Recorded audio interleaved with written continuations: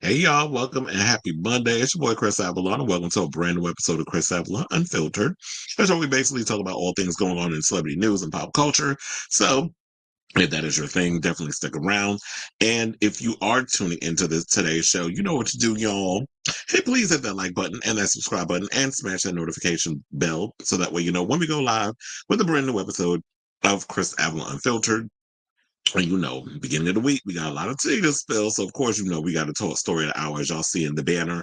That's that tea about Jay-Z being accused of S-ing a 13-year-old at an after party at the VMAs. We got to talk about that. Plus, of course, we got breaking news. Apparently, the UnitedHealthcare CEO's assassin was caught out in Pennsylvania. So, we got to talk about that. His name is Luigi Mangione. I just saw it. I put his name in a situation. So, we're going to talk about that. I say, somebody need to pardon him. So we have that story. Plus, there's a lot of Jay-Z stuff with all that, including Tony Busby, the lawyer. They said that he's being bullied and harassed. So we got to talk about that since this situation came out. Plus, 50 Cent, of course, he got something to say about it. So we're going to talk about that. We also have some tea on Azealia Banks, Madonna. Another fight broke out at a Mariah Carey concert. What is going on over there with these people? Barry Keoghan deactivated his Instagram because people are trolling him post his breakup with Sabrina Carpenter. We got to talk some tea about Troye Sivan, Daniel Craig, and Piers Morgan apparently assert his big head ass into conversations regarding straight actors playing gay roles. So we're going to talk about that and a whole lot more. Plus, I know if anything else pops up during the show, definitely drop it in the comments. We are an interactive talk show, so I always appreciate when y'all come in and interact with me as we do the show, and I just answer questions, all that good stuff. And plus, I have a little super chat situation going on. So if y'all want to donate a little something for the holidays, y'all can do that. It's no pressure, but the liking and the subscribing and the notification bell and all this stuff, that is free. So definitely, help a brother out with all of that. So let me hit my banner before we get started. I do see we have some comments. Robert is in the building, says Supreme Court denied Trump to lift his gag order. He really thinking that, and that's why he wanted to run. He wants to come and use our government and bend it to his own little situation. And I'm like, sir, there were laws put in place so that way crooks like you would not be able to do that. And it's not only just you, but it's just any politician that jumps into the situation. And you're not even a real politician. You're just somebody with a lot of money and a lot of people who helped get you behind where you are. So you trying to just, like I said, he was trying to use our government as a way to try to clear and change up and switch and do all kinds of, bending of the rules to do what he wanted to do with our government. It's like, no, sir, that's not what our government is for. Well, yeah, we're definitely gonna we're definitely gonna, that is part of the show today. Cleveland's in the building. How you doing?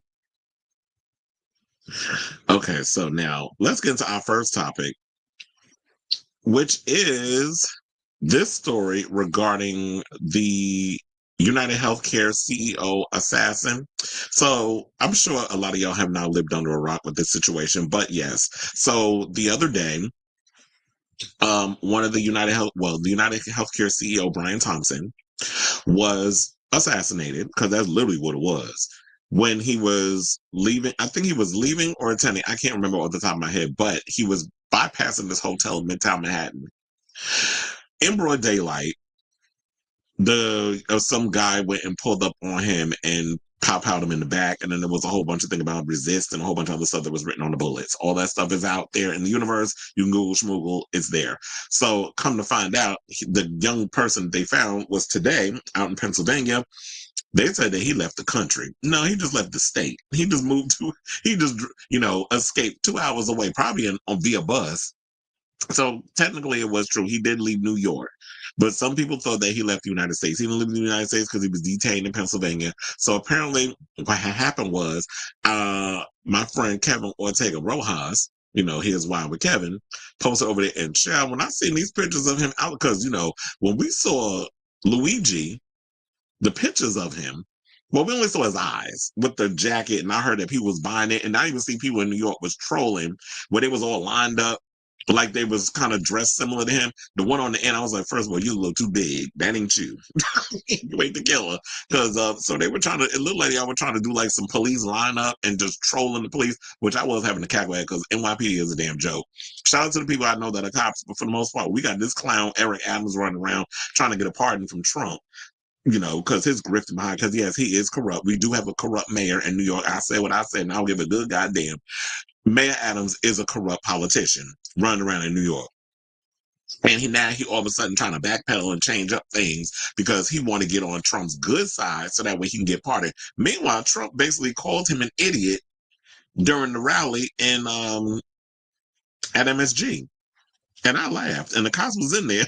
What could they say? Because I'm sure a lot of them voted for Trump.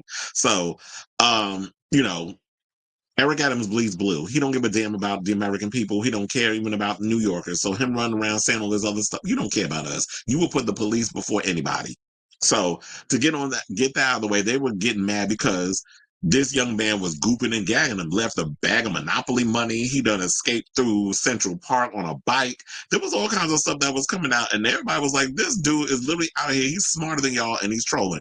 Only place he fucked up was you took your mask off when you went to McDonald's. Apparently he was flirting with somebody. They say he was flirting with a girl, but child, word on the curb is Luigi might be one of us. How you doing? Because some boy said that he hit him up on Grindr. But like one of those faceless profiles. He said, I don't answer it, but he sent him expiring. And this is another thing I hate about Grindr too. Like when there be some hot guys that be hitting me up on Grindr. I don't like the expiring photos. I be trying to do a little quick screenshot.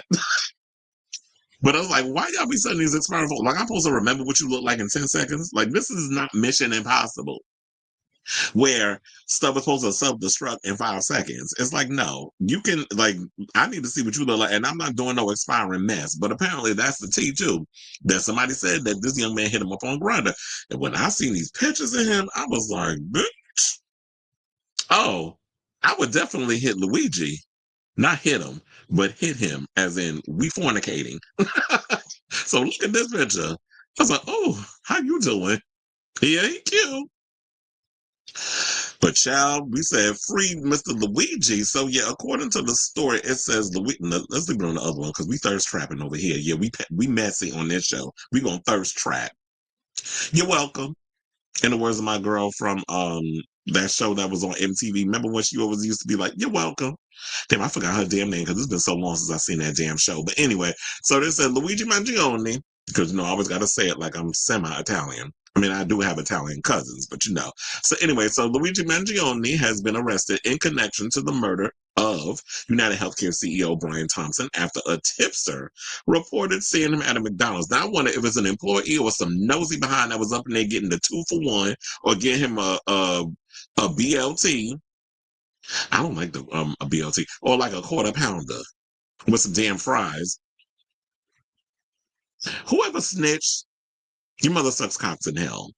But anyway, so let's go with this. So Luigi, who is 26 and is a graduate of the University of Pennsylvania, he attended a private all-boys high school, and his last known address was in Hawaii. Now they said Mangione reportedly had the weapon on him when he was arrested, as in the pow that he used to assassinate Brian. So that's the latest. But child, I went over to the Twitter. And while I'm upset that this young man got arrested, child, they were saying that he's radicalized, meaning that he was posting stuff about Peter Thiel and was into like Elon Musk-esque propaganda that he was posting on social media. Because I watch a lot of, and this is not coming from like MSNBC and CNN. I already told you I don't get my tea from them. Usually I'm on YouTube, I'm watching a lot of progressive Democrats who literally will critique the Democratic Party as well as the Trump Party. So this was the stuff that was coming about him. And if you go on Twitter, you can actually see a lot of his stuff that he was posting, including, tweets about anti-immigration. He would post stuff about Tucker Carlson and Elon Musk, like propaganda coming from them.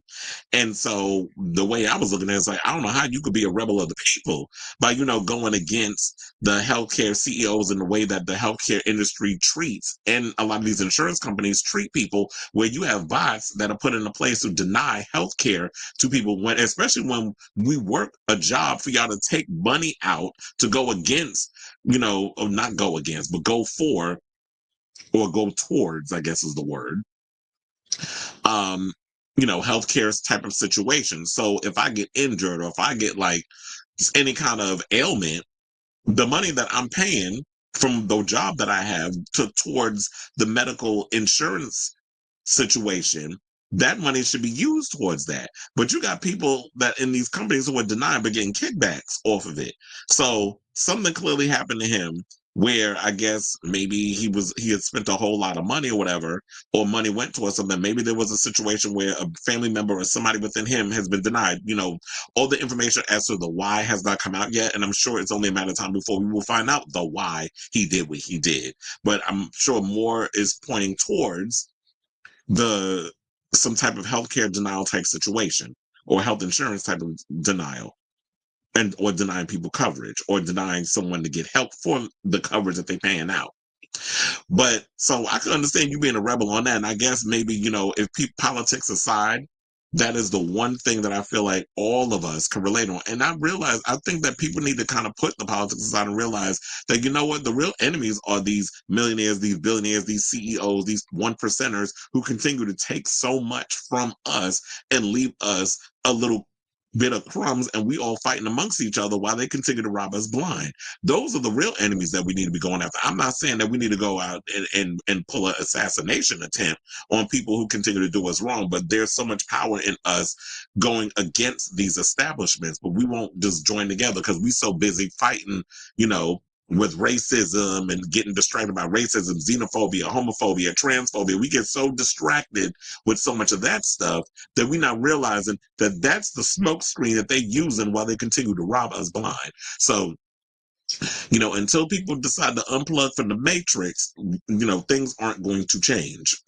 So let's read some of these comments. So Fitness Gaze, shout out to them. I always see a lot of their funny memes. Fitness Gaze said, pardon him. Another person said, wait, I'm not even capping, but he messaged me on, see, this is where I saw the tea, honey. They said, I'm not even capping, but he messaged me on Grindr not too long ago from a blank profile and sent expiring pics. I was at the gym and didn't respond because I don't mess with blank profiles.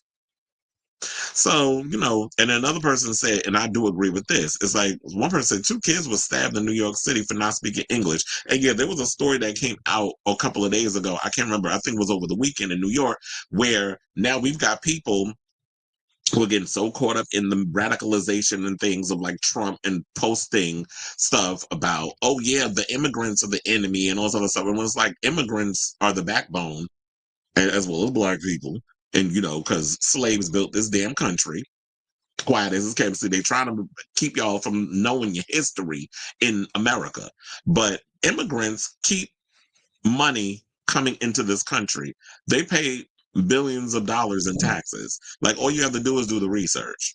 So they may not be able to vote. They may not be able, because they're not official citizens, but they're paying money out to keep this country running. So when they tell y'all immigrants are the enemy, there's evil everywhere. So yeah, there may be a couple of rotten apples within these migrants or criminals slipping in or whatever, but there's people in this country ain't innocent either. And hence what I'm about to tell y'all when we're referring to the story. So there was 2 kids that were just walking down the street minding their business. They said a group of kids came up on them, asked them, are they immigrants or migrants, whatever the case was, or do they speak English?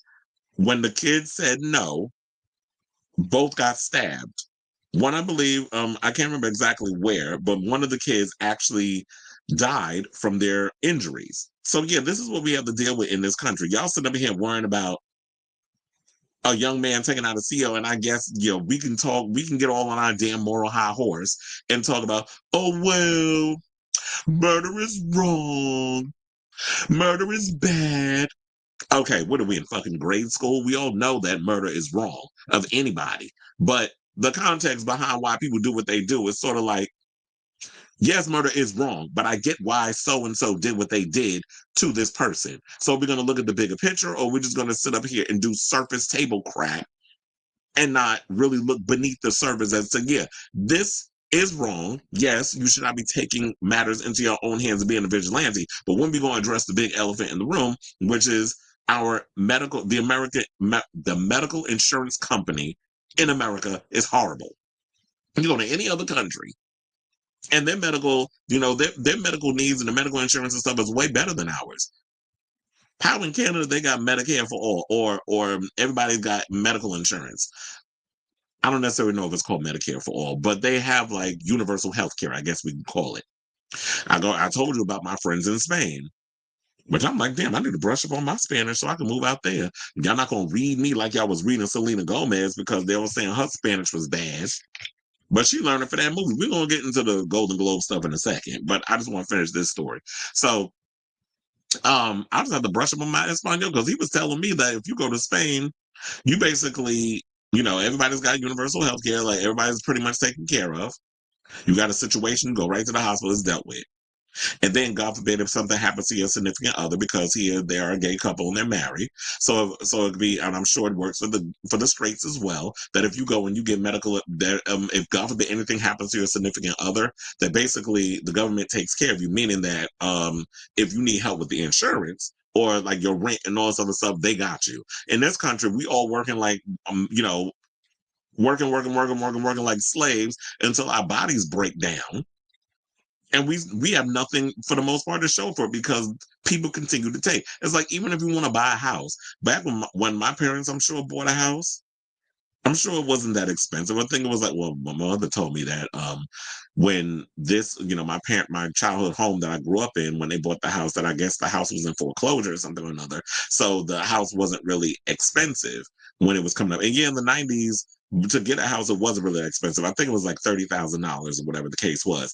But which I remember my father telling me that I think it was about 5 years ago, it was finally paid off. So now they don't have to worry about paying off the house no more. For my family home that I grew up in, it's just now it's, the amenities that you have to pay, the heat, the water, the gas, all that stuff.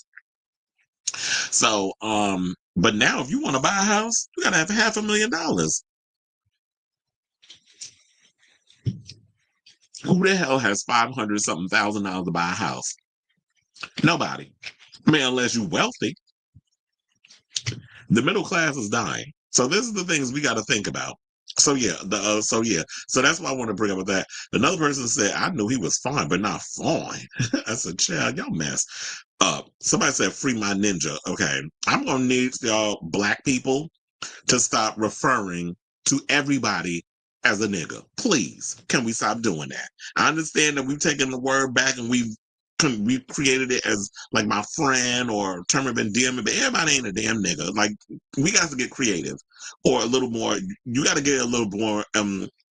What's the word? You got to zhuzh up your vocabulary a little bit, I guess is what I'm trying to say.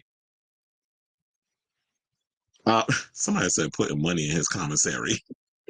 And another person, yeah, I want to know who snitched, because we want to know who snitched. I want to know who the person is. I want to know who the person is that is going to get this $10,000 reward, because clearly if it's a McDonald's employee, I get it that y'all minimum wage is a mess, but that's an argument you need to take up with your constituents in Pennsylvania as to why we still have not gotten a rise in minimum wage for most people, or even in your state. Maybe you need to argue with your government officials and not think like, oh, yeah, you know what?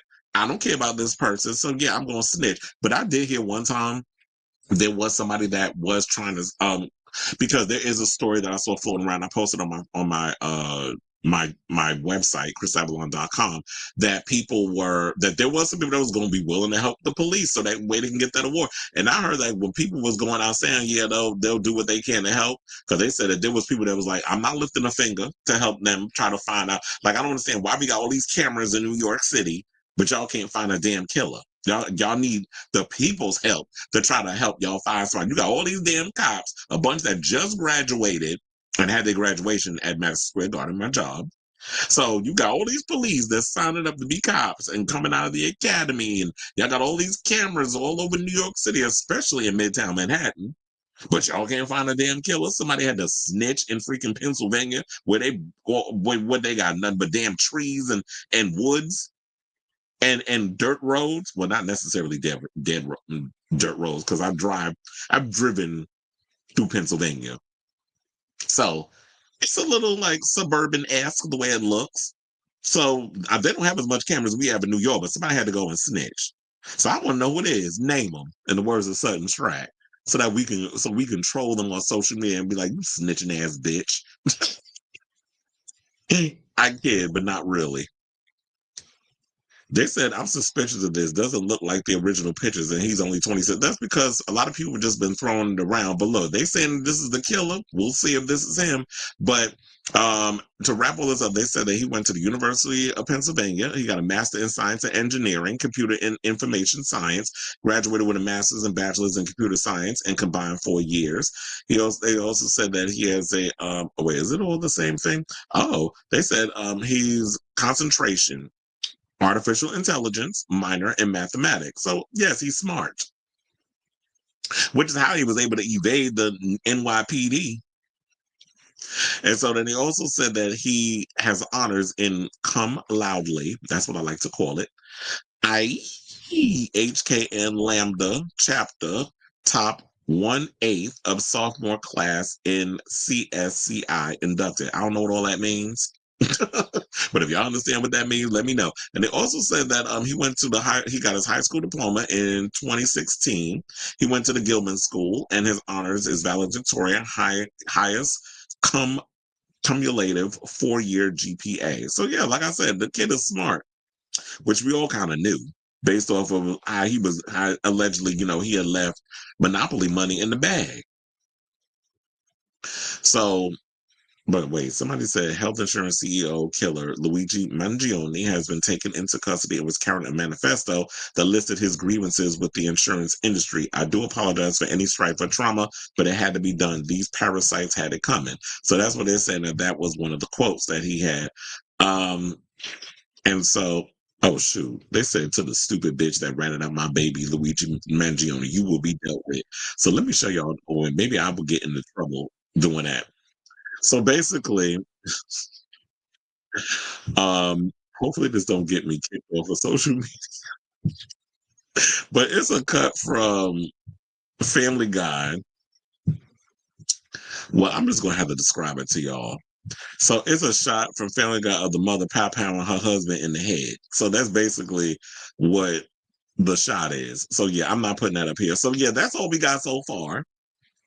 And I'm sure the more information that comes out regarding Luigi Mangione, we will talk about it on this here show. I feel like when I was talking, it's me, Mario. Like it was giving very that.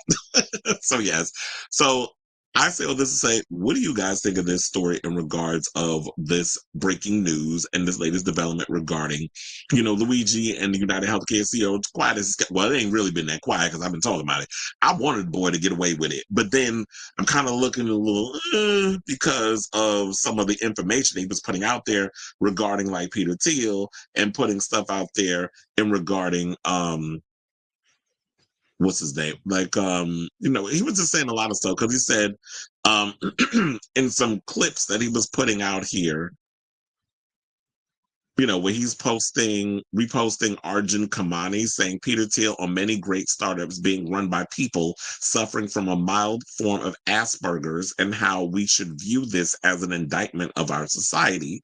And also posted, you know what, let me actually show y'all these before I wrap this up, just so y'all can have a little more context and look at both sides of the equation, because I posted it on my Facebook page.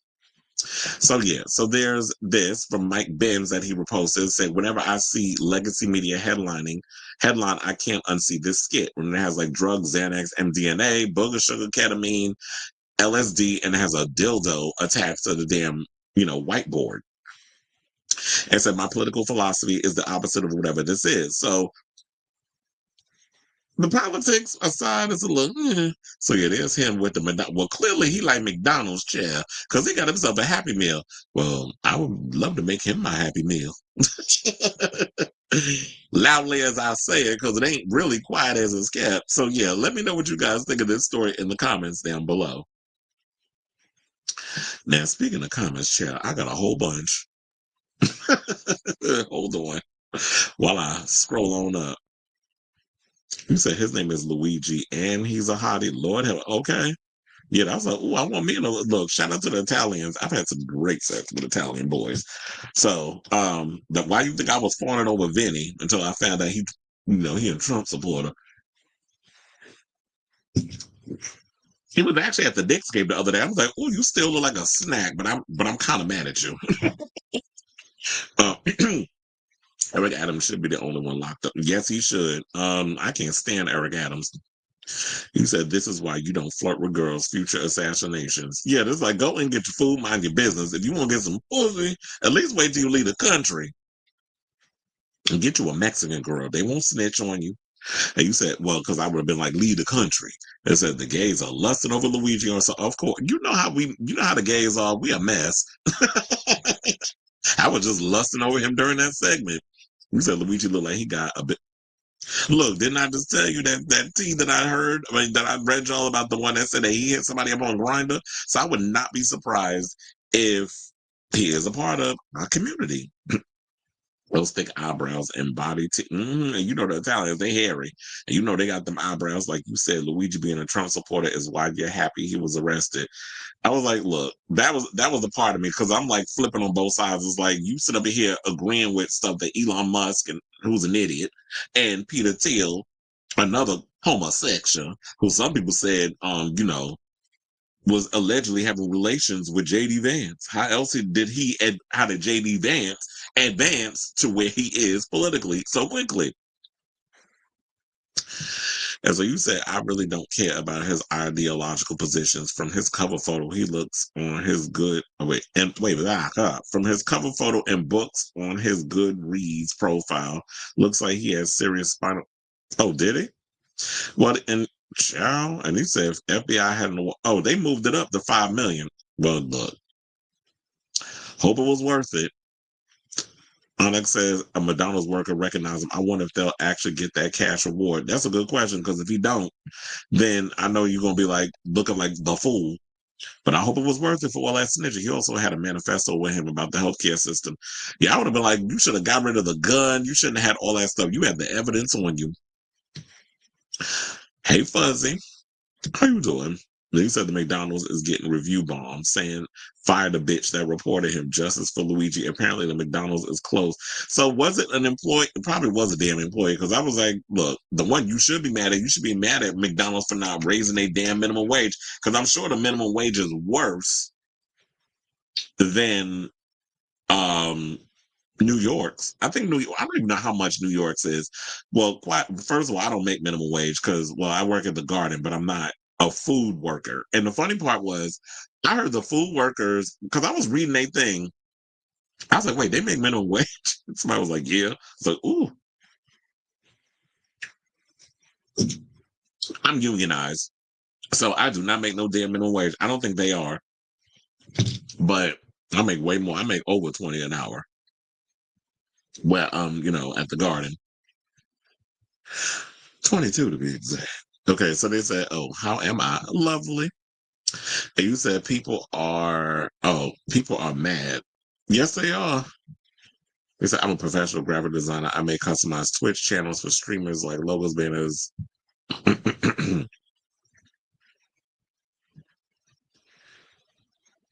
Okay. It said, deny, defend, depose, and now detain. You are so stupid.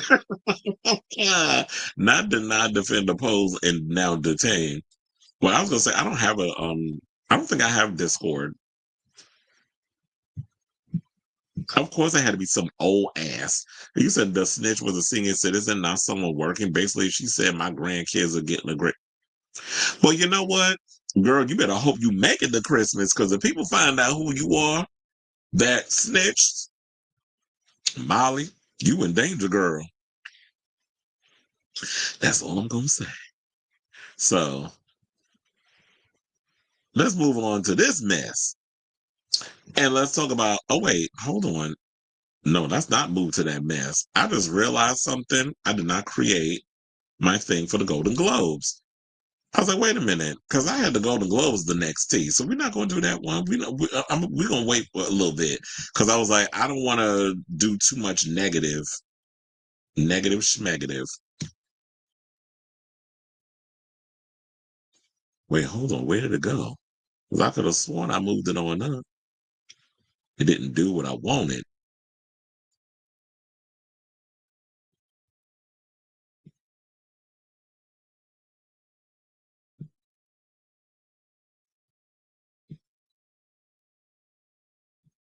Okay.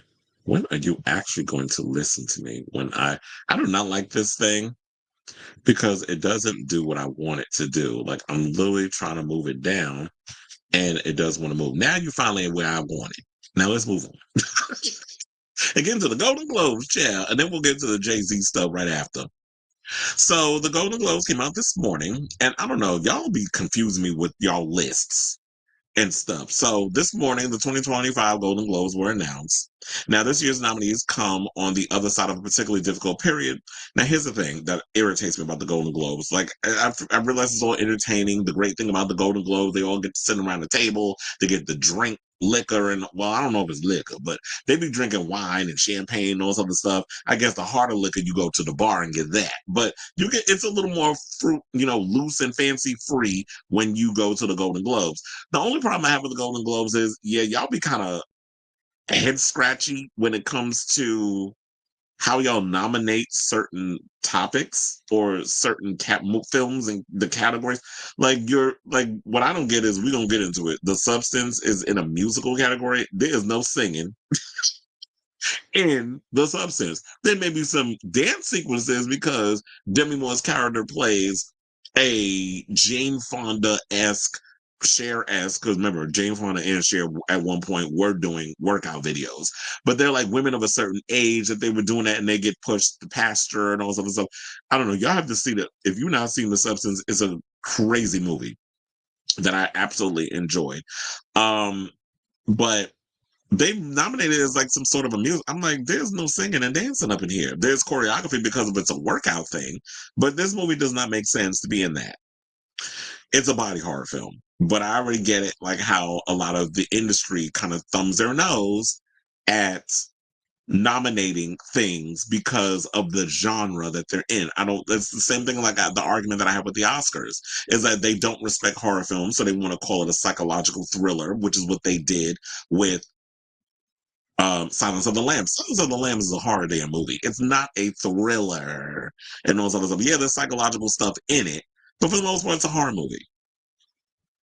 It's the same issue I had where it's like y'all gave the Oscar to Jamie Lee Curtis and overlooked Angela Bassett. We all know that scene alone in the throne room was Oscar worthy, but y'all gave it to Jamie damn Lee Curtis. And don't get me wrong, I live for Jamie Lee, but was her performance in Everything Everywhere All at Once Oscar worthy? Hell to the damn no. It wasn't. But we see what y'all was doing over there. But anyway, so and also let's also not forget that the Golden Globes, has had some issues in the past on some weird membership practices and voting standards, and there was a racial exclusion scandal that happened, which eventually led to the dissolution of the storied Hollywood Foreign Press Association and a new chapter. And I always thought that the Hollywood Foreign Press people, I don't know who's in that. And I just felt like a lot of the stuff they were doing over there, y'all made no damn sense. It was just a lot of stupid decisions that was being made. Like y'all even, what was the name of that movie that with Brad Pitt and Angelina Jolie that started getting all these nominations? I'm like, nobody went to Taurus, I think it was called. Who went to see that crap? That movie was terrible, but y'all was nominating that film. So a lot of this stuff, like I said, was questionable. But some of the movies here, and I can't remember off the top of my head because I was sitting there saying like Strange Darling was a nominee, and that was a great movie. That should be nominated for an Oscar, but I don't see that up in here. Now, the I should let you guys know that it's going to be hosted by Nikki Glazer, and it's set to air on January 5th at 8 on CBS, and then it'll stream on Paramount Plus if you want to watch it. Now, some of the movies in here, I'm like, I don't even think they're out, or they are. Some of it is available on what's the on Prime. Yeah, on Prime Video. Because sometimes when I go over there, when I've gone over there over the weekend, I have noticed some of the movies that are part of this that are on or that were nominated are on Prime Video. So if you can't get to a movie theater or whatever, you would actually rent some of these movies if you care. Some of these movies I don't even think are even out, but you can stream some of them. So or rent some of them for like $20 or whatever. So anyway, so in regards to the movies, I'm not gonna go through all the movies because I feel like the TV stuff is way more entertaining than the movies because I haven't even seen a lot of these movies on this list. And now they said Best Motion Picture, The Brutalist, which I've not seen. A Complete Unknown doesn't even come out till Christmas, and that's with Timothy Chalamet playing Bob Dylan. So that movie's not even out yet. Conclave, I know that that's in limited release. Some people have seen it. I have not seen it yet. I do want to see it because it's about like a bunch of, people within the Catholic Church who get to choose who the new Pope is going to be. And so I've heard great things about this movie. Stanley Tucci is in it, who I absolutely love. I also love me some Ray Fiennes. So I want to see this film. And I know that it's available on Prime. So I definitely need to check this film out, but I haven't gotten around to it. Now, Dune 2, I cannot tell you how many times.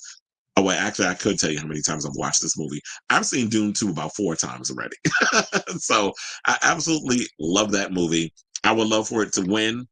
I don't know if it will. Like, to me, I feel like the Golden Globes is trying so hard to be like the Oscars and all these other, highfalutin, snobby award shows. So I feel like more than likely it will probably go to Conclave or A Complete Unknown. So they'll probably go to that. The Brutalist, I don't even know what that movie's even about. And so they said another movie, Nickel Boys, never heard of it, in September 5th. I don't even know what that is. Now, Best Motion Picture, Musical, or Comedy. Honora, no idea what that is. Challengers, that's the movie with Zendaya. I still haven't gotten around to seeing that. I definitely need to check that out. Amelia Perez, which is the movie with Zoe Saldana and Selena Gomez. I know that's on Netflix. I haven't gotten around to watching that either. I keep forgetting about it. So I need to get around to that. A Real Pain, no idea what that is. Now they have The Substance in here as well, which is, like I said, musical or comedy for The Substance. That makes absolutely no sense. The Substance is not a musical, but I realized that maybe I need to throw things in there because I wanted to have a bunch of films that you could nominate, but it makes absolutely no sense to have The Substance as a part of a musical or comedy because, number one, there's nothing funny about The Substance. If you watch that movie, I have laughed not one time. And that's not because it's, a bad comedy movie. It's not a comedy. So why the hell are you putting it in a comedy? And it's not even a musical. Like I said, there's music in the film. There are sequences where Demi Moore characters and the character that she births, which if you've seen that scene was gross within itself. Um, there's no musical anything. There's workout choreography that is equated in the film because it's a fitness type of storyline that goes into that. So it makes no sense why you have this film nominated as a musical or comedy. Whoever put that in there, you need to be slapped or fired or both. Now, Wicked, I can understand because it is a musical. Now, I'm sure there's probably little funny moments in there, like like cute little whatever. But musical, it makes sense to have that in here. I'm also wondering why the hell was Challengers put in here as a musical or comedy? Because Challengers is not a musical either. I mean, there's music in the film by Atticus Ross and Trent Reznor, but there's nothing musical about it. It's a sexual awakening movie with tennis in it. So I don't know who the hell was putting this category together, but this category is stupid. Now, Best Motion Picture Animated says Flow, Inside Out 2, Memoir of a Snail, Moana 2, Wallace and Gromit, Vengeance Most Foul, and The Wild Robot. Now, I ain't seen none of these movies on this list, but if you think about it, a lot of the animated films on here, well, Inside Out 2, I heard made over $1 billion. I also heard Moana 2 in 2 weeks already grossed $500 million. $500 million? So, we'll just go with $600 million. So it's on its way to grossing $1 billion. It so far brought in $600 million in 2 weeks. We'll say that. Wallace and Gromit, I don't know anybody who saw that. And I heard that Moana 2 is not the greatest. They said it's not as good as the first one, but it's animated, and I guess it's a way to keep the kids shutting the hell up, courtesy of the parents. So that's why they took them to see it.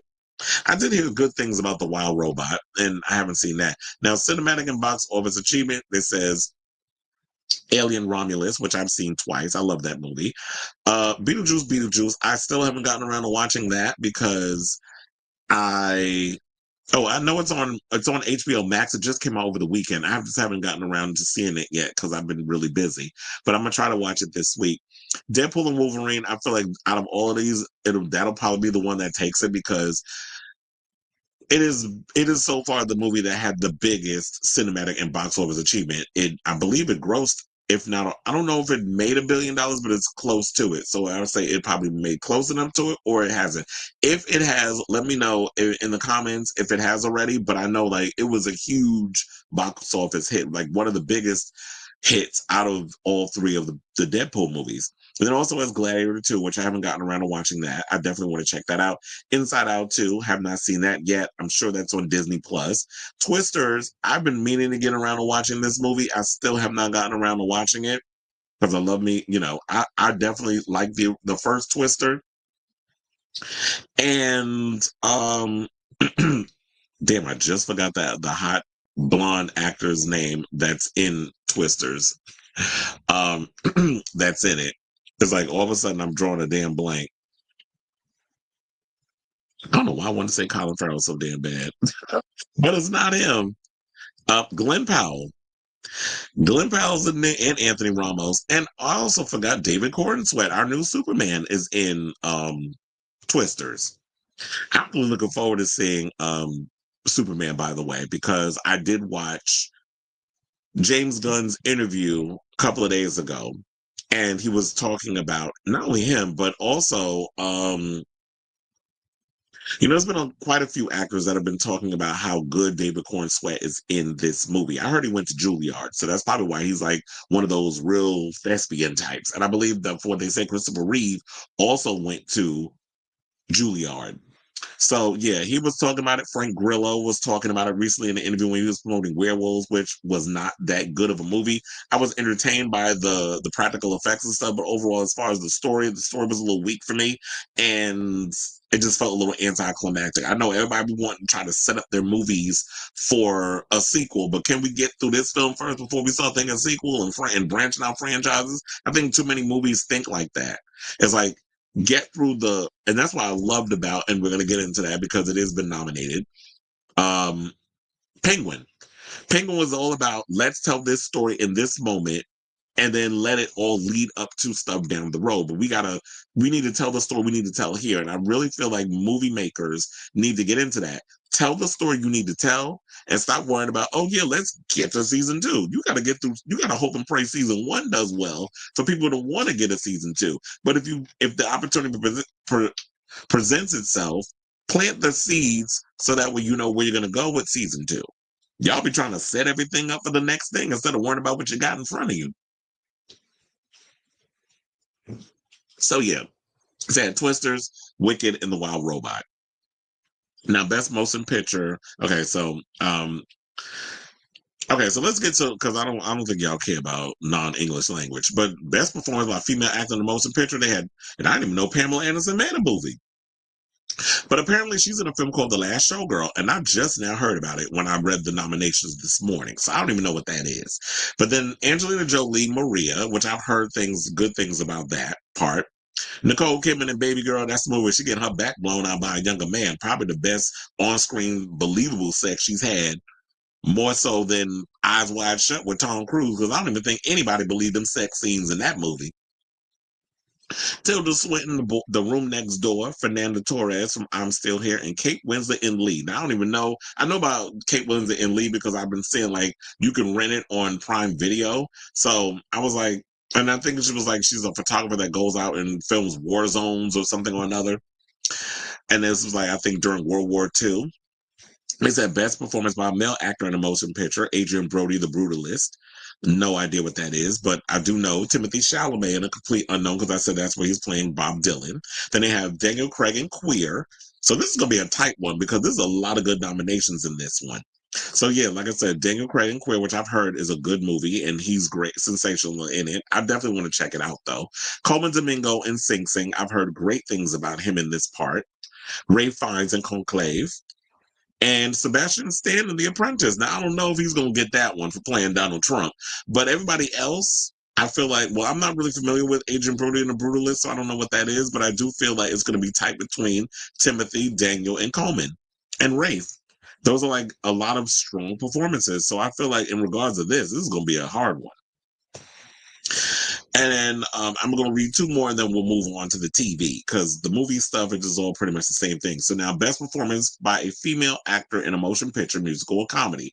Amy Adams, Night Bitch. Cynthia Erivo, Wicked. Carla Sofia Gascon, Emilia Perez. Mikey Madison from Honora. Demi Moore in The Substance. And Zendaya in The Challengers. Well, Challengers, I should say. This one's gonna be a tight race too. I've heard things about Night Bitch. I definitely want to check that out. Cynthia Erivo, love for her. But this promotion, I feel like the promotion behind Wicked, where her and Ariana, gushing all over each other and the crying and stuff. I've wanted to rip my hair out with how annoyed I've been with this whole Wicked promotion, which makes me be like, I don't give a damn about none of these broads. I don't care if any of them win, but I'm sure they will because I've just been more irritated by the whole pomp and circumstance of Wicked versus the fact that, yes, Wicked is probably, well, everybody said it's a great film, and I definitely want to check it out, but just all the overhyping and the pomp and circumstance surrounding it just makes me just irritated. It's like the Virgo irritated, cynical, crazy, kooky side of me comes out in regards to that. So in regards to this list, it was like, damn, this is a good one because it's like I'm sure like people would be like, yeah, let's give it to Cynthia Erivo for Wicked, but I would love to see Carla win because this is a trans woman playing a trans character in a film about someone who transitioned and ratted out the mob or something or another in that film. So definitely wanting to see somebody win for that, but I understand identity politics. People like, just because you're trans doesn't mean you should win an award. All that stuff. That you should win because you're good in the part. In a perfect world, that would be believable, but we already know how they treat minorities in regards of winning awards. Then there's Demi Moore in The Substance. Demi Moore was so good in this freaking movie. I love how she played this role. Like, this role was literally tailor-made for her. I would love to see out of all of them, Demi Moore take it, but I really feel like popularity speaking, they're going to give it to Cynthia. Now, best performance by a male actor in a motion picture, musical, or comedy. They have Jesse Eisenberg in Real Pain, Hugh Grant in Heretic, Gabriel LaBelle in Saturday Night, Jesse Plemons in Kinds of Kindness, Glenn Powell in Hitman. That movie that went straight to Netflix, really?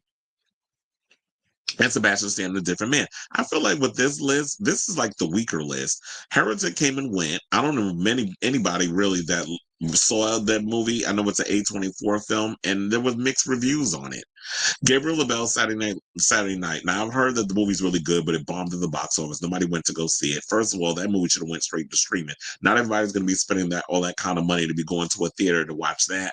Jesse Plemons, Kinds of Kindness. No idea what that is. I still haven't gotten around to Hitman, and I'm sure that because they said I think Glenn Powell co-wrote the script and produced it, I'm sure it probably is a good movie. I haven't seen it. So I don't even know who should win this, quite frankly. And Sebastian Stan, A Different Man. I know this was such a weird film outside of his element, but maybe they should give it to him. Now, but yeah, so if y'all want to definitely check out the rest of this stuff, y'all can definitely go over and check that full list out. Now, regards of TV, because this is a pretty long one that we'll be going into, but look, this is nomination, so we got to get into it. TV, I could definitely talk about television because I think I watch more TV than I watch movies. Because movies is like, I'll wait for it to come out on streaming or whatever the case is, or because I'm not running back and forth to the movies all the time. Y'all already know how I feel about going to the movies now versus when I was growing up. I just feel like a lot of people have killed my joy and experience of wanting to see certain films. So I just wait.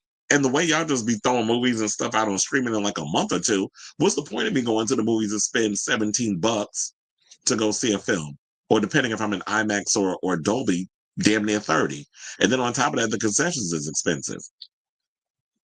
But I tend to enjoy more television anyway because there seems to be a lot more variety and they're a bit more creative when it comes to like really telling the stories. So as far as like TV go, they said best television series drama: The Day of the Jackal, The Diplomat, Mr. and Mrs. Smith, Shogun, Slow Horses, and Squid Game.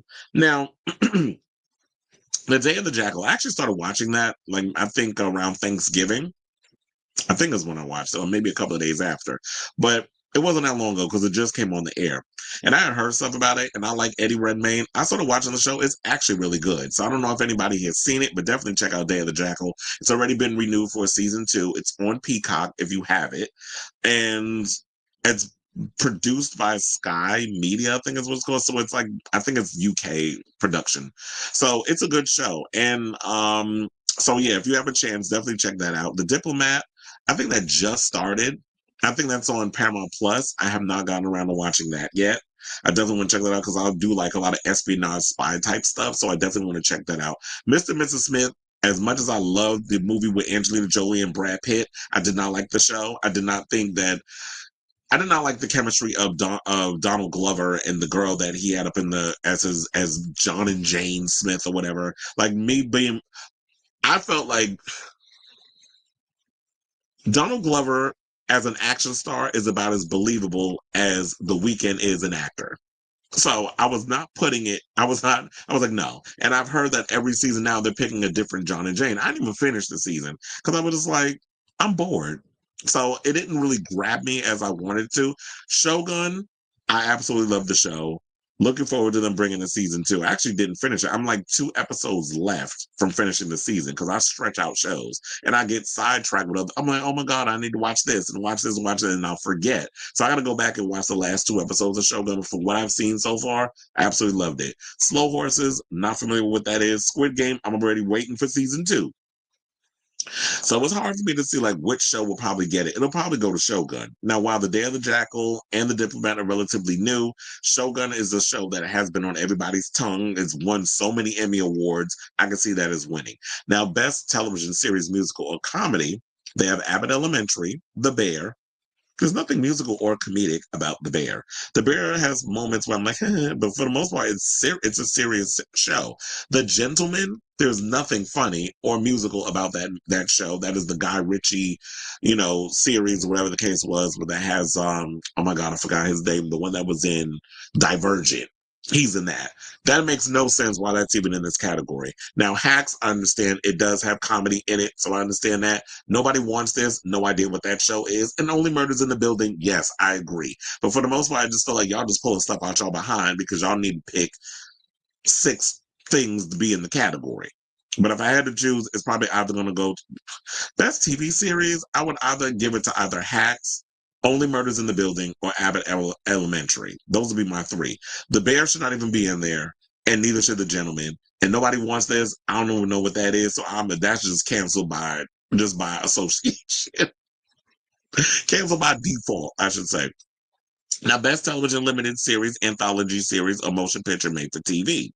They have Baby Reindeer, Disclaimer, Monsters, the Lila L. Menendez story, The Penguin, Ripley, and True Detective Night Country. Now, this is going to be a tight one. I only watched Baby Reindeer, I think, and I don't know if most people could attest to this, but I only watched Baby Reindeer up to the scene where he was assaulted. I was like, I'm done. I can't watch this show. It's a little too much. So I bailed. So I could care less if Baby Reindeer gets picked. Disclaimer, no idea what that is. Never seen it. Monsters of Lila Eric Menendez story. While you already know my overall thoughts on that because we've broken it down and talked about it a lot on this show. So I have no problem with that being one of the choices. It was entertaining for what it was. I'll just say that. The Penguin, you already know I love, or maybe y'all don't, because I don't think I really talked about the Penguin that much on this show. Absolutely love the Penguin. One of my top 5 shows of 2024. Definitely looking forward to seeing where they're going to take it if Colin Farrell decides, and I'm sure they're going to back up the Brinks truck for him to show up in season 2 because he's already stated he hated the prosthetics and how long it took for him to get in the fat suit and in the makeup and the fake it. Like everything on him is a process of special effects and hair and makeup and all that stuff, or prosthetics, hair, makeup, that sort of thing. So that process I can understand. You having to put all that on, plus you having to sit there and you're pretty much in every scene. So I can imagine it's grueling. But he's so damn good in this part. And the show was so damn good. But we already know he's supposed to appear in the Batman Part 2 and then the possibility of a new season starting.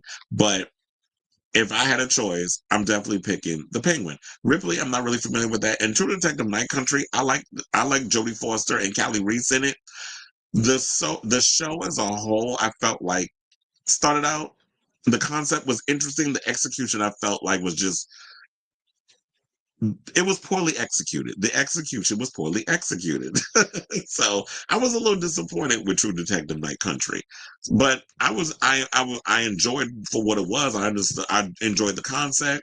I enjoyed the whole story regarding about indigenous people and that sort of thing. And so I got that. It was just I just was upset with how the season was executed. So now they have best performance by a female actor in a TV series: Kathy Bates Matlock, Emma Darcy, House of the Dragon, Maya Erskine, Mr. and Mrs. Smith, Keira Knightley, Black Doves, Kerry Russell, The Diplomat. Oh, that's what that show is. I was like, why does that show sound familiar? It's the Kerry Russell show on Netflix. I haven't gotten around to watching it. And Anna Sawai, Shogun. Now I like Anna Sawai. I think that she was good in that part. You already know I already said Mr. and Mrs. Smith, I didn't like the show, so bye. I was kind of disappointed with season 2 of House of the Dragon, the dragging of House of the Dragon, and how it felt like a damn cliffhanger at the end of the season. So I'm already mad at y'all over season 2. So whatever, bye. I don't care about y'all. Um, Black Doves, I haven't gotten around to seeing that. I think that's some show with Ben Whishaw playing a homosexual, a homosexual what do you call it, spy or something or another. I think that's the show. If I was to give it to anybody, I would give it to Kathy Bates for Matlock, because I can, I'm not really into serialized TV. I kind of bailed on that whole, like, I grew up watching a lot of serialized TV growing up. The only serialized shows that I will watch is like Law and Order or Law and Order SVU, like anything in that realm. And every now and again, when I need some comfort food, it's like, yeah, I watch certain shows like The Equalizer. I like it because of Queen Latifah, or I'll watch shows like oh my God, what's the name of that show? The one with Shamar Moore. So I've been watching that. SWAT. I've been watching that. Like sometimes if I'm on the train coming home and I need something to like watch on my phone or whatever while I'm just killing time and getting away, I'll watch serialized TV shows to pass the time. Something that I don't really have to like concentrate on, like a show that would be in the reign of a Shogun or a Diplomat or a House of the Dragon, that sort of thing. So I watch those shows as comfort food, and I think like Kathy Bates does a phenomenal job as part of Matlock. So on this series, it's actually a really good show. So I would like to give it to her because she said she was about to retire, but it looked like the way this show was going, she ain't going nowhere. Now they have best performance by a male actor in the TV series drama: Donald Glover, Mr. and Mrs. Smith; Jake Gyllenhaal, Presumed Innocent; Gary Oldman, Slow Horses; Eddie Redmayne, The Day of the Jackal; Hiroyuki Sanada, Shogun; and Billy Bob Thornton, Landman. Landman is a relatively new damn show. I don't know how y'all dominating a show that just came out like literally 2 weeks ago. But this is weird with them. I just feel like y'all just trying to y'all performing. Y'all try. It's very much this pomp and circumstance. Oh yeah, we want to show like we're all about TV and yeah, like very hobnob, like snobby with the choices. Because like Landman is a relatively new show. It just came out. So how y'all nominating that? So they have Donald Glover. Like y'all already know what I said about him earlier. So no, he's not. I don't want him to get it. Jake Gyllenhaal, Presumed Innocent. Haven't watched the show. I know it's on Apple. Haven't gotten around to watch that, so I don't know how good he is in that. Gary Oldman with Slow Horses. Haven't gotten around to that yet. Eddie Redmayne, Day of the Jackal. I think he's doing good with that. So if I had to choose, and then Landman, like I said, with Billy Bob Thornton, that show is relatively new, so no. Eddie Redmayne and Hiroyuki Sanada, I give it between those two. Although I have a feeling Hiroyuki will take it. The best performance by a female actor in a TV series, musical, comedy. They have Kristen Bell, Nobody Wants This. Quentin, oh, that show. Is that the one that has, I was like, wait, how do I not know that? That's the one with Adrian Brody, cute self. Now it just dawned on me what that show is. This I was like, look, I don't be knowing titles. Now I know what Nobody Wants This. I've been meaning to get around to that show. The minute it said Kristen Bell's, like, okay, I know what show it is. It's a show with her and cutie patootie. Adrian Brody, I had a crush on him since the OC. I've always had a thing for Adrian Brody. I like the dorky types. I have a, my love for the men's is all over the place. So I like the adorkable ones. So yeah, there's Kristen Bell with Nobody Wants This, and you have Quinta Brunson, Abbott Elementary. How many times she gonna win an award? She's got a bunch. She's like the Beyonce of the Emmys. Like y'all gonna keep giving it to the same ones every year. Her and Ayo Edeberry, like they or Edeberry, or whatever the hell you say her damn name. There's always them two. So it's Ayo is from The Bear, Selena Gomez, Only Murders in the Building, Catherine Hahn, Agatha All Along, and Jean Smart from Hacks. So it's gonna be a hard one to decide which one um is gonna win this one. So I'm not even gonna choose. May the odds be forever in your favor, and good luck. Best performance by male actor in a TV series, musical, or comedy. Adam Brody, Nobody Wants This. Ted Danson, A Man on the Inside. Never heard of that show. Steve Martin, Only Murders in the Building. Jason Segel, Shrinking. I know so many people have been talking about how good this show Shrinking is. I have not gotten around to it. It's on Apple. I definitely need to check that out. Martin Short, Only Murders in the Building, and Jeremy Allen White for The Bear. Just like I said with the women, the same applies to the men. I don't know who's going to get this one out. Y'all just fight it out. Let the odds forever be in your favor, and y'all figure it out. Well, the people that's going to vote, let y'all figure it out.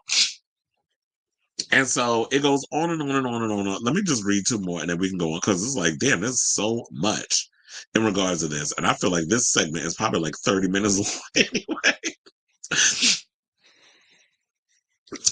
Best performance by male actor in TV series, musical, comedy. Adam Brody, Nobody Wants This. Ted Danson, A Man on the Inside. Steve Martin, Only Murders in the Building. Jason Segel, Shrinking. Martin Short, Only Murders in the Building. And Jeremy Allen White, The Bear. Then they have Best Performance by a Female Actor in a Limited Series, Anthology Series, a Motion Picture Made for Television. Kate Blanchett, Disclaimer. Jodie Foster, True Detective Night Country. Kristen Milotti, The Penguin. Sofia Vergara, Griselda. Naomi Watts, Feud, Capote versus the Swans. Didn't that come out like in 2023? Why do I feel like that? Or maybe this was such a long year full of content. I don't remember when the damn show came out. And then they had Kate Winslet, The Regime. Now I will say this.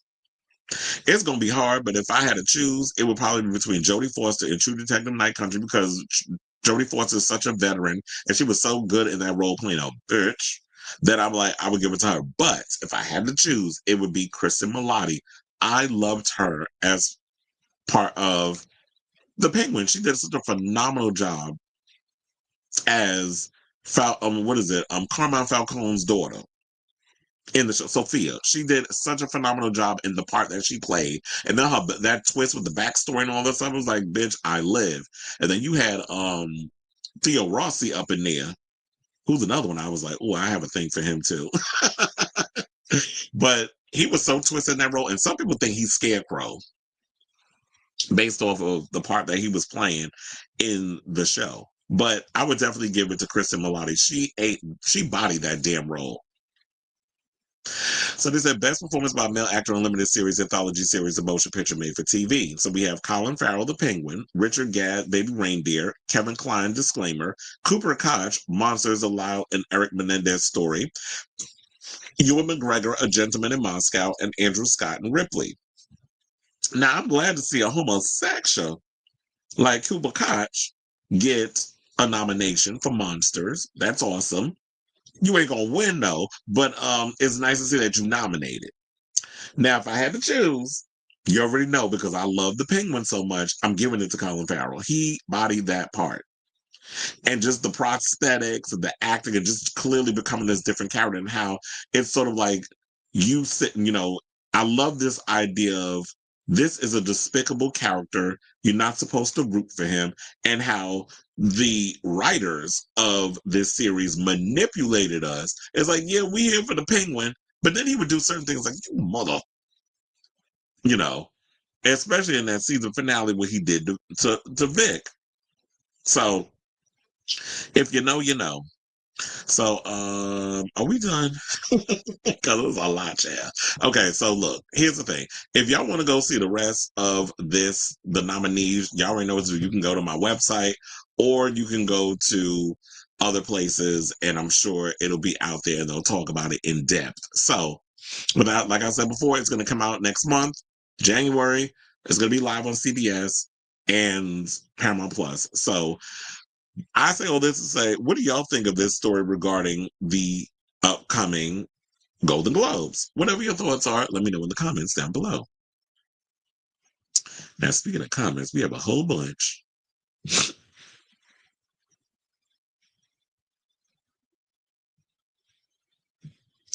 Look at y'all helping me in the comments.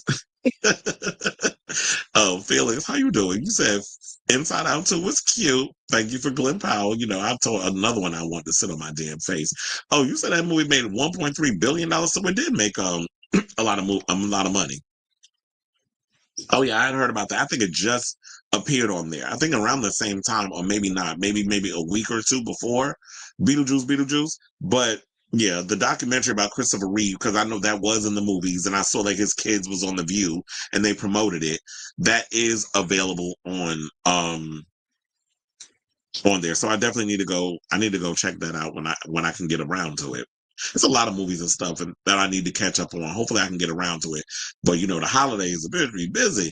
Nick Fuentes was arrested, as he should. Werewolf should have gone to Screenbox, but Frank Grillo forced the streaming film to go into theaters because it wasn't going to get a home Blu-ray release. Oh yeah, because you know he is a producer on the film, so he wanted to go into theaters. And funny enough, I was watching a Q&A because there was a screening and then they had him, the actress that plays the doctor in the film. I forget her name, but I've seen her in a couple of things. I think she was also in Mortal Kombat, if I'm not mistaken. But then they had the director, and then they had one of the guys that played one of the Lycans in Werewolves.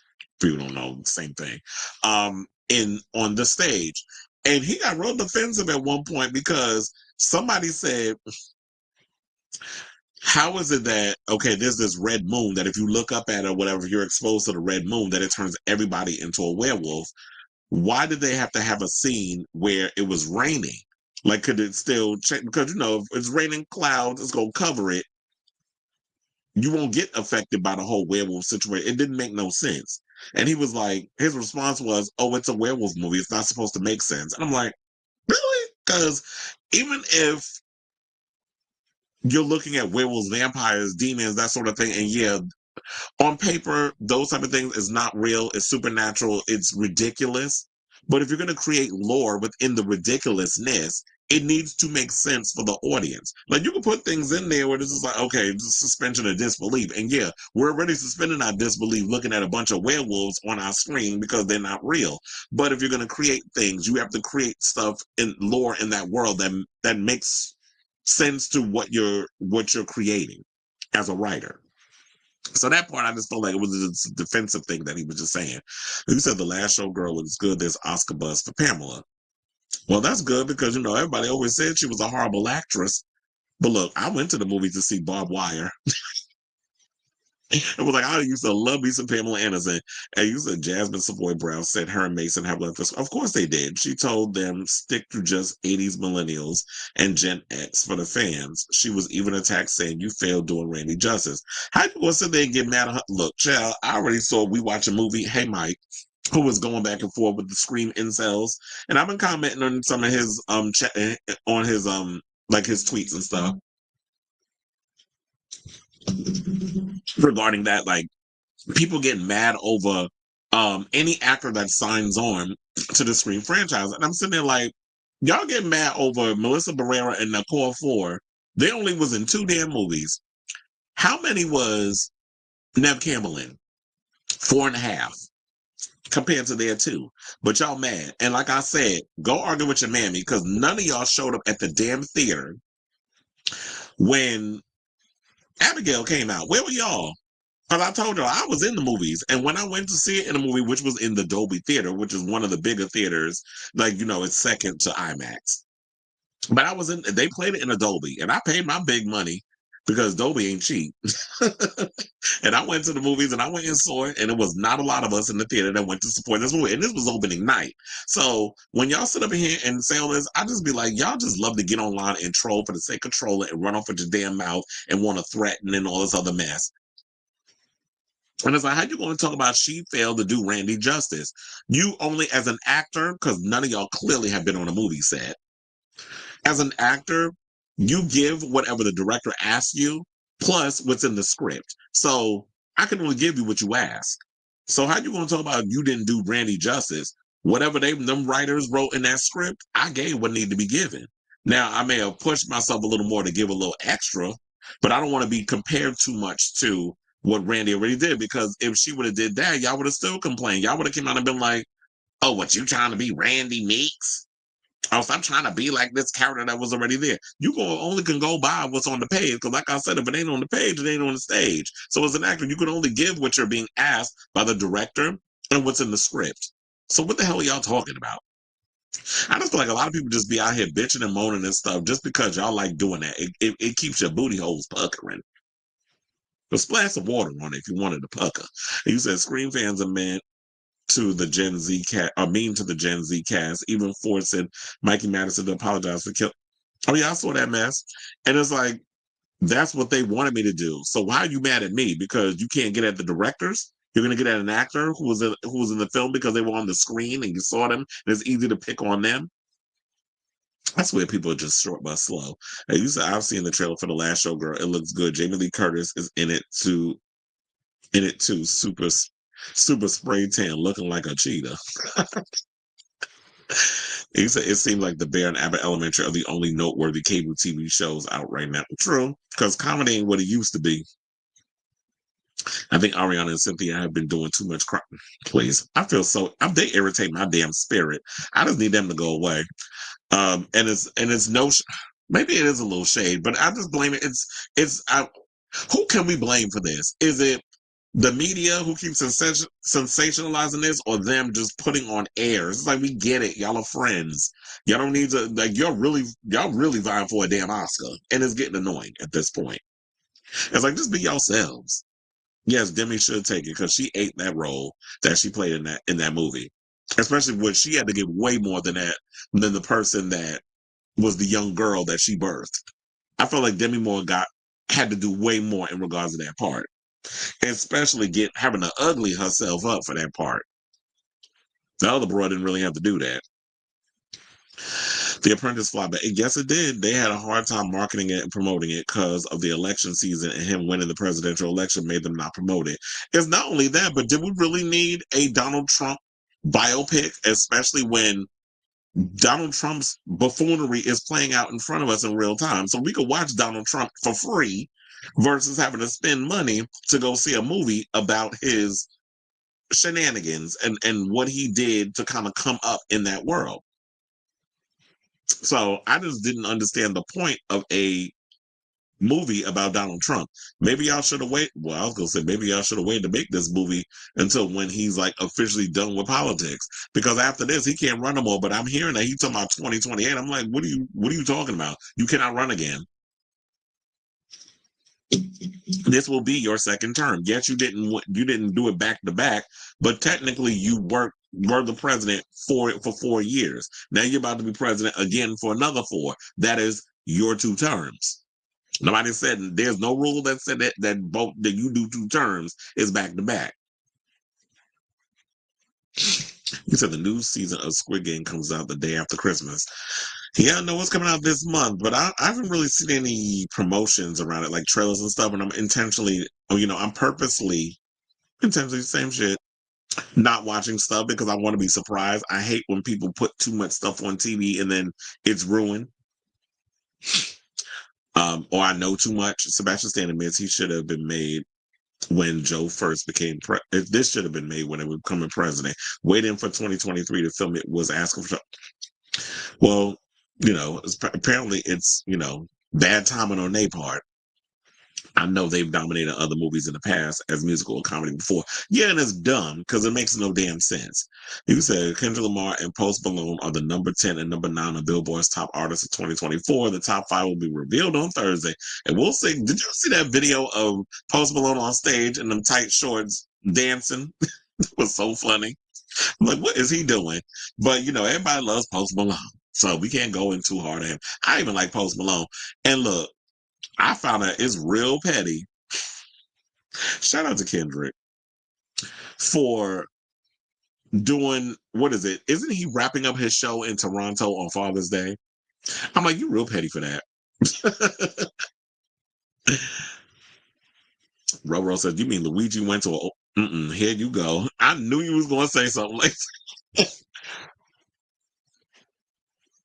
Because here's the gag. I was thinking the same thing. You went to an old boy school, so I know some type of shenanigans was going up in there to be a fly on that wall. I was like, was it like a scene out of what's that damn show? The Lyle and Eric Menendez. Remember when Who was it? No, it was Eric. Oh, here's the other shade too. Did y'all notice that the actor that played Eric Menendez got nominated, but the one that plays Loud didn't? Well, I know he busy doing I Know What You Did Last Summer, but filming that movie. But look, he ain't get no nomination.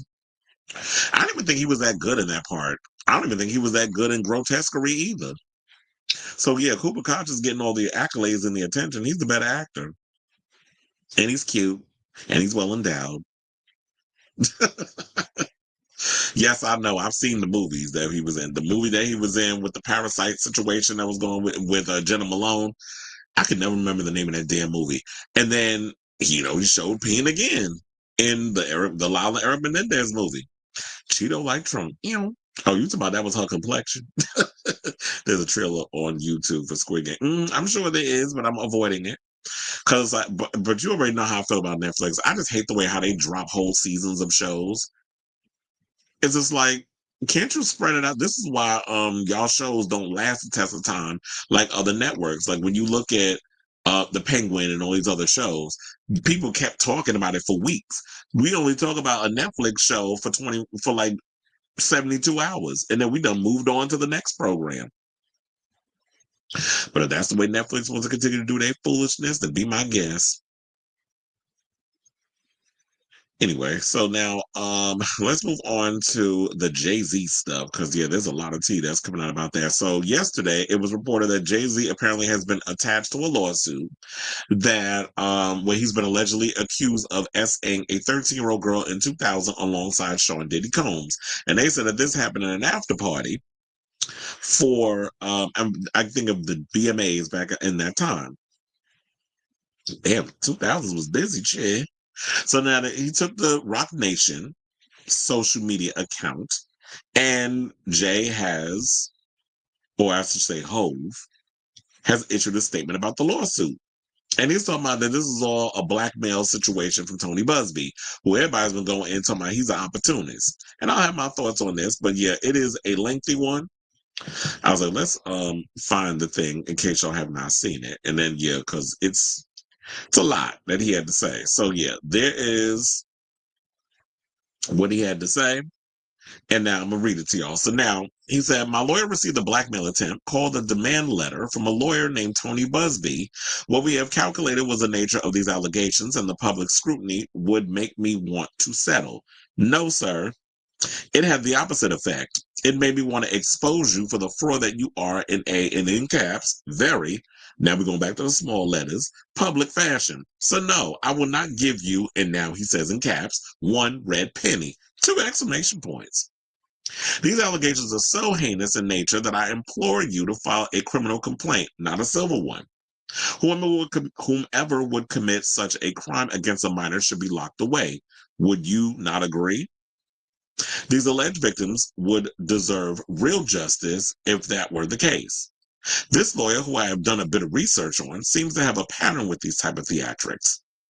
I have no idea how you come to be such a deplorable human, Mr. Busby, but I promise you I have seen your kind many times over. I'm more than prepared to deal with your type. You claim to be a Marine. Marines I know for their valor. You have neither honor nor dignity. My only heartbreak is for my family. My wife and I will have to sit our children down, one of which is at the age where her friends will surely see the press and ask questions about the nature of these claims and explain the cruelty and greed of people. I mourn yet another loss of innocence. Children should not have to endure such at their young age. It is unfair to have to try to understand inexplicable degrees of malice meant to destroy families and human spirit. My heart and support goes out to true victims in the world who have to watch how their life story is dressed in costume for profitability by these ambulance chasers in a cheap suit. Well, damn, Jay-Z he was not playing when he wrote this. He said, you have made a terrible error in judgment thinking that all celebrities are the same. I'm not from your world. I'm a young man who made it out of the projects of Brooklyn. Yes, he did. Marcy Projects, to be exact. We don't play these type of games. We have very strict codes and honor. We protect children. You seem to exploit people for personal gain.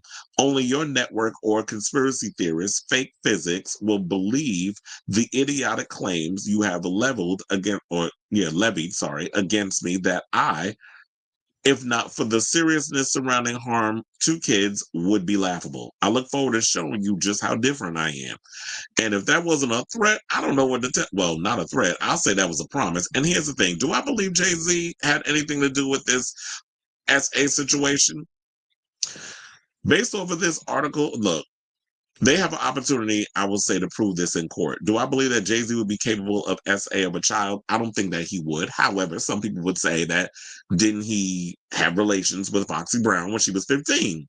Now, is the age of consent for someone to have sex with a grown man 15 years old? I don't think that's the age that a person could have sex with someone. Well, look, quiet as it's kept. When I was 14, 15, I was laying low and spreading the wild with grown men. So when I call that grape, when I call that SA, when I call the no, because I was out here being a horny hoe. And I wanted to get it, but I'm not saying that necessarily that excuses the behavior of a 13-year-old. Do I think he's capable of that? It's like, look, file the civil suit, prove what you got in court. They said that the girl, I forgot the damn term that it was, that I guess she wanted to have a mediation of sorts or whatever with Jay-Z. But I'm like, so you wanted to just sit down and meet with Jay-Z and have a conversation? Like, that don't make sense.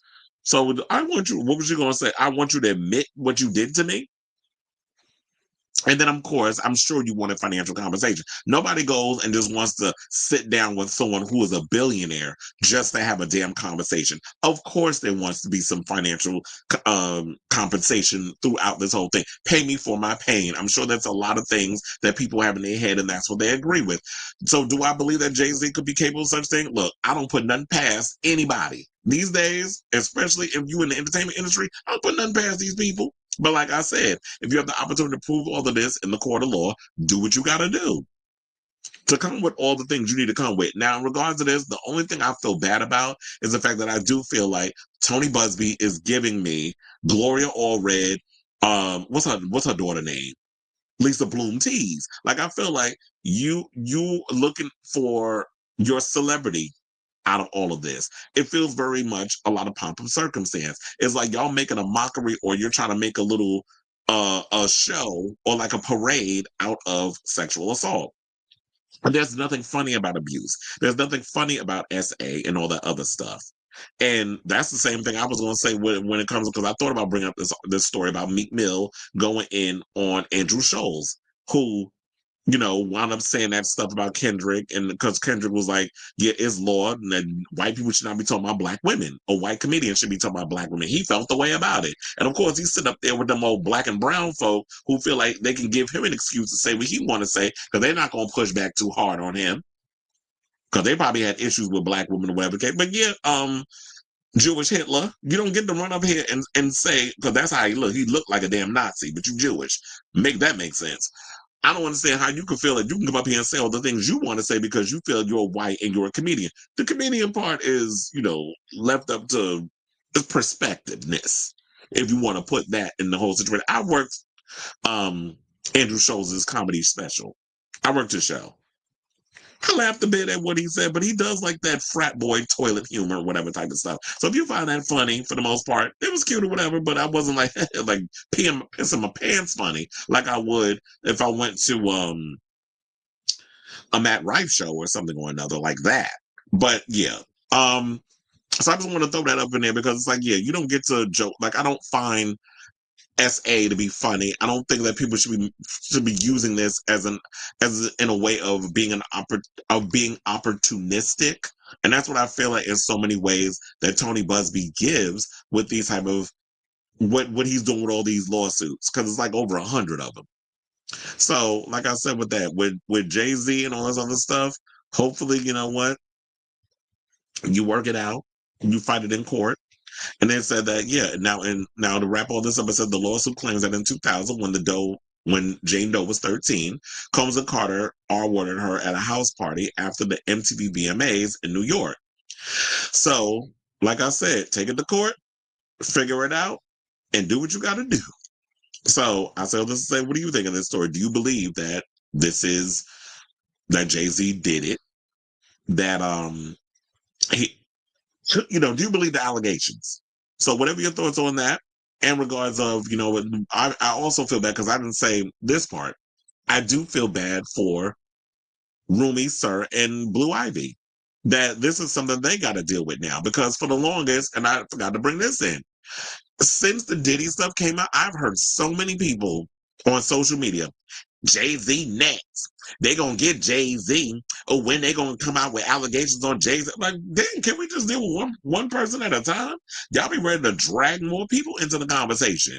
And now Jay-Z has been brought up because what I heard, this story was filed back in October. Now here we are 2 months later. Now his name's been officially brought in. So for the longest of times, people been trying to drag Jay-Z name through the mud. I don't know why. So y'all want somebody, just a general question. Why is it that we're so quick when someone who started from the bottom, and yeah, now I got to quote freaking Drake. It's like he started from the bottom and now they're here, way up there.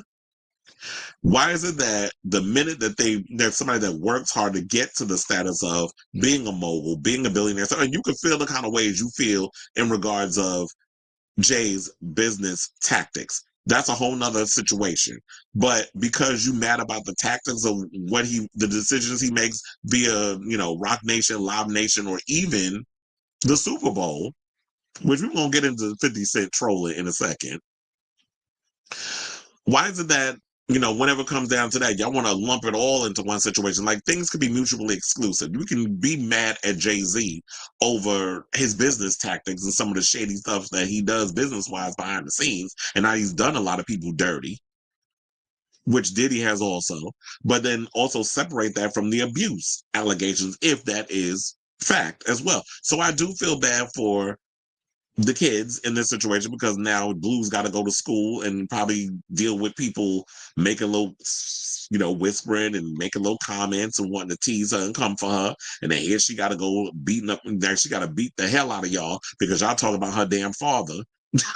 She got to channel her aunt Solange because y'all want to run off with y'all damn mouth and say some shadiness. And then the Rumi and Sir, I don't know if they're old enough to be in school right now because my mother put me in school when I was 3. So I don't know, like if Beyonce feels like, okay, those kids is ready to be the twins is ready to be put in. And then Beyonce, well, it ain't hard for her to avoid people. Like she keep a low profile regardless. So Beyonce ain't gonna say a word. So just let me know what y'all guys think of this story in the comments down below. Okay, so now,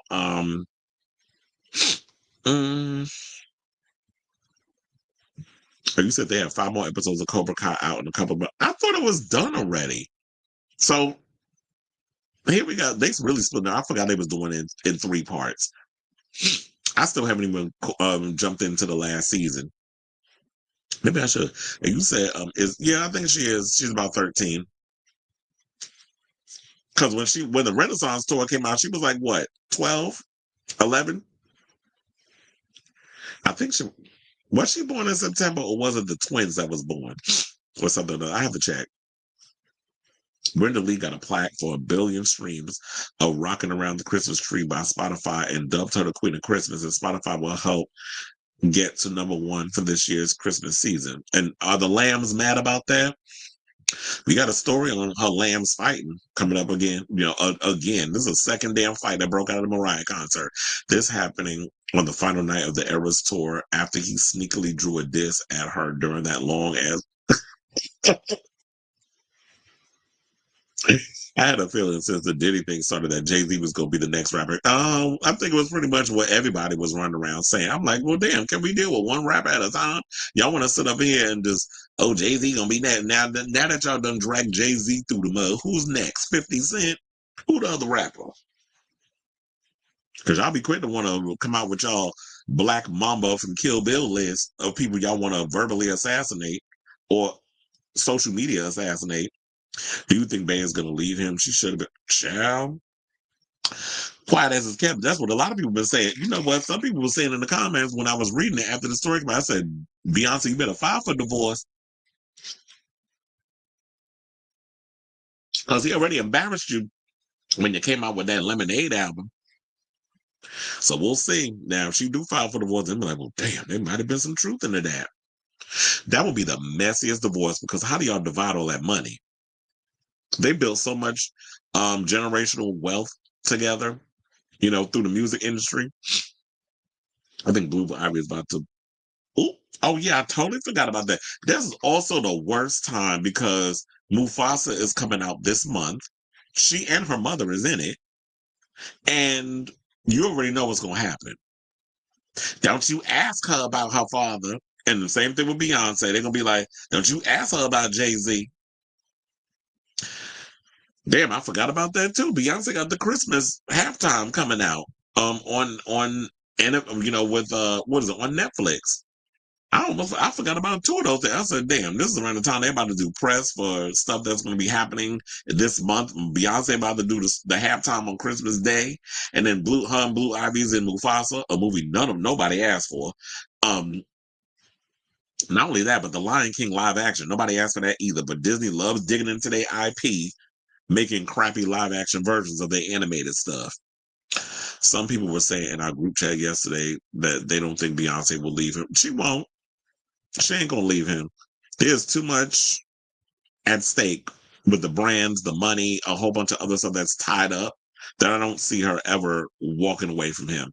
And plus, and I've said this before, and this is not necessarily negative, but it's like if Beyonce and Jay-Z would have divorced, and I asked y'all this weeks ago, if Bey and Jay divorced tomorrow, what man do you know would feel like they would measure up to the likes of a Beyonce? There's, especially with this aura that she's created about herself. I can't see just a regular dude that works at the post office shooting a shot to Beyonce and being able to just stand next to her in a way that like a Travis Kelce does with Taylor Swift, where it's like I can hold my own next to this girl. I'm not threatened by what Taylor Swift has going on because I have my own thing that I'm doing. I'm playing football, or maybe that's what she need, a football player.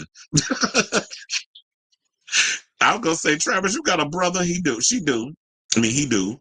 Jason, but he already got a wife and another baby on the way, unless she had the baby already. I don't remember off the top of my head. But it's like you got another brother hidden somewhere. Because like the Jonas brothers got a fourth brother that ain't even in the spotlight, but we know about him. He cute too.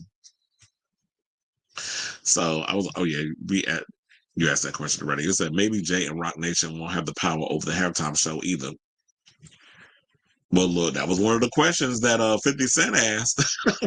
He said, we still getting the halftime? He said, Beyonce is going to cancel all press and halftime shows. Just watch. So she'll avoid. Well, look, ma'am, this is part of the job. And now if she go and quit at the last minute, she's bound for a lawsuit. Because if contracts is already signed and you're going to be out there performing, what they'll do is she'll avoid the red carpet, she'll avoid all the press, and they'll just slide her up in there. She'll do her performance, and she's out. She's got ways, when you a big A-list celebrity, they all kind of bob and weave and dodge and hide and all that other stuff. And the press being these days, half the time most of the time they don't want to do their job. This is why us independent people be up here asking the questions and saying the things because I just don't feel like Access Hollywood or E! News or any of those conglomerates will sit and ask Beyonce the questions. Or, they'll be like, oh, why you asking people? I mean, she's a child. There's always little rules that they've been in regards to because if you ask too many of the questions, you won't get in the room. With those people, you won't get the invites. You won't get a Jay or a Bay to appear on the Breakfast Club. So that's why they won't really go in and let half the way they need to. Well, some people could say that Jay is using his money, power, and influence to intimidate, especially the way he wrote that. They wrote that press that little release, that statement. Couldn't think of the damn word, the statement. Luigi Mangione appears to have scheduled a YouTube video titled "The Truth." Really? Well, how are you going to do that? They let him wait. They released him on bail because I'm like, if you gonna put out a video and tell us the tea, like give us some anonymous, like he does like this whole little announcement press and said we already know what you look like, sir. So you could just get up on there, being your fine self. Do it without a shirt on. That'll be the icing on the cake. Tina is so effing messy for liking posts that are anti-Sean and pro lawsuits. Tina, I get the feeling you're not in a good standing with. She's not. First of all, Tina ain't never gonna go against Beyonce. Tina been out here acting like Beyonce's spokeswoman for the past couple of months. We've been talking about it many times on this show. So anytime there's something I come out about her daughter, Tina be the main one on social media debunking the stories because she did that the other day. So Tina stay on the timeline debunking. It's like, how much Beyonce? She put in that money. She's like, look, I worked hard. I had to sacrifice a whole lot, me and Matthew, to make sure that Beyonce became the superstar that she is today. So I'm putting in that work. I'm gonna get up there and be my daughter's spokesperson. So, but I do agree that Tina do be out here liking messy posts and then will backpedal when she's called out on it. Oh, I was hacked, or the main thing that a lot of people run out here saying, because look, Hugo Diamante came out and said he was hacked. Little boy, your ass was not packed. I mean, he is packing because I seen the peen, but you was not hacked, and I'm tired of y'all using that as an excuse. First of all, y'all ain't even that important for somebody to be out here hacking y'all. Ain't nobody hacking Tina. Or I made a mistake and liked the wrong thing. I look at everything that I be looking. I mean, when I'm scrolling, I do like and share things before I hit. So I don't be making mistakes on that. I pay attention to what I'm doing. So you said it's a scheduled video. So, unless what it was that he already had the video in case he got arrested. He already recorded the video and has it set to where it's like, I could send it, and then it just goes in the whole mass blast situation and put himself out there. Well, he'll be famous. This is the one time I'll say that we can make a killer a martyr and famous because all them other ones where y'all be so quick out here doing these mass shooters and giving them a platform and all this other mess, I be like, no, I don't know why y'all out here giving these people a platform. But him, we can make an exception based off of principle.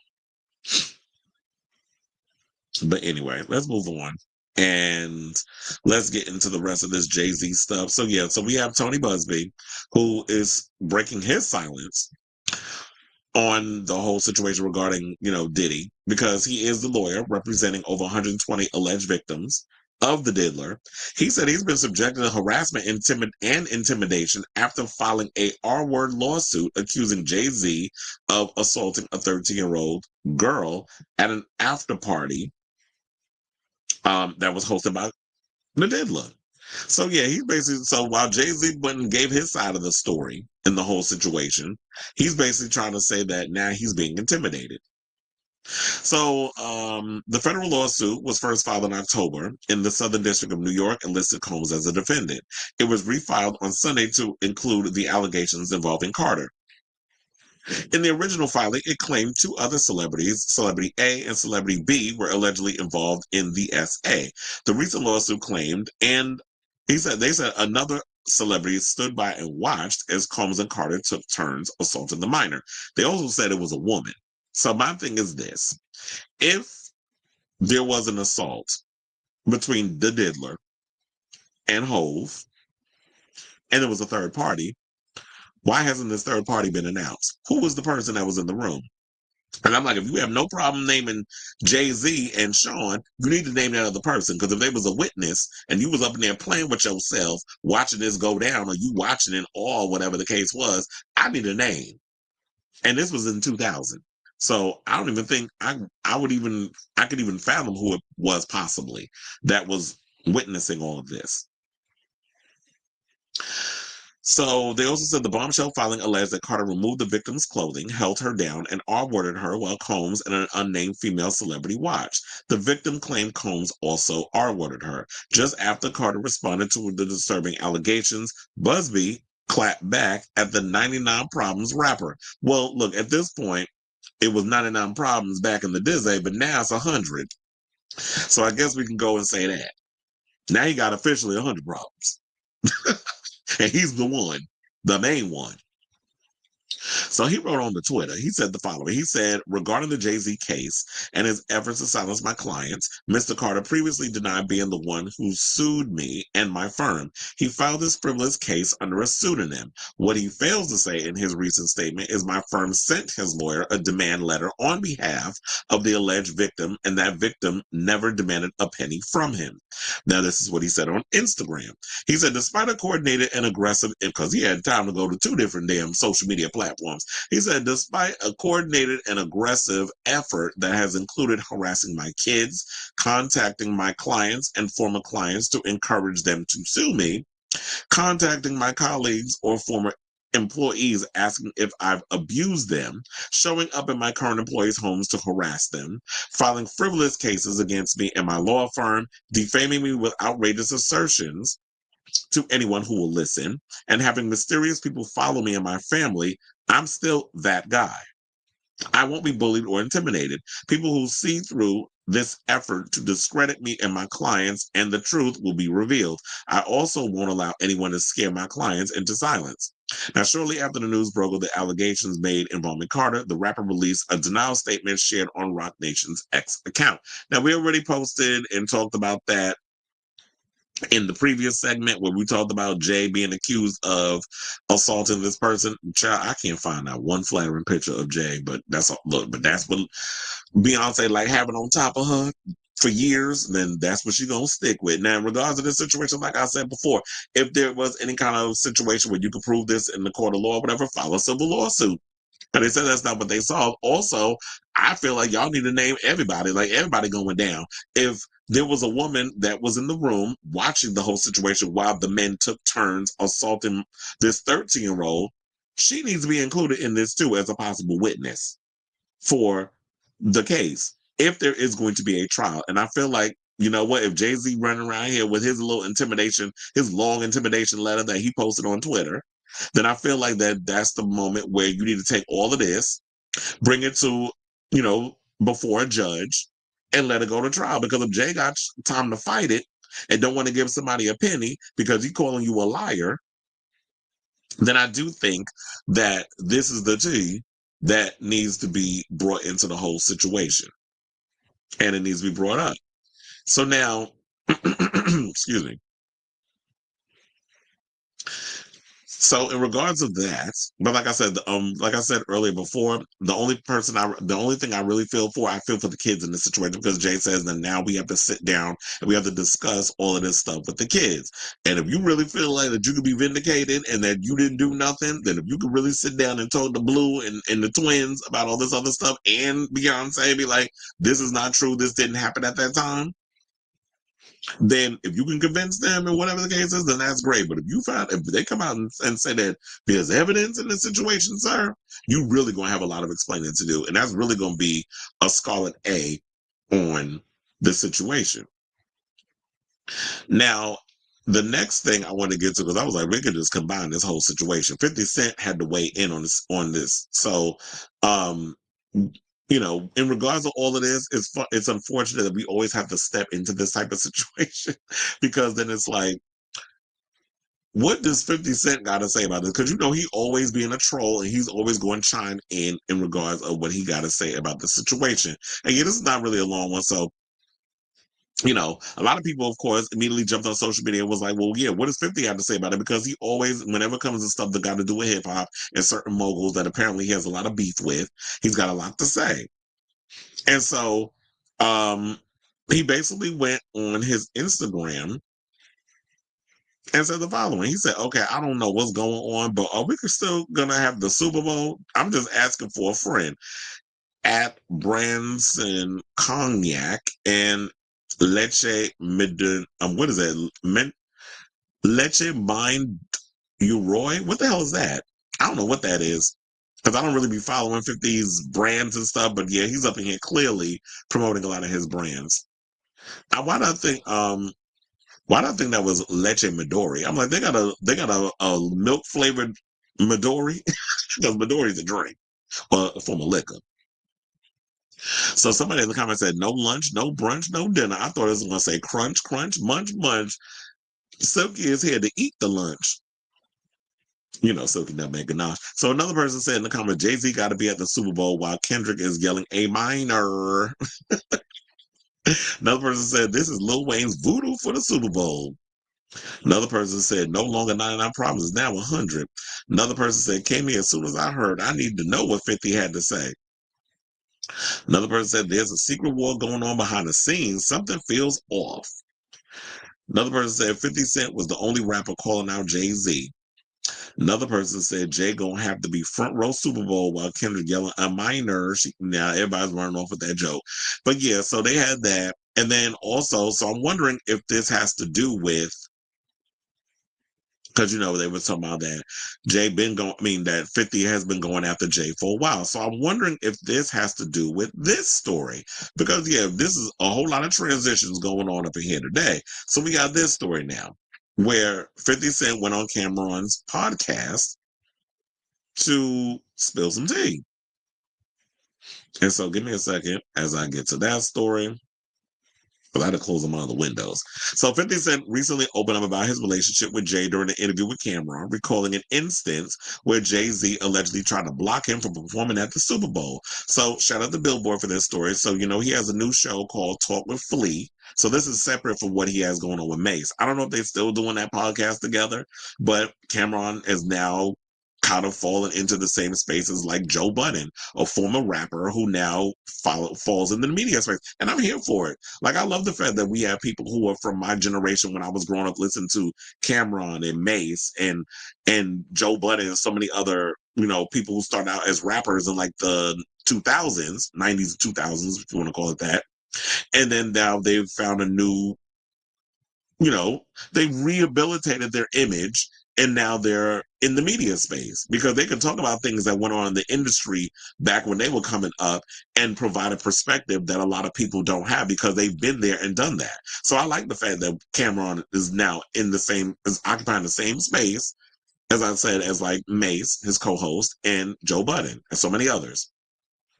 So yeah, so he has a show called Talk with Flea, and he had 50 Cent on, who, you know, they used to have a beat back in the day too, which is funny how we've come full circle on all this. So they said one of the topics they brought up was that of an old friend of theirs in Jay-Z. Both have had hot and cold relationships with the Brooklyn rapper and business mogul and have never been shy about speaking their minds when asked about him. Now, while 50 was talking about his various business ventures, his appearance at the 2022 Super Bowl halftime show alongside his mentors, Dr. Dre and Eminem, came up as he elaborated on why he feels Jay tried to block him from being involved. He says, as he was explaining some of the partnerships he has with professional sports teams, he stopped himself after saying, the NFL has no issues with me, and brought up the Super Bowl situation again. So then, and said the following, he said, this is why I was saying I knew what old boy was doing with the Super Bowl. He began in reference to Jigga. He was doing some wild-ish, Cam, because he was saying to M and them that M and them that the NFL had an issue with me. And I'm like, well, what's the issue? Why don't they have an issue when I'm becoming a partner with the actual teams? But they have an issue with my performance. It makes no sense. Camden asked why 50 felt like he didn't want him to perform, and he was like, Jay was threatened due to their long-standing rivalry. Not even threatened, the Queen's rapper and filmmaker replied, our culture is competitive, but I think when it goes past the music itself to blocking things in business, then I don't understand that. Adding, right now, he's not even competing for a slot. He doesn't have a new song out that he wants to be top 10, and he's still competing. It don't make sense. What are we competing for? What's the goal? And so if you want to see the whole interview, you can definitely check it out on YouTube, but I definitely agree with that. It's sort of like, and this is what I was alluding to earlier when I was talking about when we can criticize Jay-Z's business tactics because he is real disgusting, and I don't like a lot of the way that the games he plays when it comes to business. It's like, why do you feel like you need to be the only black rapper type, former rapper? I mean, I guess, I don't even know if Jay-Z is officially retired from hip-hop. I mean, he was still putting out music, but he has been focused a lot more on like his Rock Nation, rock this, rock that, and all that mess. And that's great. But you're not the only one that should be allowed to You should not be the only squirrel trying to get a nut in this world. That if 50 Cent and so many other people who are in the same position as you was like started out from the hood of New York City, because you from Brooklyn and 50 is from Queens, and made it up, hustling, doing what you had to do. And yeah, while 50 Cent's music career does not hold a candle to Sean's, the one thing we can't knock 50 on is his business tactics. And he has been able to build something that is impeccable, especially with TV and so many other things. He has the liquor lines, all this other stuff he has going on. But for the most part, he has built an amazing career in the world of television and film. He's even, I think, getting his own action channel on Roku. I don't even know if it's dropped yet, but I know he has something going on with that. And so when you got somebody who was like, oh yeah, I don't like him because, whatever, and I'm going to move and do those snake stuff behind the scenes to prevent you from getting certain things. If I want to buy a team, if I want to be able to get into the sports arena or the sports world, why can't I get into that? You threatened by this other person coming up trying to take money out your pocket. Look, you are not the only one on this planet that should be able to build wealth. It's the same thing, some people accuse Beyonce of kind of being in that situation of like, oh, she can be the only one and everybody else has to, can't have or whatever. It's giving very like you're a selfish business person. And there have been a lot of people in the industry that have said some real shady stuff regarding Jay and his business tactics. And Dame Dash ain't take his foot off Jay's neck regarding a lot of shady stuff that he's done as well. So I can totally understand that why he tried to sabotage.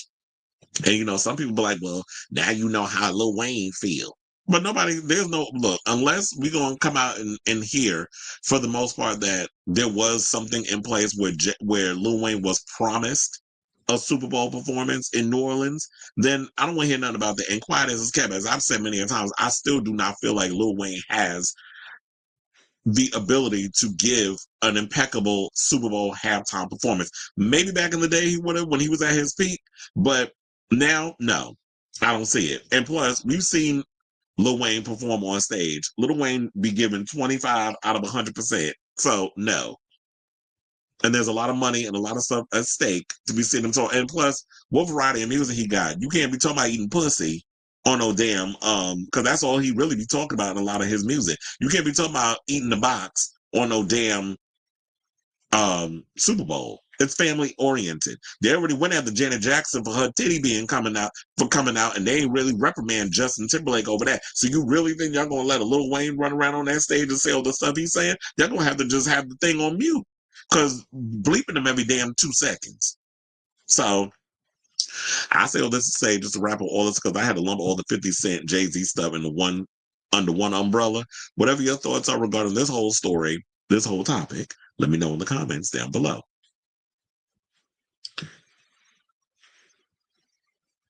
Okay, so he said Wednesday, December 11th, Luigi will share more. He gave people his information to post the video. Hopefully YouTube won't delete the channel.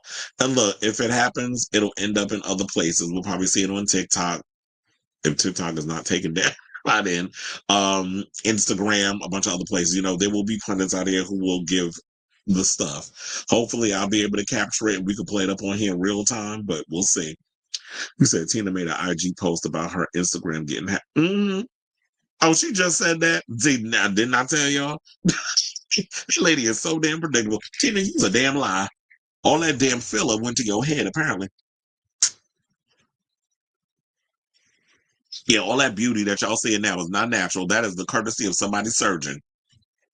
Or a good Now I'm not trying to say Tina nose is ugly because she's not, but we're not gonna sit up here and try to act like she ain't had no help to keep the maintenance up. We're not gonna play that.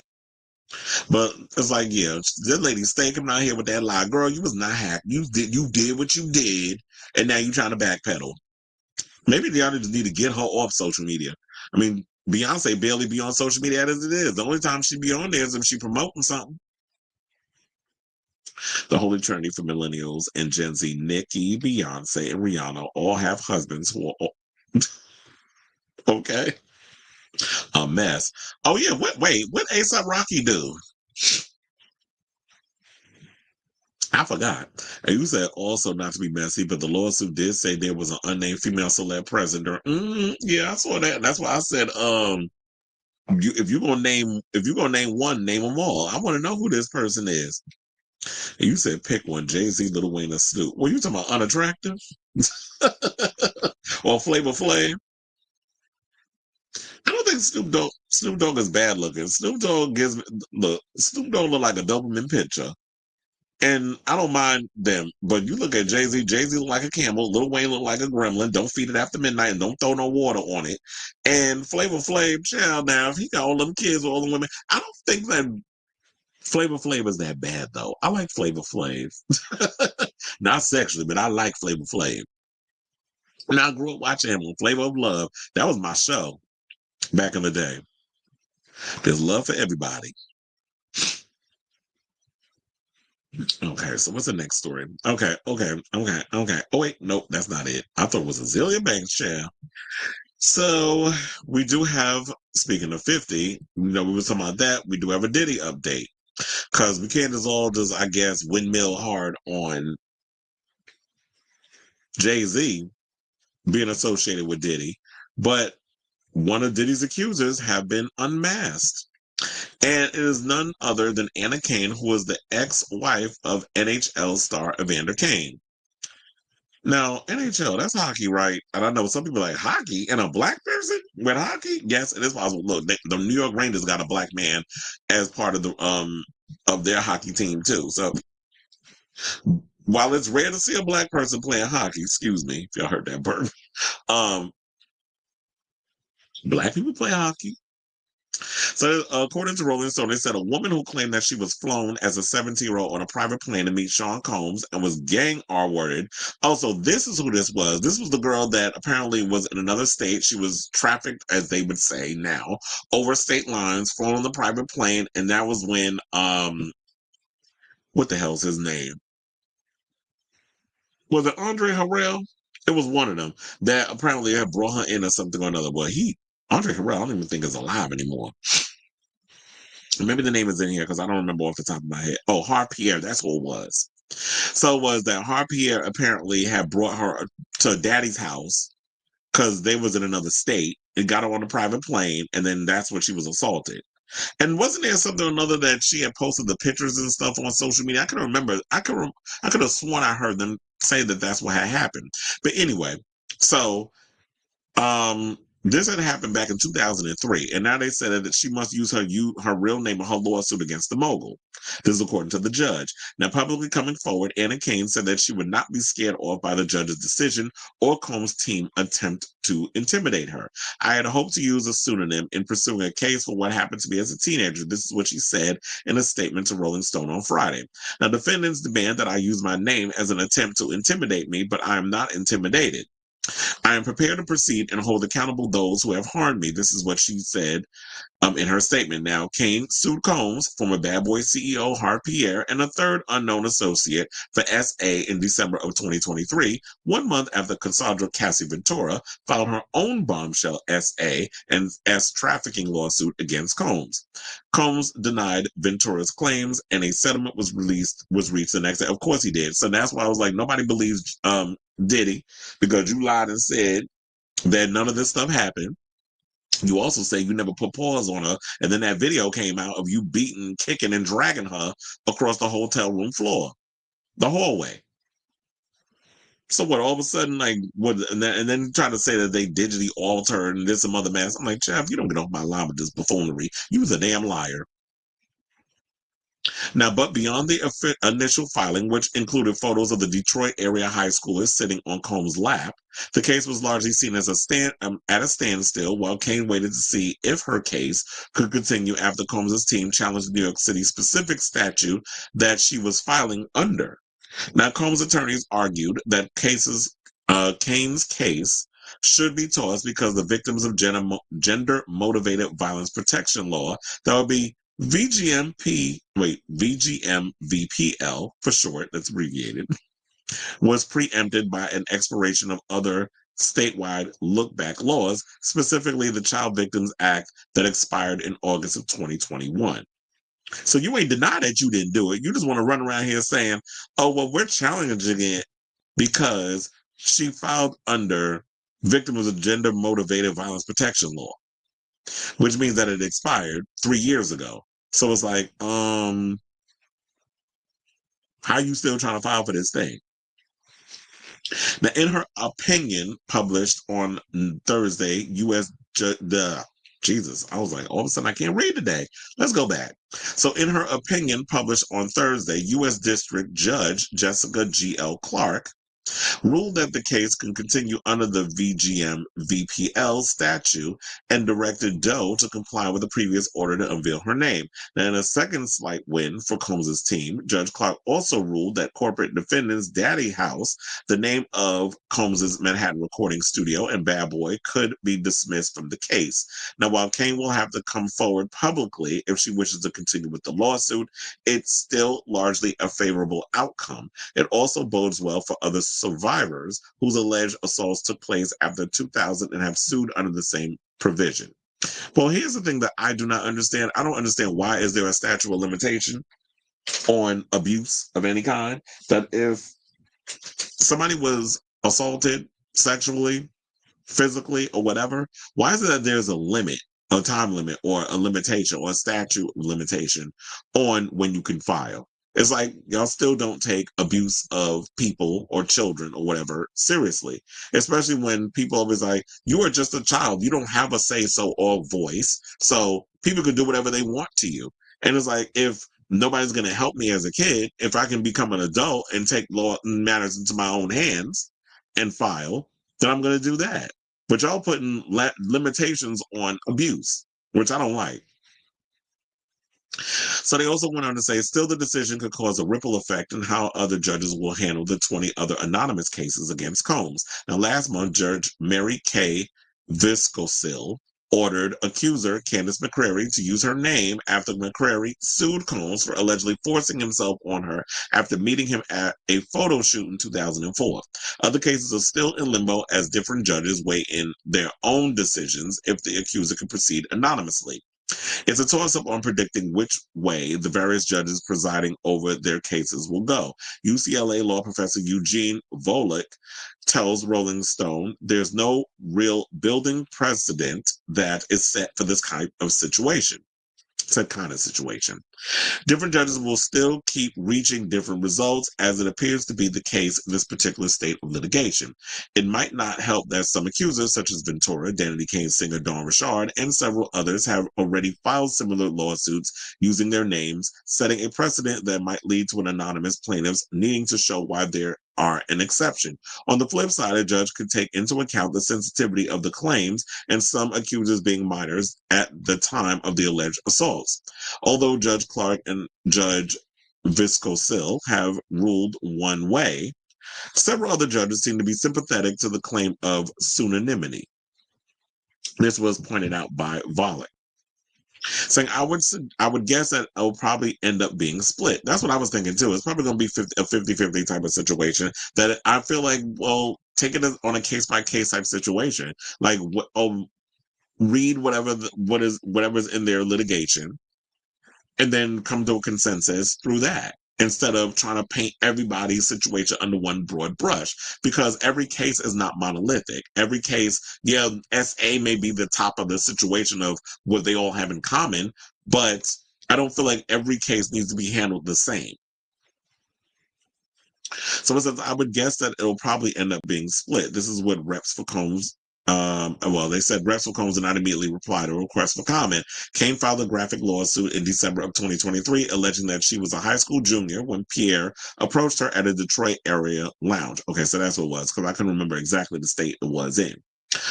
Boasting of his friendship with Combs and claiming the music exec would love to meet her. That same night, Kane claims she flew on a private jet with Pierre and an unknown man to Teterboro, New Jersey, before arriving at Daddy's house recording studio in Manhattan.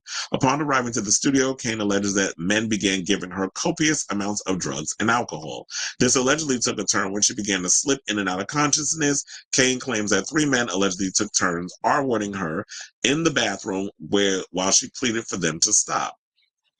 Now, eventually, she alleges that she blacked out So yeah, and then also that's her, her ex-husband who was the part of the NHL. And then there she is with her baby. So now let's go back. So now she said that she alleged that she blacked out, waking up on the floor in a fetal position and experiencing vaginal pain. Once she regained her bearings, she was taken back to an airport and flown to Detroit. Combs vehemently denied Kane's allegations in a statement issued shortly after her lawsuit was filed. Enough is enough, he said in a statement. For the last couple of weeks, I have sat silently and watched people try to assassinate my character, blah, blah, blah, and all that other stuff. Child, you brought that upon yourself. You've been assassinating your character over the years. It just now the chickens came home to roost and you getting what's been long time coming to you. So you already know that the 55-year-old is currently being held without bail, since his arrest back in September on federal criminal charges. We don't need to go through the charges because we've gone through it a gazillion times on this show. And he was denied bail for, a third time because he tried to do it again before Thanksgiving and they denied it. So now he's got to stay in jail until his trial in May of 2025. So, yeah, that's the latest on this case. I already said, like, before we even get to the trial, we're going to consistently be talking new Diddy allegations and stuff. Even though the allegations all seem to be the same things that everybody's saying, now we have a face to one of the stories that we did bring up on the show where one of the girls said that she was traveling over state lines while she was 17. She was seen in the lounge by Piers. He took her and put her on a plane and brought her to New Jersey before they drove the rest of the way into Manhattan. And then she went to Daddy's house, and then that's when her nightmare began. So I said, this is the same. And then I know some people are going to be like, where is her parents? How are you getting on a plane with a stranger? And you ask, there's always going to be the victim blaming. We're not going to do that here. This is all about, let the people in the courts and the trial and all this stuff, let them handle it. And then they'll make the decision the way they need to make it. Save the victim blaming for other people's stuff. So I say, let's say, whatever your thoughts are, let me know in the comments down below.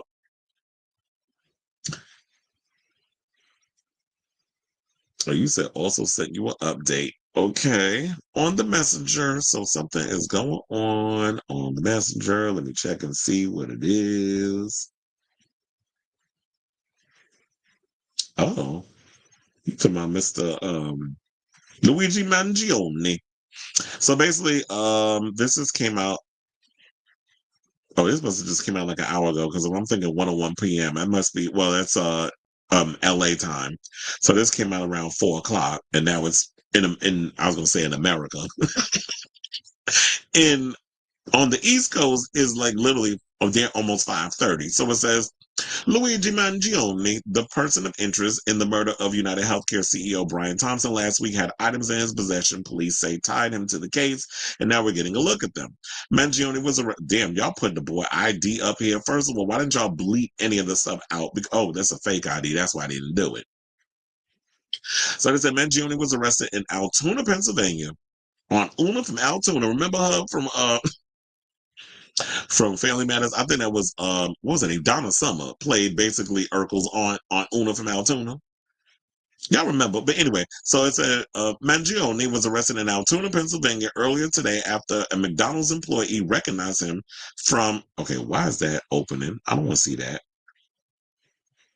because now freaking ad want to open up. So they said a new wait. Now I gotta go and look for it again. Okay, so they said after a McDonald's employee recognized him from widely distributed suspect photos while he was enjoying a meal inside a fast food restaurant. Child, you should have just took your food to go. And they said Altoona police have now released an image of Luigi Mangione's fake ID, a New Jersey driver's license, and police say it's the same ID used by Mangione during his stay at a hostel in New York prior to Thompson's shooting death. Police raided the hostel last week after learning Mangione was renting a room. So I think that's all the information. Oh wait, no, it's not. They said keep reading. Altoona PD also disseminated a picture of the gun they seized from Mangione, which is believed to be the one used to kill Thompson. So a rep for the Altoona PD said officers responded to the McDonald's after receiving reports that a man fitting the description of the UnitedHealthcare CEO murder suspect was inside the eatery. Cops quickly took Mangione into custody and on unrelated charges. Now, in a Monday news conference, NYPD officials say the firearm may be a ghost gun, possibly created with a 3D printer.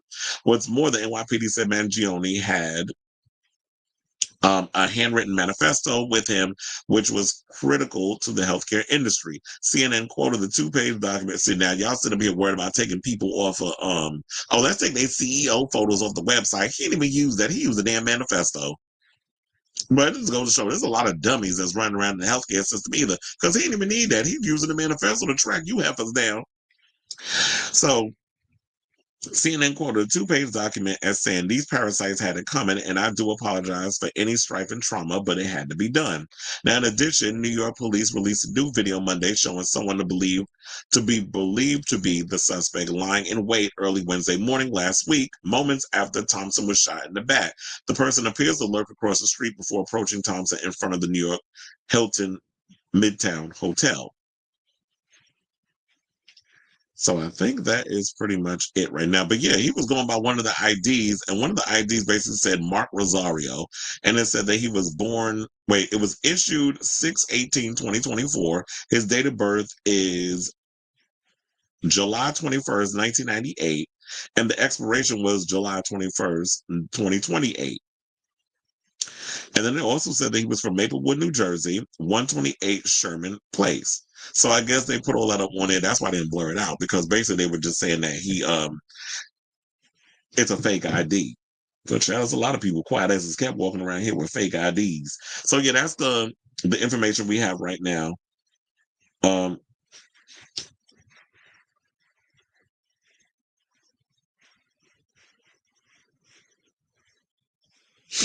Okay. So that's what we got on that right now.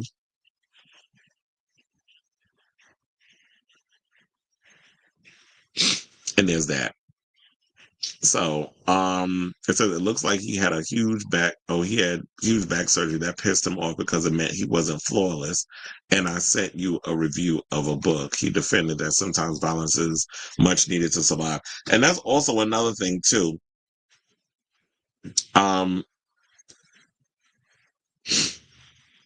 was I gonna say? Oh, because did we talk about that earlier in the show? I think wasn't it Raphael? Somebody posted it. Well, I believe I just said your real name. Didn't we just post on here that there was something about him having surgery or something or another, and that was one of the reasons why he was disgruntled, like he was pissed off in regards to that. So I'm trying to remember where I gotta go, because you said you sent me something. Oh yeah, and I heard about Tyler, because I saw something about Tyler Perry.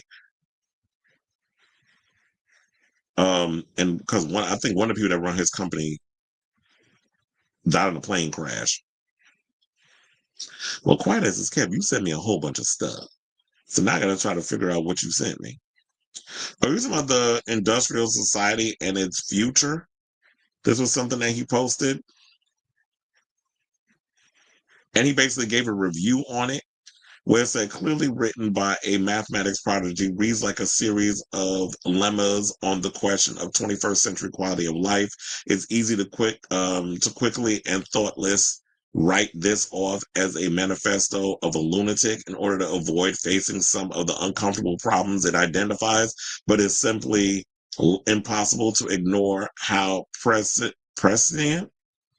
many of his predictions about modern society turned out. He was a violent individual, rightfully in prison, who maimed innocent people, while these actions tend to be characterized as those of a crazy Luddite. However, they are more accurately seen as those with an extreme political revolutionary. A take I found online that's interesting. He said, had the balls to recognize that peaceful protests had gotten us absolutely nowhere. Hello.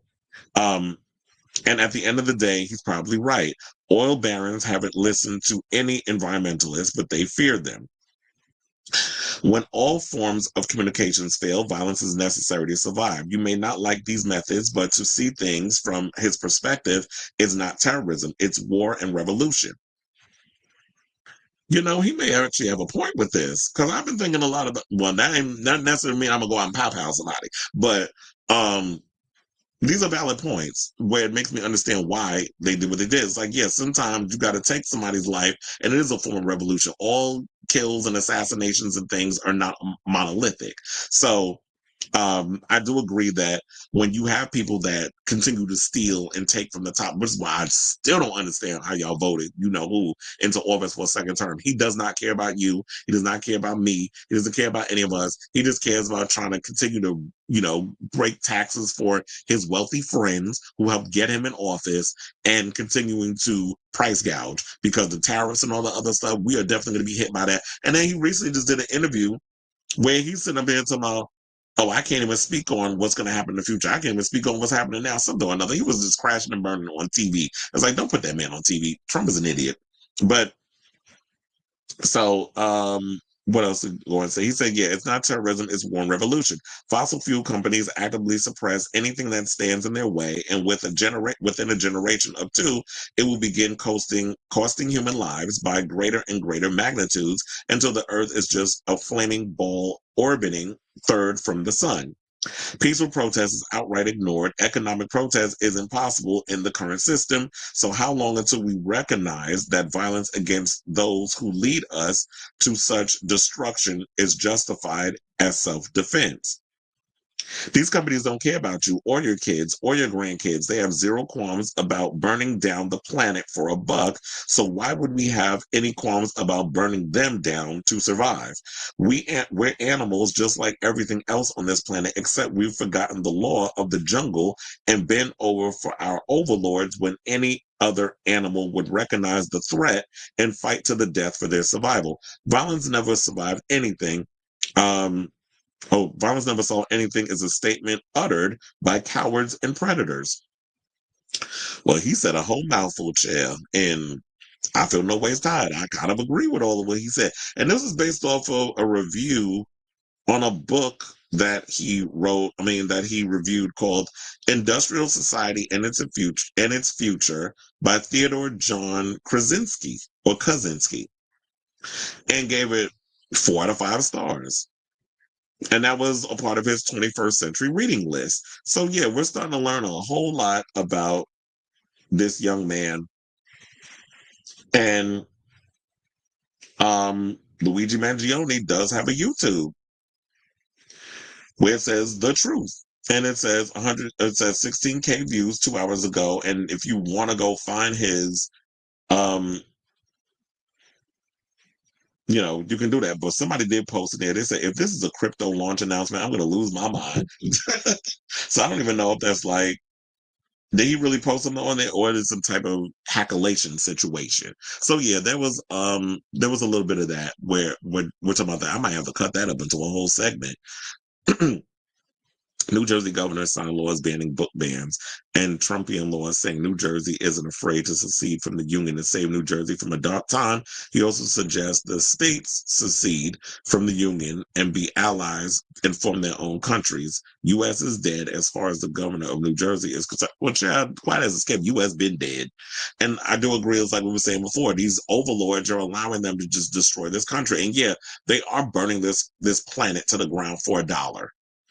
That y'all really think that this money is going to keep y'all safe? You can't, you can't be buried with your money. If you want to be buried with your money, you can, but don't be surprised if somebody robbed you for said money that you bury yourselves with. So I just don't understand, like, how much more wealth and how much more do you need? You have enough, but I guess it's not enough for people. So when you are Elon Musk or Donald Trump, and you have so much money, it's like you don't know what to do with yourself. So you have to continue to take. You so damn stupid. You say he can read that to me while we stink the room. A mess, yeah. So yeah, these are the Luigi updates that we're going to be getting throughout the show, which I have to say is thoroughly entertaining to be learning all this stuff, in real time as we are live on this good old channel. Okay, so what's the next? Okay, let's get into this Azealia Banks story. So there's an update in regards to, speaking of lawsuits, we've been dealing with a lot of lawsuits. Today is heavily into lawsuits, cease and desist, and all that stuff. So yeah, because Matty Healy threatened to slap her, now Miss Mama's, one of the biggest trolls on social media. Would she be considered one of the biggest trolls? on social media. Um, she's filing a lawsuit against Matty Healy, saying that, well, it's a cease and desist. And she won money. She won $1 million, actually, which I think he kind of just laughed at. Like, bitch, you ain't getting that. So Azealia Banks has issued a cease and desist letter to the 1975's Matty Healy and is demanding $1 million, which is £790,000 in damages. I had to bring you the UK price. So, according to the Hollywood Reporter, they said the letter comes after swirling tension between the two singers, which began earlier this week when Healy reactivated his Twitter account. Now, in response to Banks' tweet saying that Charlie XCX used to be so pretty, Healy wrote that all the women you attack seem to be culturally relevant, attractive, divisive, and nice people. I think this makes you jealous because you're so talented, but everything else about you is a failure. Just rap, bro. And some people, of course, accuse him of being racist by saying that, you used to be attractive. So when you throw the attractive thing in, he's probably saying that, he thinks she's ugly. But that beauty's in the eye of the beholder. He thinks she's ugly, and then she's ugly. But I don't think she's ugly. But then, you know, from what I was not aware of, because I've had people, I can't remember exactly who it was when we talked about this in the last segment. That would be the last episode I did on Friday. Some people said that Matty has made comments in the past that would be deemed racist or featurist. So if people have clocked him on this, then I'm like, maybe there's some truth to that. So now Banks responded to Healy's insult by writing that he and his fiancee model Gabriette both look like you share needles. To which I can't get through a whole thing with Azealia without cackling. It's like she said they look like they share needles, to which Healy threatened to effing slap you so hard I'll get a Guinness World Record for the highest a rat some bitch calls a wig has ever flown. Okay, first of all, that makes no damn sense. And what that is, I don't know. If that's like a British term or whatever, let me know in the comments. But I'm like, what the hell does that mean? I'll fucking slap you so hard I'll get a Guinness World Record for the highest a rat some bitch calls a wig has ever flown. So you're trying to say her wig looks like a rat's nest or like or that sort of thing, because her hair do be looking like it needs a little help. You out here busy worrying about them skin creams and them skin bleaching creams. Girl, you need to come out with a hairline. So then he did apologize for the threads in a statement online and deactivated his account. Now, Banks has a history of throwing insults, as we know, on social media, because every time I turn around, the only time I'm talking about Azealia is when she out here trolling somebody. I can't remember when the last time I actually said, Azealia got new music out, so let's talk about it. Wait, now I'm seeing something about, y'all are so messy with that. Let me get off my damn phone. Because now I'm seeing pictures of let me get off of here and get back to the story, because now I'm seeing this Luigi picture and the stuff, the thirst trap stuff in there is a cackle. So let me get back to this story. So Banks, we already said she has a history and stuff, and then and they also says that Healy does as well, including many documented incidences of racist comments. So, like I said, a watcher of this show pointed this out because I don't pay attention to 1975. I couldn't name not one damn song from them. I also am not familiar with Matty Healy. Now, the only thing I know about him is that he was hunching Taylor Swift, or was briefly dating Taylor Swift. And because there was some stuff came out about him regarding history of racism, she dropped his ass. So that's all I remember about Matty Healy, or I'm aware of regarding him. So now the cease and desist letter shared by Banks on her Twitter account and dated Saturday, December 7th from Wallace J. Collins III in New York City notes that its demands are in response to Healy's threats of violence. Now, of course, I come with receipt, Chad. So I do have the letter, and here it is. So it said, please be advised that I am legal counsel to superstar. Okay, let's read that again. Please be advised that I am legal counsel to Azealia Banks in connection with your threats of violence against my client. If you are represented by legal counsel, please direct this letter to your attorney immediately and have your attorney notify us of such representation. Your attacks against my client's professional reputation, your overt racial epithets, and your most recent threats of physical violence against my client have been well documented since you published them worldwide online. And then they have in quotes, my client saved screenshots prior to deleting your post. Well, child didn't have to do that. First of all, there was people on social media that did that. You know, nothing is ever sacred on social media. Like it'll be out.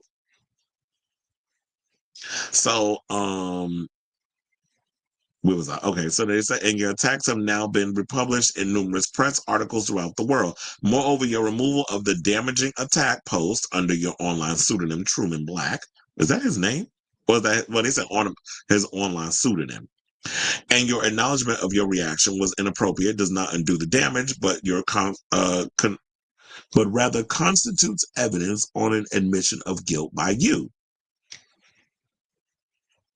Upon information and belief, although you do not know my client personally and my client does not know you, you acted intentionally with the specific purpose of causing my client to be shocked, distressed, or emotionally injured with your assault by threat of imminent physical harm.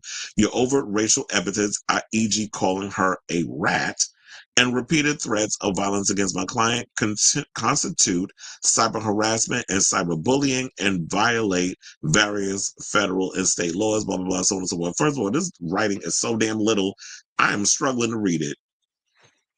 So to get to the part at the bottom, because that's the one where it's like a big cap. So y'all went full Kanye on the bottom part. So we can go with that. So we hereby demand that you immediately cease and desist from making any further threats or defamatory statements against my client, and demand is hereby made for a prompt public apology to my client on a matter to be mutually agreed upon, and to compensation for damages in the amount of $1 million in full settlement of this matter. First of all, y'all done lost your damn mind with this foolishness. Now, while I do not agree with Matty coming for Azealia, girl, are you that hard up for some coins that you want to now try to grift for $1 million because he said some stuff about you? So it's perfectly okay, and I'm not condoning what he said. However, this bitch gets to go up on social media and say all kinds of stuff about people all the damn time without any kind of repercussions. But the minute he come out here now, all of a sudden, oh, I'm a frail old black woman. He's gonna beat my ass. I wanna go. Girl, get off my line with this foolishness. Now you want to sit up out here and try to grift for some damn money because you was out here running off with your damn mouth. I feel like at this point, everybody that talks about that Azealia Banks talks about need to sign and file a cease and desist against her behind, her broke with expensive taste having ass. So that way she don't have to deal. So that way she'll run out of people to talk about. Because that's what's gonna get at this point. Now you want to sit up here and file the cease because you feel threatened by this man who looked like he weighed 2 pounds soaking wet and probably doing so much damn heroin, he probably wouldn't even know where the hell you was to swing upon you. Allegedly, if he does drugs, because apparently she accused him of being a heroin addict, him and his girlfriend. So I understand the principle behind this, but girl, you reaching. And look, you can't be running out here bullying people or poking the bear. I say this all the damn time. Y'all cannot be out here poking bears and things and picking fights with people and then telling them how to react. Because then you gonna get what's coming to you one day. So while you trying to get away with this mess, I'm surprised she actually got the coins of file a cease and desist with a lawyer. I'm gagging over that because you allegedly couldn't pay your rent when you was living out in Florida, but you got money for a cease and desist. It do cost a coin to, for legal things of any kind, even to print the paper on the stuff from the legal office. So I say all this to say, what do y'all think of this story? Whatever your thoughts are regarding Azealia's latest grift, let me know in the comments down below. You were so stupid. He said she got to pay the rent somehow. Okay. Nicholas Chavez says, do I have to murder Cooper to be taken serious? You better leave Cooper Koch alone. You will not touch one of my homosexual brethren. When did he say that? So he mad because he didn't get nominated? Maybe do something where people take you seriously. I mean, showing your ass in Monsters and showing your ass in Grotesquerie ain't enough to get us excited about you. It was just sad that, well, Grotesquerie was meh as a whole, but no, not a surprise coming from anything related to Ryan Murphy. But when we talk about the other show, which was the Lala Eric Menendez, it was just that Cooper Koch bodied that role, especially episode 5, where he did that whole monologue about the alleged abuse that happened from their father when he was growing up, and him telling that whole story to his attorney while he was in prison. So Cooper Koch bodied that role, so it's understandable. To me, I feel like when you had Nicholas, I don't feel like he had much to do. I mean, he was more or less, I think mostly his character, we didn't really empathize. Like, I think mostly the way that he was written, people didn't really like the part that he was playing in there. He just seemed like he was constantly changing his story, that he was an a-hole. Like, he was just giving a lot of that in the role that he was playing. So, yeah, you ain't give as much as Nicholas did. I mean, Nicholas, you are Nicholas. You didn't give as much as Cooper did. So you're saying to a lot of people, sweetie, you can't act. I mean, it's good to look at. He got a nice ass, but that's about it. You could be a sex symbol. I'm sure they could use somebody over there on that new soap opera Beyond the Gates that's coming to CBS. If you want to ever get into soap work, what reputation? Reputation. Her reputation is seriously just as bad. Well, you talking about Azealia? There's no case. Matty did his first amendment. You can't force an apology. He already did that. Yeah, that's true. But it's like, girl, you out here wasting money that you don't have. Twitter has already cast. Child, do not even give Ryan Murphy no damn ideas, but you know it's coming. You know it's going to be a damn American crime story with this kid, with Luigi Mangione. They're already writing the scripts as we speak. And you already know that Ryan Murphy going to have him shirtless and naked throughout the whole damn show for no reason, like he did with the Lala Eric Menendez story. I'm like, we don't need all this. I'm not complaining that we seeing Cooper Koch and Nicholas Chavez half naked or completely naked in certain sequences, but it's unnecessary. Like, why is this in here?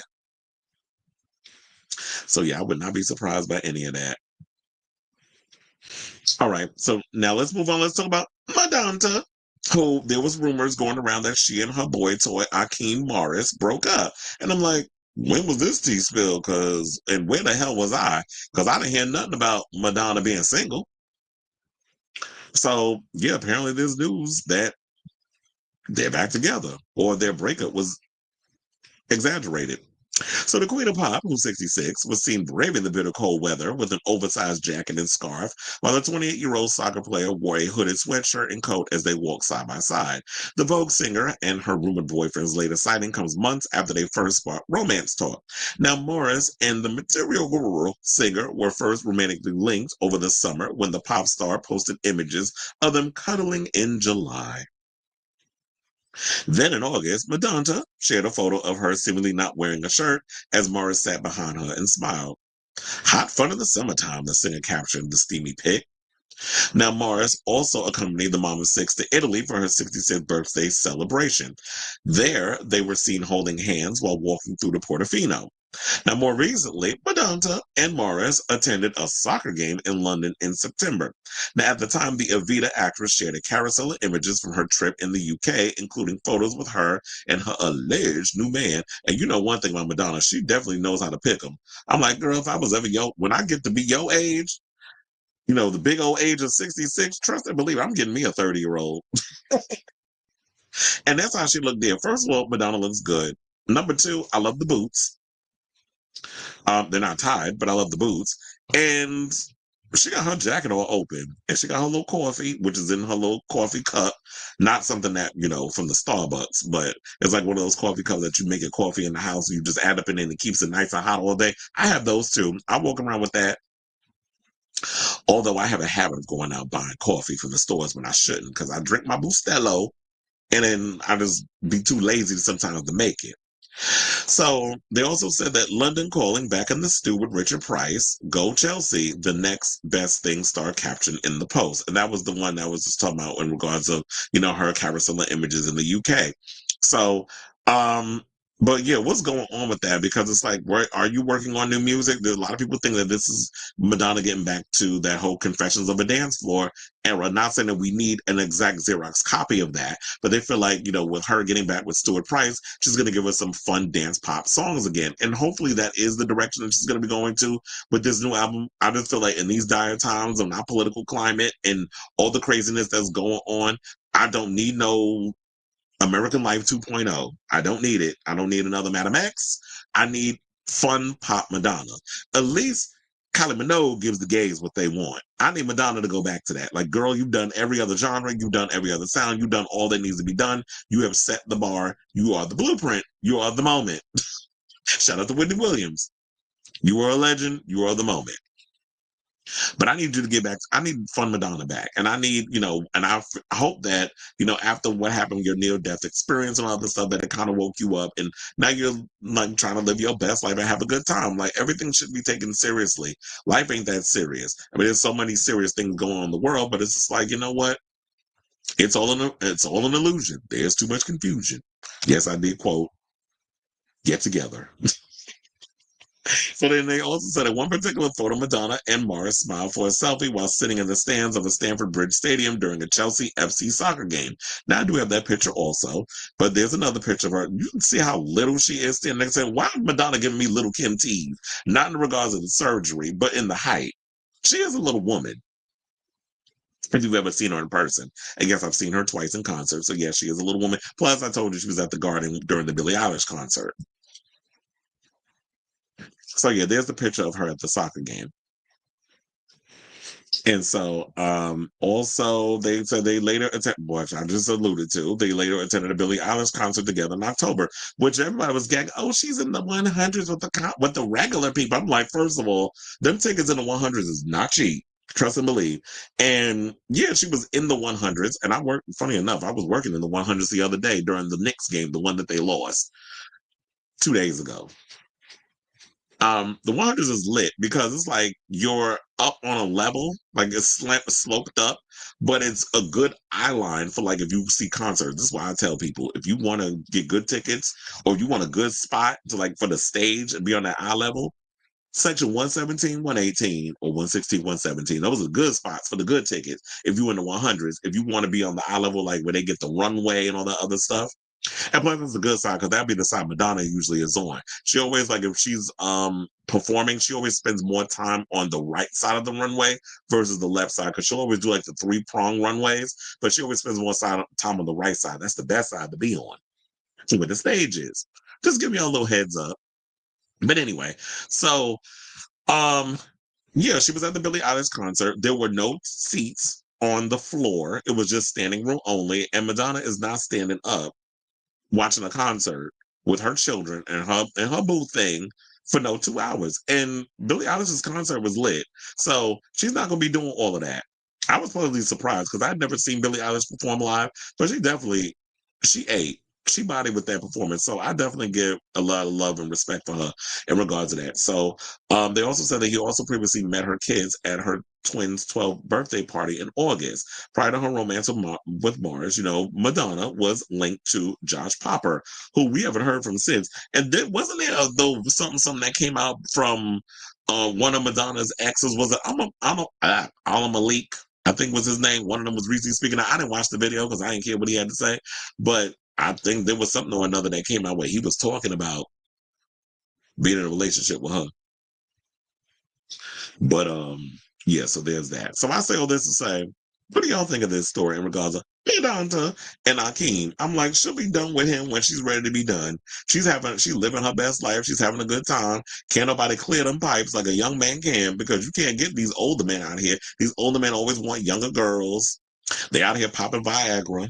Akeem ain't got to worry about that. He just like, the wind blows and it get hard because he's 28. So, and a lot of these older women, they be having them sex drives, them high sex drives and things. And Madonna, when she put it on these young men, first of all, a lot of younger men love older people because they can teach them some things. And, they know what they want and they direct them to the point. And a lot of times when it comes to sex, you want people to be direct and to the point of what you want. Don't beat around the bush. They'll be like, oh, I don't want to hurt your feelings. So I'm not going to tell you that you eating my box and I don't like the way you eating it. Like, eat it this way. Or hunch me this way. Or I'm getting a cramp in my leg. Like, don't do it too hard. Don't be pounding. Because a lot of you young ones in your 20s, in your early 30s, y'all be thinking y'all got to hit it like a jackrabbit. It's like, take your time, sir. You in a hurry to go somewhere? So let me know what you think of this story in the comments down below.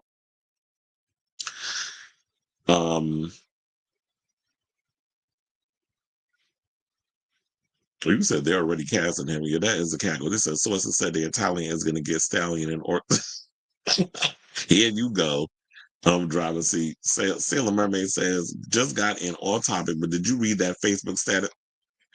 He worked my root canal nerve with all that. Sidebar, shout out to you, because Sailor Mermaid did some sleuthing, and one of our friends who always be teasing online, and we hung out with him when we went to Fire Island. It was funny, I was running everybody out there.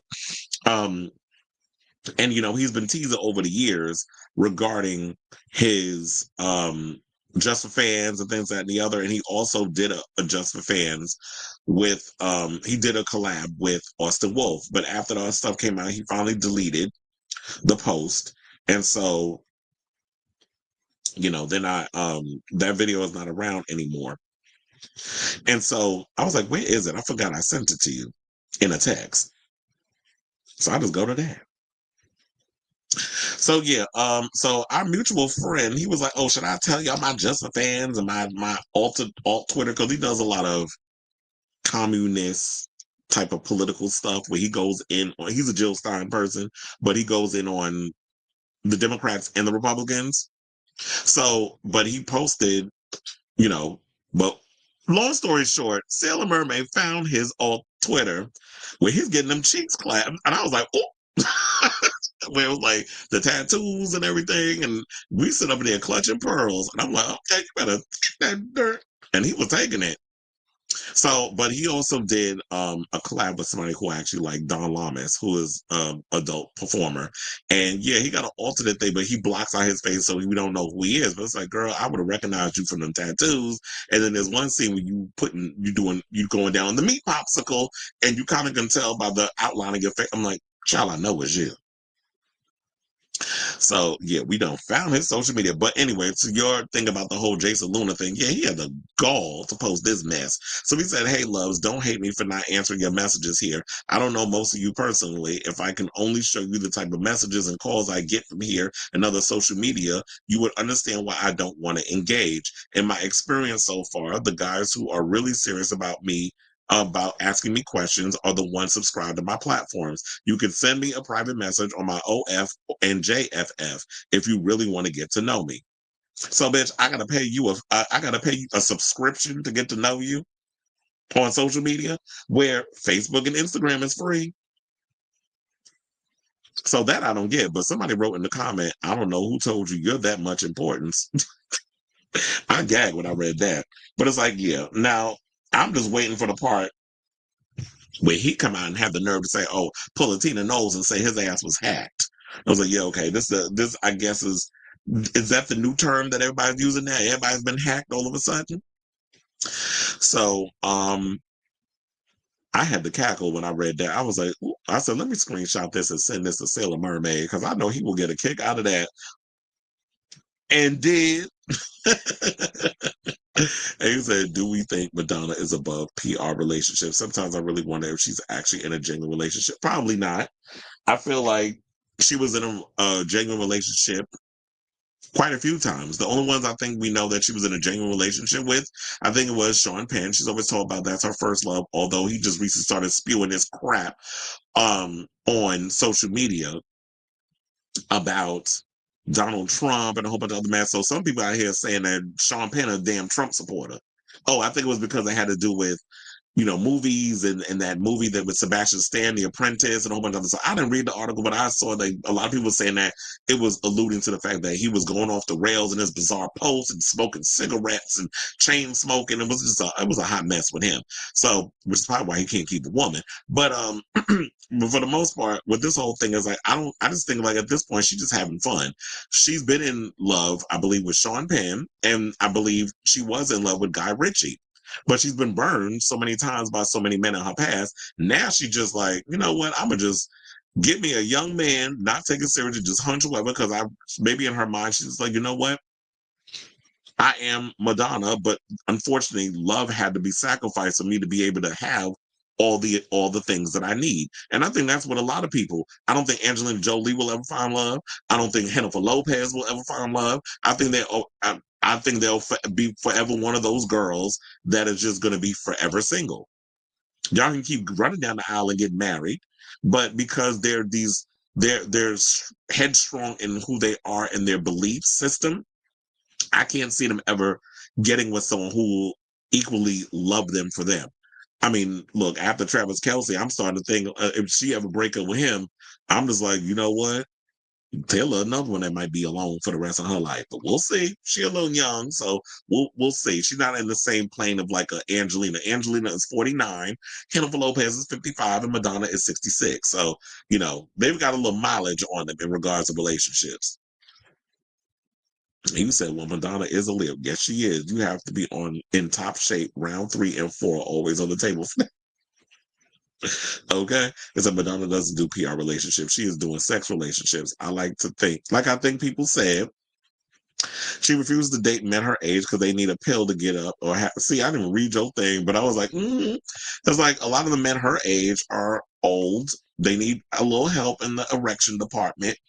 And they're not willing to go for a woman that age. A lot of the men her age are going for people Akeem's age. They're going for the 29, 30-year-olds. Sometimes they go a little younger than that, which I don't understand. If I'm in my 60s, I'm not dating somebody who is 25 or my son's age, which would be like Rocco. Rocco was 24, or Lola's age, which is literally around the same age as Akeem, but you like it, I love it. But I'm like, if I'm 65, I'm not dating an 18-year-old. What the hell am I going to do with that? They still wet behind the ear. They still got Similac on their breath. They still ain't been around the world and even around the world. I'm talking about you ain't even left around the corner from your parents' house, and now you trotting around the world at 18 with Madonna. But you having to keep up with her sexual appetites, or people like that. You said he ain't that slick. I was with him until I saw that shit. Okay.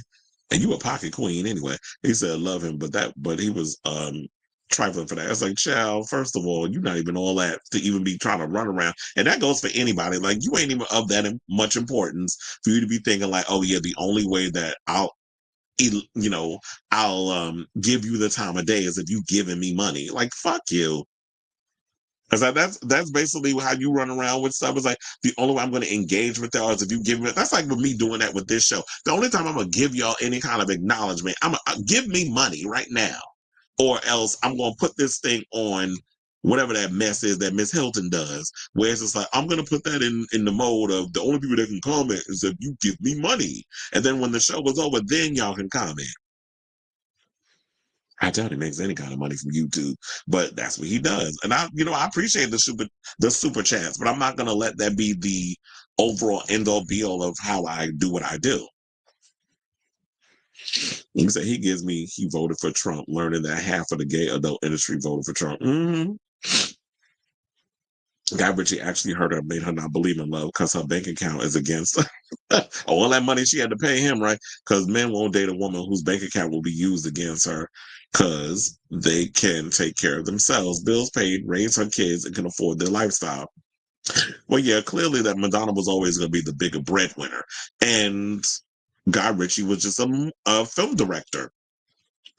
who, he had a couple of independent films, Snatch and Lock, Stock, Two Smoking Barrels. And don't get me wrong, I like Guy Ritchie's stuff. Like, I like a lot of those bro films that he does. And I didn't see that unfortunate, whatever the hell it's called, with Henry Cavill and, oh my God, what the hell is his name? Jack Reacher, which I just heard that they released a new trailer or a teaser for season 3. I got to watch that later on. So he did a movie with Reacher. That's what I'm gonna just call him. Alan Ritson. I don't know why I can remember his damn name, but him and Henry Cavill. Can you imagine watching a sex tape with those two? They be breaking themselves through the walls, kind of like that scene in Blade Runner 2049 when Dave Bautista went and threw what's his name through the door. I mean through the wall. Ryan Gosling. It's gonna be the sex gonna be like that. Two big white men. So they said for men, it's to continue their legacy having kids. And women like Madonna, they went through menopause and can't have kids. Exactly. Because when you look at it, it's like what? Al Pacino was 80 something years old with a baby. By the time that child get old enough to graduate high school, he gonna be dead. So it's like, why would you even do that to your kids? Anyway. Okay, so child, let's get into this Mariah Carey story because apparently they had. I ain't even going to try to attempt to do that note that she does. I do not have a 5-octave vocal range, so I'm not even going to go there with Miss Mariah. I cannot do the whistle tone. I can't do any of that. So anyway, so it said, look, so Mariah's night of celebrating the holidays took an unexpected turn at her concert in Baltimore where fans got into another fight. So yeah, so now basically it said that witnesses who were nearby told TMZ that the brawl involved 4 to 5 people and escalated quickly after a drink was thrown. This is another thing. Why people were throwing drinks? Because the other day we was talking about, where was it? Missouri was where the first fight occurred. This happened in Baltimore. This happened at the CFG Bank Arena. You know what, Mariah? Next time, I think you need to leave all these states alone, and you just need to come back and do a residency at Madison Square Garden for the whole month regarding the whole Christmas thing. Do it in the theater because, well, I guess you would want the arena because Mariah's not no theater girl. Because I'm gonna be like, quiet as it's kept. That Annie show ain't really doing what needs to be done financially. But I do have the video. Where we're gonna play it here, courtesy of TMZ. So please hold. It's got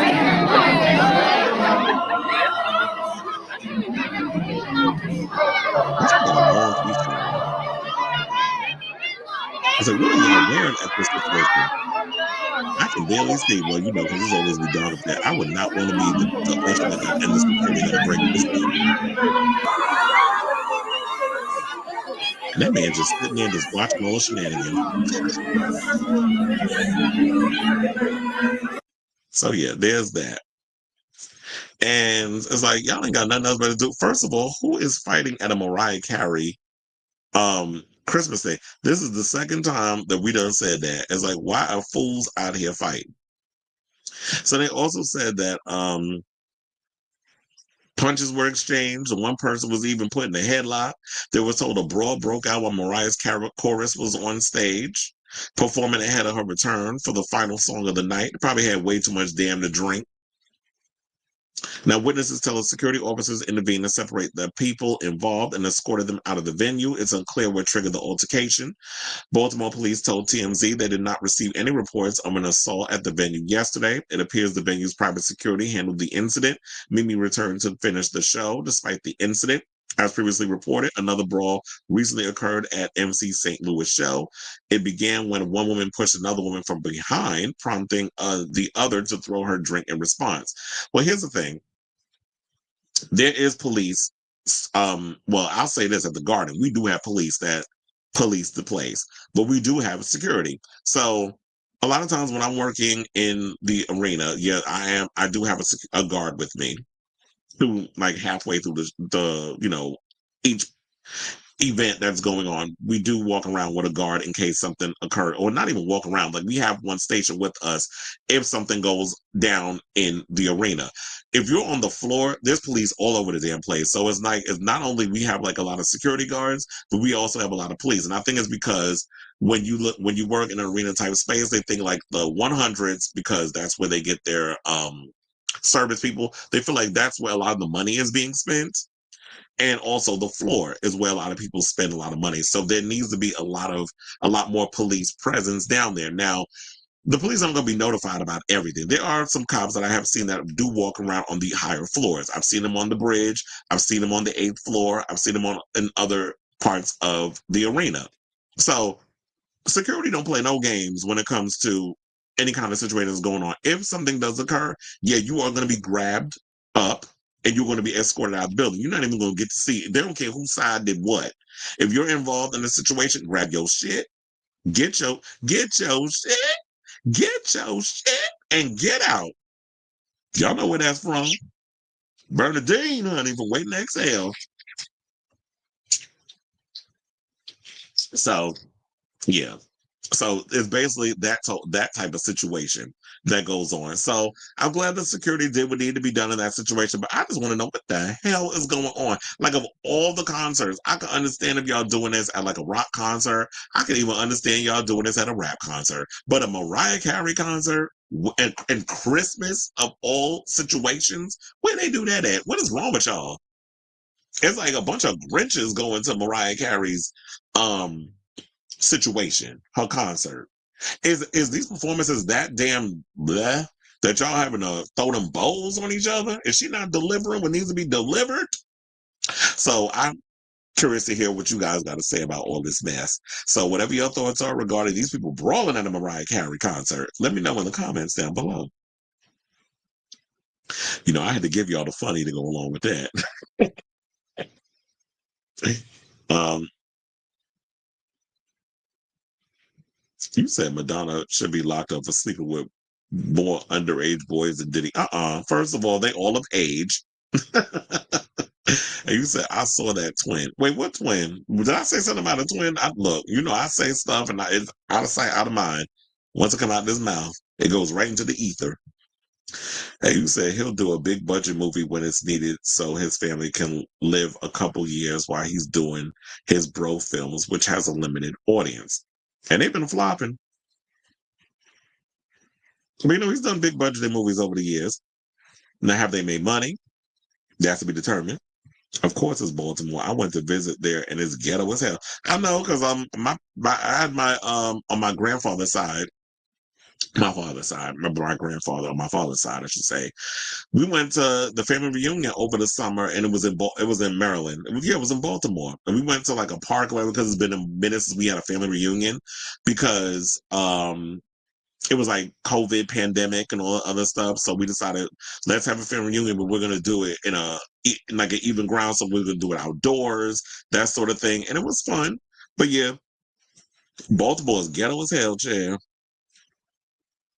And then we spent like a weekend or something or another out there.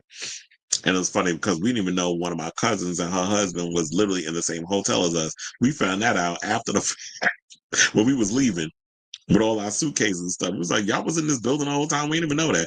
And so when I saw the twinkle in his eyes of the mass shooter, I knew he was homosexual. The post has a photo of him and Diddy is waiting. First of all, he ain't going to that place in Brooklyn. Is he still in Pennsylvania? I knew the Lambs was ghetto, but not that ratchet. Ghetto. Yeah, they ghetto, all right. No shade to those who live in Baltimore, lovely city, but oh, girl, you got shemale. Concert etiquette is dead as well. Yeah, to a point, because I'm like, yeah, there do be some stuff where it's like, okay, relax. And I think it's like more or less intense. Like sports stuff, people behave themselves for the most part, unless you standing up or you coming up and down the stairs, you blocking people's view, they get mad, especially at a Rangers game. Like Rangers people are way more aggressive than Knicks fans. So I'd be like, listen, you might want to wait until, you hear that whistle and then you can go back to your seat. So there's that. And then, but the concerts is like, yeah, it depends on the situation. It depends on the type of concert. I will say the most polite people events that I've worked, First of all, a lot of the younger kids, they're way more respectful than adults. Adults are the worst, especially the ones of a certain age. Here's the one that I heard was the most ghetto. And I'm glad I did not work it. I heard there was so much drama at the Stevie Wonder show. And I'm like, Stevie Wonder? A blind man playing a damn piano and y'all don't know how to act? Why y'all acting like that? Because he can't see what y'all doing? So how was it that the people was acting, they was talking about the people was rude, there was fights that was breaking out, that people was acting ghetto as hell at that Stevie Wonder concert at the Garden. I was like, really? Because I wanted to work that because it was Stevie Wonder. He's a legend. But I'm like, if y'all was acting a fool, I do not want to be at that. So that was, I heard, the ratchet one. The ones that are really respectful, the K-pop shows, the fans for, except one lady got nasty and I had to give her, like, bitch, don't try me. But I was like, I like my job, so I don't be cursing people out. But it was in my head. I was like, bitch, don't try me. There was one Olivia Rodrigo concert where one lady pissed me off. Oh wait, was it Olivia Rodrigo or was it Melanie Martinez? It was one of them too. I think it was Melanie. But those and the K-pop shows, people are so polite at those. I love working the K-pop shows. Because every K-pop show that I work so far, I'm like, everybody is so nice. So, but other than that, I'm like, Mariah Carey, really? That's just shocking. People seem to be bored from the looks of it. Clearly, well, look what y'all watching. Mariah giving a bare damn minimum when she on stage, surrounded by all them dancers. I'd be pissed. I'd be throwing fights too, or starting them. Did you see Mariah struggle to hit a high? Well, look, she getting up there, and it's like, this is, and you know what? I was thinking about this the other day because Alicia Keys wound up coming on at the arena. And I'm sitting there like, child, why does Alicia Keys always write a song in a register her voice can't hit? Because she always starts way up here. Like, it's always at the, you soar to the highest note and there's nowhere to go after you didn't hit that peak. It's like, sis, when it comes to songs and things, it's peaks and valleys. You don't start up here and stay up there. And that's why your voice sounds the way it do. Because you always trying to hit them notes. I'm like, girl, you about to blow a chord as in vocal. And so why would you do that to yourself? Like, you setting yourself up for failure. And the same thing with Mariah. Like, I was listening to, I don't know, because Make It Happen came on when I was in the arena. And I had to sing along with that song because that's my shirt right there. And so I'm sitting there hitting all the notes and everything and doing the chorus. And I'm sitting there like, here she go, putting these songs in this register. And yeah, when you was in your 20s and 30s, you can hit them notes. But when you 50 going on 60, your voice is not going to be able to hit them notes because your voice is constantly evolving and changing the older you get. So I think a lot of times when you're younger, you're not thinking about, well, damn, I don't know if I should have sang this song or wrote this song in this key when I was a kid. Or when I was young, because I know I can hit it, and can't no bitch tell me nothing. But now, since you about to knock on 60, it's like, ooh, the struggle bus is into the chat or into the driveway. So there's that. No, you said this is why I stay my ass. Look, this is why I work in an arena, so I got to pay for them tickets. Them tickets ain't cheap. So that's why I like working where I work, because it's like I have the privilege of getting to see a lot of these great shows. But yeah, it's like in certain situations, like, yeah, people don't know how to act. It's like, have you seen the topless photo of the shooter in the post, Luigi Mangione and his? We did all of that in the beginning, so I know you probably just coming in now. But yeah, in the beginning of the show, we broke the story about Luigi, and we sat up in here and fawned over his sexiness and the fact that one person was in the comments talking about that Luigi hit them up on Grindr with one of those what do you call it? Those expiring photos, some of the closet cases like this, and they send me a lot of those when I be on Grindr. I was like, child, why are you sending me dissolving like expiring photos? I don't want an expiring photo of your face. I need to remember who I'm looking at, so that when we finally hook up, I remember that I'm looking at the same person and you send me these pictures and you're not trying to catfish. So yeah, there's that. So yeah, we thirst trapped him earlier in the show. If you want to rewind after the live is over. They said Dula Peep is doing a one night with Dula Peep on CBS where she's performing a concert and it'll air on the network. I think I saw, not she's setting herself up to flop though, but I think I heard something or another about that. I don't know. I'll check. But then I was looking at it, like, I don't know if I care. I mean, I'll watch it, And I already know, like, with her doing 4 nights of that's Future Nostalgia Tour at the Garden, I already know I'm probably guaranteed to get 1 or 2 of them damn days. So we'll see. I just hope the tour is good. Because I like Dula Peep. Although I did not particularly care for Future Nostalgia. In college, I worked a Kenny Loggins show, the most ghetto trailer park racist people folks I've ever seen. Oh, Mariah is getting older. Alicia is a result of her karma. So they say. Okay. Because CBS is the worst out of all the major TV networks, ABC, NBC, CBS, and she probably did it. Don't forget Fox. And because they've worked hard to try to get included in the big four. What is it? ABC, NBC, CBS, yeah, Fox. And then and she probably did it to up her chances to win a Grammy before she found out the network would change to Disney in 2026. Well, I don't know. Is anybody really talking about Dula Peep and Grammys? That one was not Grammy worthy, quiet as it's kept. And they said from personal experience, hitting high notes and whistle notes isn't easy, especially when you don't train and drink tea. Yeah, because you constantly need a vocal coach. There's still people that walk around using a vocal coach. Cher, I believe, still uses a vocal coach. So yeah, there's a lot of people that still walk around using a vocal coach, and I think it's smart to do that because you have to constantly evolve your voice. You can't just simply think, "Oh yeah, I'm a good singer, and that's enough," and I'm gonna just use what I got. It's like, yeah, but your voice is constantly changing. You can't just consistently think, "Oh well, I don't need to train no more," because if you damage something, you gonna end up like Julie Andrews.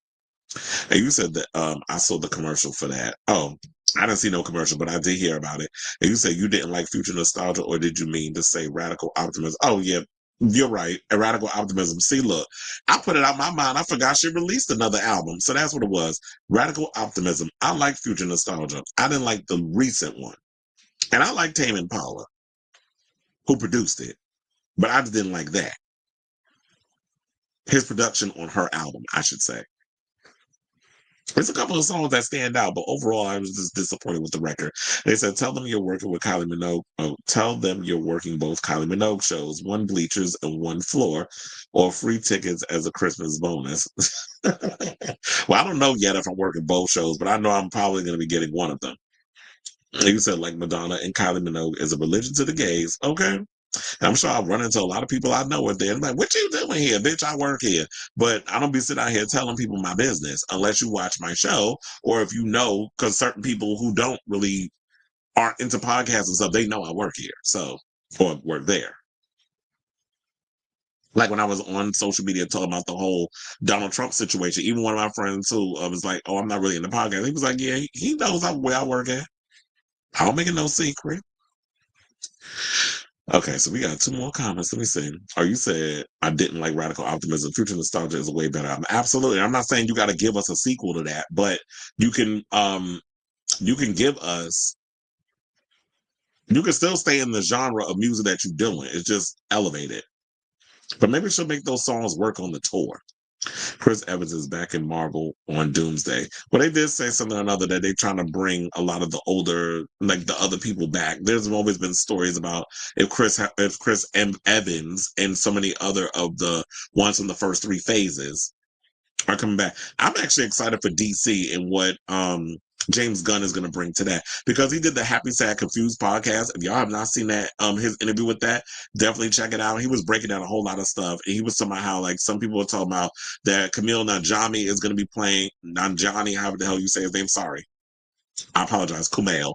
But said he's playing Booster Gold. He said, first of all, we haven't even started working on the scripts of Booster Gold, or it's not where he's happy regarding that. So there's no story about Kumail coming in and playing that part. Me personally, I don't want to see Kumail. I like him, but not as no Booster Gold. I need Booster Gold. You know who I was thinking should play him, and he about to wrap up over on The Boys, which is another show I've had a hard time really getting into. But I would love to see Anthony Starr play Booster Gold. I wonder if he could actually play a little comedy type stuff.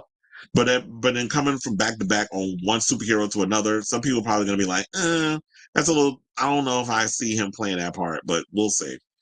But yeah, he's like, and also the Brave and the Bold's not where he wants it to be. But he said he's excited about Superman and he's got ideas for Batman and he's got a lot of things going on with that. So, I still haven't gotten around to watching Creature Commandos. I got to get around to that too. And you said, so I knew they're getting back to the original cast to get money because they're struggling over there with their MCU. And the thing with MCU that it really has been irritating me is like it feels like homework. I feel like I have to watch all the shows and all the movies. Never had to do that during the first three phases. Now it's just like we have to do all this homework just to be able to get through. Like, stop connecting everything. Like, y'all need to, and that's why I like what DC is doing right now. It's like we have connective tissue with certain things, but we're also doing elseworld stuff with other projects. So yeah, we have Robert Pattinson or Battinson. We have him off doing his Batman thing with Matt Reeves, but we have our own Batman over here. We also have, the Amazonians from Themyscira over here, and then we're gonna have Wonder Woman over here. So it's so many different, things. Sandbox. They're playing. They have so many different toys in the sandbox that I actually like. And people seem to forget James Gunn was a screenwriter before he was a director and a producer and all those things. He was a writer on that. Sidebar: I had no idea he wrote Scooby Doo. I just found that out when I watched Happy Sad. I'm like, wait a minute, James Gunn wrote Scooby Doo? The movie with Freddie Prinze Jr. and Sarah Michelle Gellar and Matthew Lillard, that lot. So I was like, I didn't even know that. I totally forgot. And he also wrote one of my favorite Zack Snyder movies, Dawn of the Dead. So I trust James Gunn and what he's planning on doing with the DCU. I'm just so sick of people trying to, equate what happened previously because y'all mad about Henry Cavill with James Gunn. It's like, but y'all like Guardians of the Galaxy, correct? So why y'all complaining now? I just hate the selective memory with people. There's a riot in Orison. Inmates are fighting to be cellmates with. Shut up. And you said James Gunn said we ain't casting until I'm not happy with the script. So he said, let me take my time. And yeah, there's things down the pipeline and he knows what he's doing. The business stuff, Peter Safran is dealing with all of that. Now, in regards to like the stories, he's bringing people in, he's letting them do what they do, and he's going by instinct and gut feeling. So he's just like, you know what? If I feel it, like he said he felt with Creature Commandos and Superman and so many other things that he felt, then we'll move forward with it. And another thing that he can't speak on that he just greenlit, and also Lanterns and all that other stuff, then we'll get to that part. But yeah, give people time to develop what they need to develop. So we're not really going to get James Gunn's cinematic universe until Superman comes out in July. So people just need to be patient. And you said Mariah drinks a lot of wine and champagne. Well, it could be, and you get bubble guts and stuff from drinking that too. Honestly, the interconnection of DCEU and MCU would work best as an animated series and movies. Here's the thing: DC so far does animation better than live action. Or is that Sony? No, Sony does animation better than live action. All of Sony's stuff is terrible. And I feel bad for Aaron Taylor Johnson because I like him. And I heard he's really good in Nosferatu, which I definitely need to check out also. But I've heard that Craven gonna flop at the box office. But you know what? That's Sony's fault because y'all continue to give these characters that are connected to Spider-Man their own spinoff. It's like, who asked for that? That's stupid. You can't. A lot of their motivations don't work without Spider-Man being involved in some sort of way. So if y'all wanted to create future Spider-Man movies and you wanted to use Craven as a villain, if you wanted to include Madam Web, if you wanted to include Morbius, if you want to include all these other people, that's what you should have did. You were so shady, Cleveland, for that comment. He said, but unfortunately, animation, particularly 2D, is more expensive. Yeah, she should try Dalola. She don't know her, remember? People are forgetting that Zack Snyder made it very dark and apocalyptic. And remember, Disney fired him and rehired him after the Guardians of the Galaxy cast revolted. I heard Marvel is wanting to buy Spider-Man from Sony. It's not going to happen. Sony has not given up Spider-Man. I mean, yeah, Spider-Man. They're not giving that up. That's too much of a high-profile IP for them. So they'll share it, but they're not going to, they're not going to sell it. It's the same thing with Spyglass and Scream. They benefit so much from that damn franchise. They're not giving it up. But yeah, it was just like I just felt like his universe was too dark. Don't get me wrong, I love Man of Steel and I love Batman vs Superman. It has its flaws, but I like it. But it was too dark. And That's not what Superman is all about. There's a sense of wonder and optimism about Superman, and I need them to bring that back. And based off of what I've been hearing so far from James Gunn, we're definitely going to get that. So I'm excited for, to see what David Corn Sweat is going to do and what he's going to bring to that part. Luigi's official mugshot has been released. Chill, hold on. Now I got to look it up. How is that the first thing that pops up? On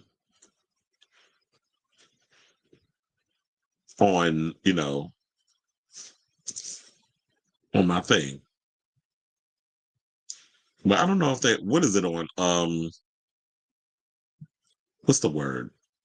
TMZ? By the day, there was also a picture of them showing him in the back of a cab or something or another. I was wondering when I saw that. I was like, is that AI? Let me go over to TMZ because you know them. They stay having That's the first. Oh, excuse me. Oh Lord. Now they're talking about Jay-Z and Diddy's lawsuit sparks reactions from 50 Cent. Well, you know what? I'll bring all of that up um in the next situation. No, so they digging up a whole lot of stuff. You know what? If we come across it tomorrow, whatever. Oh Lord, why they pick the worst picture of Tina Knowles? Oh, so yeah, she talking about she was hacked. But you know what? We'll talk about all that tomorrow. I don't want to get caught up in sidetrack with other stuff. We'll talk about that on tomorrow's show. So it says Sophie Ellis Bextor's wine is called Rose on the Dance Floor. Now that's funny. Zach should have taken a lesson from Justice League, the animated series. You said Zack Snyder is better at making movies for adults, not families. Like Eli Roth, their audience is cynical and hate the world. And what I like about what the hell's his name? James Gunn. James Gunn is always somebody who's really good at taking people who are considered misfits and stuff and elevating them to a place that we root for them. So I always like how he works and roots for the underdog. Okay, so now let's get into this story and let's talk about Barry Keoghan, who I'm like, what were we referring to him earlier? Oh, we were talking about musicians and things, but since we're going to talk about um, Sabrina Carpenter's ex-boyfriend, let's get into that. So, shout out to Barry Keoghan, who had who deactivated his Instagram because people were trolling him online over his breakup. So he basically, after he left Instagram, he basically posted a statement saying that his family has been harassed. So he took to Twitter and posted um, this post regarding that. Now, I do have that. We'll get to that in a second. But he took to Twitter on Saturday to announce that he deactivated his Instagram account following heavy speculation surrounding his relationship with his infant son and his breakup with pop superstar Sabrina Carpenter. Now, after Keoghan had a son with his now ex-partner Allison Sandro in August of 2022, the pair broke up the following summer. Now, shortly after, Keoghan started dating Carpenter, a quick pivot that led to social media backlash for the 32-year-old actor. So, Carpenter and Keoghan now have broken up, and their split has been plagued by rumors that Keoghan had cheated. Because there was something or another that I think they said it was a content creator. I think she does like an OF or something or another. And she got on, I think the girl got on social media and denied the situation. So yeah, so he took to social media and said the following. He said, I can only sit and take so much. My name has been dragged across the internet in ways I usually don't respond to. He used the wrong too, but I'll forgive you for that. He said, I have to respond now because it's getting to a place where there are too many lines being crossed. I deactivated my account because I can no longer let this stuff distract from my family and my work. The messages I received, no person should ever have to read them. Absolute lies, hatred, disgusting commentary about my appearance, character, how I am as a parent, and every other inhumane thing you can imagine. Dragging my character and everything I worked extremely hard for and stand for, talking about how I was a heroin baby, and he also misspelled heroin, and how I grew up, and dragging my dear mother into it also, knocking on my granny's door, sitting outside my baby boy's house, intimidating them. That's crossing a line. Each and every day I work harder to push myself on every level to be the healthiest and strongest person for that boy. I want to provide opportunities for him to learn, fail, and grow. I want him to be able to look up to his daddy. I have a full trust in me, and I know I will have his back no matter what. I need you to remember he has read all this about his father. I said, wait, sorry. I need you to remember he has to read all of this about his father when he is older. Please be respectful to all. Thank you, X. And you want to know something? You people are fucking disgusting. Like, how are y'all sitting up here, got the absolute, because here's the thing, and I realize this about a lot of y'all. Y'all live in the Matrix, because in the real world, y'all would not go to this man's face and say any of this stuff to him. Y'all would never have the balls to go up to him and say that he's ugly, talk about his appearance, or talk about his parenting skills, which I did see some people in the comments was saying, well, he need to be running around taking care of his son than running out here after Sabrina Carpenter.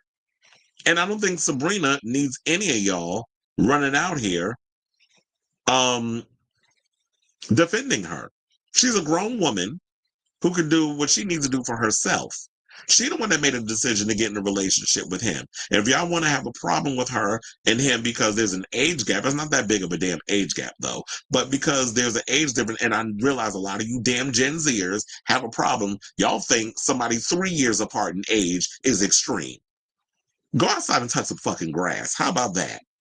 Because a lot of y'all with y'all stupid little rules is getting on my damn nerves. And who he's sleeping with and who he's got a relationship ain't got a damn thing to do with y'all. So I don't understand why y'all sitting out here investing yourself in situations that have nothing to do with you. Or you feel like what? By saying all the things that you say about him, which you have no evidence if any of it is fact. Is that supposed to get you tickets to Sabrina Carpenter's short and sweet tour if that's still going on?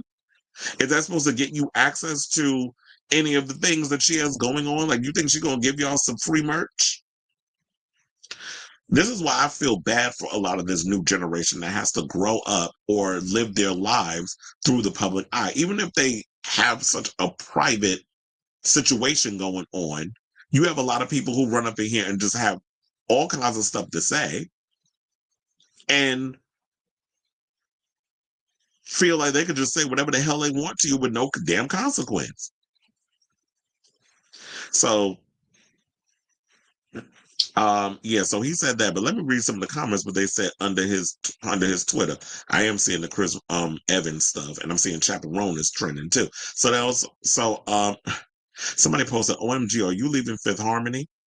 Another person said he may have done what he did, but showing up to his relative's front door is weird.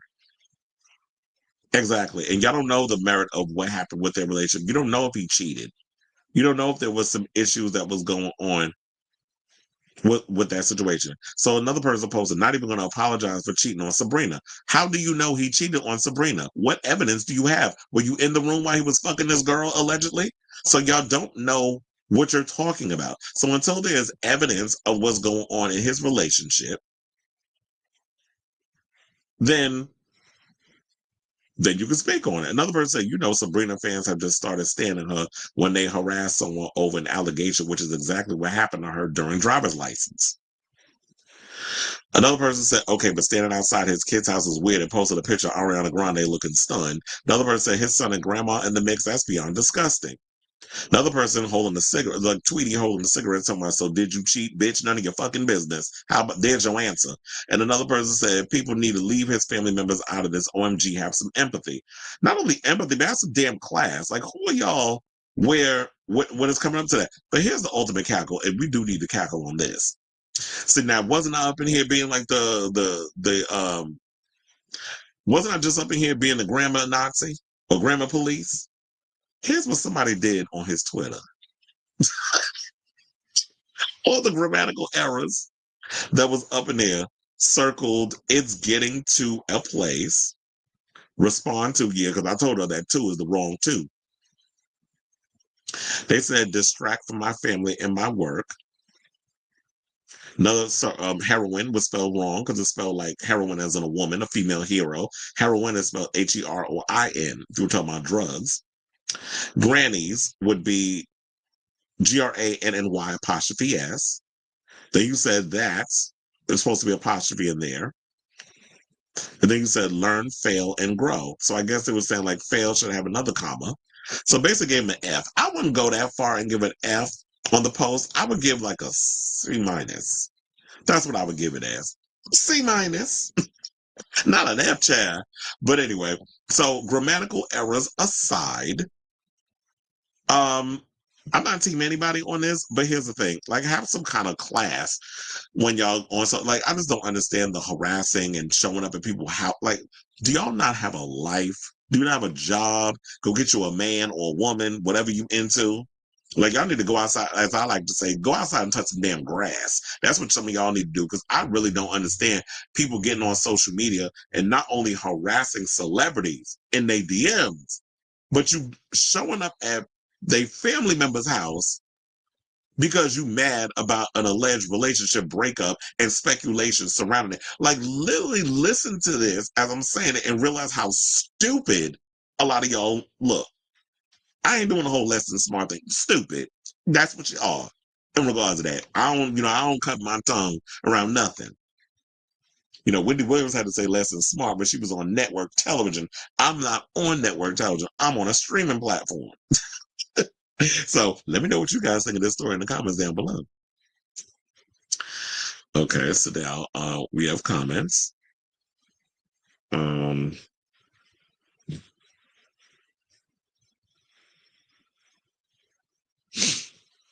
Because you know this Jay-Z stuff, there's gonna be a Pandora's box that's spilling out. That's gonna be happening. Onyx says Foxy Brown seemingly reacts to Jay-Z's accusations with an IG story text post. Wait, so she gagging over this like she's shocked? But I said, didn't I say early in the show that some people might think it's true because once upon a time Jay-Z allegedly hooked up with Foxy when she was 15 and he was in his 20s. So it's not that far-fetched that somebody back in the day that he was doing things until he got the young girl he wanted, Beyonce, because she wasn't that older, much older when Jay allegedly got with her. And some people will be like, well, you may have done some things back in the day, and now it's coming back to haunt you. And now because you a changed man and you got you a wife, and now that you got children, you don't want the damage to come out about your legacy to be destroyed, or I guess is what I'm trying to say. Robbie Williams didn't get married until he was close to his 50s. Well, that's like similar to a George Clooney. Like he's a rock star. George Clooney is not a rock star, but he's an actor. And it's sort of like, you know what, you haven't found the one yet. So you're sort of a late bloomer getting to that point of, okay, I'm ready to settle down because it's like, I've got it all out of my system. And some people, I guess, need to be like that. It's like they got to get all their slutdoms and they having fun and the drugs and the partying, all that stuff. You got to get all that out your system. And once you finally got it out, it's like, you know what? Yeah, it took me till I was like in my 50s to finally want to settle down. Because when I'm young, I'm supposed to be out here having fun. Why the hell would I want to settle down when I'm like in my 20s and 30s when I'm living the life of a rock star?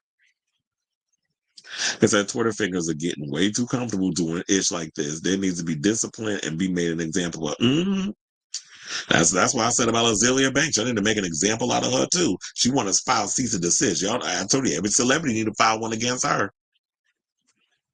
He said, look at his co-star, Jacob Elordi. He said he's growing a beard to lose his sex symbol status, saying that sex symbol stuff made him uncomfortable. Look, he's going through his Brad Pitt phase because once upon a time, Brad Pitt was going around hating the fact that he was so damn fine. And y'all was not taking him seriously as an actor. So he had to crack his teeth to be in 12 Monkeys.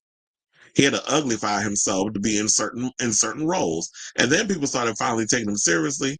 But it was like, yeah, a lot of people did not take Brad Pitt seriously at a certain point because, he was too good looking. That's the same thing with Jacob Elordi. Jacob Elordi is a good looking guy, but you could definitely see like he's he's young also. So immensely insecure. And then it's like when not only you're attractive, but you're like really tall. I remember one time I was working an event. I can't remember what it was. I think it was a comedy show or whatever. There was a guy that I kid you not looked exactly like Jacob Elordi, height and everything. I was like, "Oh, you cute." And he was real tall. He was like 6'4". And I'm looking up because I ain't that tall. I'm like 5'10". But 6'4", I was like, "Ooh, how you doing?" I don't mind climbing that beanstalk.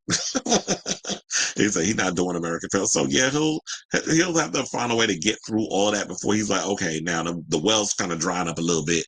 Now I got to come back over to America and make that real money. And he said, but that TikTok ban and hopefully another social media law, they'll have no choice. I heard Twitter is making free Palestine a slur. That's nice, but like I was saying before, we can go somewhere else and use what we need to use. I'm going to have to push for people, to come over to find me on my YouTube if we get banned over on TikTok. For those of you who do follow me on TikTok, and one guy I think didn't even know that I had a YouTube channel because he was like, "Oh, you need a YouTube channel." I'm like, "Sir, I have a YouTube channel. All these clips you're seeing is from the YouTube." So with that being said, y'all just gonna have to go into my link in the bio of my TikTok to add me on YouTube so that way you can follow the videos and stuff I do there. I'll post the same clips that I've been posting on TikTok. I'm gonna post it on YouTube. I'm posting on Instagram. I'm gonna post it on Facebook. I post it on all the platforms. So if TikTok is taken away, and it's unfortunate because TikTok is the one platform where it's like I don't have to fight with algorithms. They always trying to say there's all this algorithm BS, and it's like, no, that's not true. I think it's easier for a lot of us to find an audience on TikTok versus the YouTube guidelines and the BS algorithm crap they do over there. So it's hard for us to make something of ourselves on YouTube, Instagram, all these other places. Facebook is like I'll get a couple of likes and comments here and there. But for the most part, TikTok is where I mostly engage and I build a bigger audience. Like I think I have more followers or, more followers on TikTok than I do on YouTube. And I've been, fighting for the longest to try to get at least 2K. And then there's some people I see on social. Wait, let me not go there because I don't want to tear down no other content creator. I do my thing and they do theirs. I'm sure all of their additions are well deserved, and it is. I genuinely mean that. I'm not just saying that to be all politically correct. So it's like, so he never said that, and he never left Euphoria. Yeah, he didn't leave Euphoria. He'll be back. I said he'll be back doing the new season. But I just feel like, I think he is relatively uncomfortable with being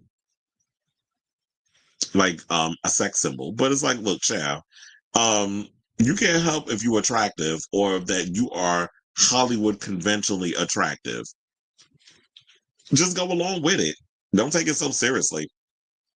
But as many astrologers predicted that scandals of Jay-Z will be exposed later this year and next. Child, and look what's happening. So do I think Jay-Z is innocent? Not entirely. Like I said, there's been business endeavors that he has done in the past that come into question. We talked about it with 50 Cent in regards of that, on how he has pulled little shady moves behind the scenes to prevent certain business deals from happening. And many of people have said this over the years. So Jay-Z wants to be the only player in town that is accomplishing and making and you in the words of Nene Leakes, you will never win when you play dirty. So if there has been situations going on in the past where he has done some Diddy stuff, and it's funny because remember when the Diddy stories first started breaking over the summer, a lot of people were quick to say, well, Jay-Z's next. I'm like, well, damn, can we just focus on one person at a time before y'all be trying to go down a whole laundry list of rappers and people that are moguls now that have done some I was gonna cuss some stuff back in the day. One Negro at a time, please. As you said, some people are blessed with beauty and attractiveness, and it's unfortunate people like Jacob and Barry. Oh, you talking about Halle Berry? Oh, you talking about Barry? Oh, I thought you talking about Halle Berry because Halle Berry the other day in an interview and people was getting on her about that, talking about that she's sick and tired of people saying that she's pretty. Y'all always come at them, oh, you're so beautiful, you're so pretty, and she's like, and I got what she was talking about because she's saying that there's so much more to me than being a beautiful woman. That there's so much I have to offer, that I've also got talent and I'm a great actress. But y'all only want to focus on how attractive I look. And so that's what she was getting irritated about. But of course, the simple minded wanted to drag her over that. But it's like, I got what she meant. And I think there's some people like that when it comes to being attractive. It's like, there's so much more to me than than just being attractive. Because yeah, when you're attractive, they do want to put you in certain type of roles. Or we want you out in the front and you to be the representation, and we want you to do this, do that, and we only want you to be the pretty one. So, but I'm like, but there's so many other things that I can do too. And being pretty does have its advantages, because people will push you in different positions. But the part is, do they take you seriously? That's the other question. It says some people are blessed with beauty and attractiveness. It is unfortunate people like Jacob and Barry have to have admirers that are obsessive through a parasocial relationship. I don't know why I couldn't say that word. It said people can be attractive and beautiful, but also be introverts. Yeah, introverts masquerading as an extrovert, and I think mostly a lot of performers are like that, unless you're just a narcissistic psychopath with no talent, like a Kardashian or a Donald Trump or something like that. But for the most part, there are people who are like immensely talented, and I think a lot of actors are introverted extroverts. Typical Sagittarius always have to be the only one in the spotlight and don't want to share it. Okay, isn't Nicki Minaj a Sagittarius? It's like how they get Angelina Jolie to do an interview after 19 years. Oh yeah, I did hear that she did an interview. And I haven't watched it. That's a good question. Well, she don't do interviews. But child, why does this Kim? I was like, will they be able to get Beyonce to do one? Because she don't do interviews either. I think it's because y'all be clowning the way she talk. But anyway, how many more topics we got? So we got 3 more topics to go. We are done with today's show. So before we get to said topics, if you have not already, please hit that like button and that subscribe button. Also smash that notification bell so that way you know when we go live with a brand new episode of Chris Avalon Unfiltered. After the show, I will be putting in timestamps on this show so that way you know exactly, if you don't want to go through all the banter that we do throughout the show where I'm conversing with a lot of the people that are watching the live chat. You could definitely come in and just click to that specific time frame and chime on in with said topics. So without further ado, let's get into some Troye Sivan T, who is opening up about feeling guilty over being successful versus, the ones, versus the queer predecessors that paved the way for him to have the freedom to say and do the things that I'll use a Madonna quote or reference to her music, to express himself the way he's able to express himself freely in his music. So express yourself, don't repress yourself is what I say. So now shout out to Attitude for this story. Now speaking on an episode of the Audible series Origins, Sivan made it clear that he's not taking for granted how lucky he is to be operating as a pop star in 2024, saying, quote, "I'm definitely not fighting for my life on the street. I get to make music videos and I get to be true to who I am." This is what he acknowledged. "I do feel like I really carry that with me with kind of a sense of guilt because of how lucky I feel." Now, later speaking to Billboard about his Origins episode, he elaborated, "I feel incredibly fortunate to feel a small part of a moment where queer voices are more visible and celebrated in pop culture." He says, "I feel that understanding the contributions of queer artists who came before us is vital. They navigated challenges we can't even imagine, often at great personal risk, to express their truths and create art that resonated with their experiences." This is what he explained. "Now, for me, it's about honoring their legacy and understanding the cultural and historical context that shapes our present." Now, I do agree with him on this because I will always say that, and I'll get to the rest of the stuff that he has to say later on.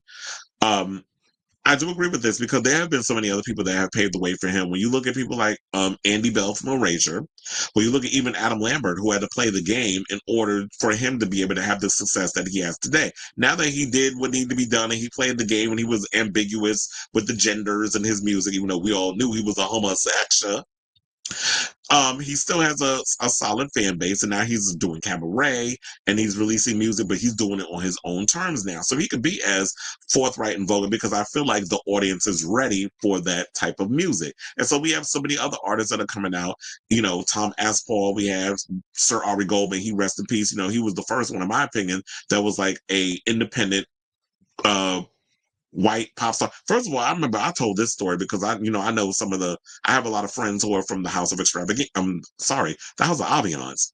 So I was hanging out with some of the Aviances. Shout out to Lamont and shout out to Jovan. When we were talking, I had no idea that Sir Ari Gold, may he rest be, he passed away from cancer a couple of years ago. He was close friends also with Kevin Aviance. So I had no idea he was a part of the Aviance house until I was having the conversation, and that's what was going on with that. But I remember, like in the 2000s, Ari was someone. First of all, I was like, first of all, when I seen him on the cover of HX and Next, and I did meet him, and he bought me a drink back at XL, and he was lovely. I tried to get in his pants too, but that didn't happen because I had the biggest crush on him.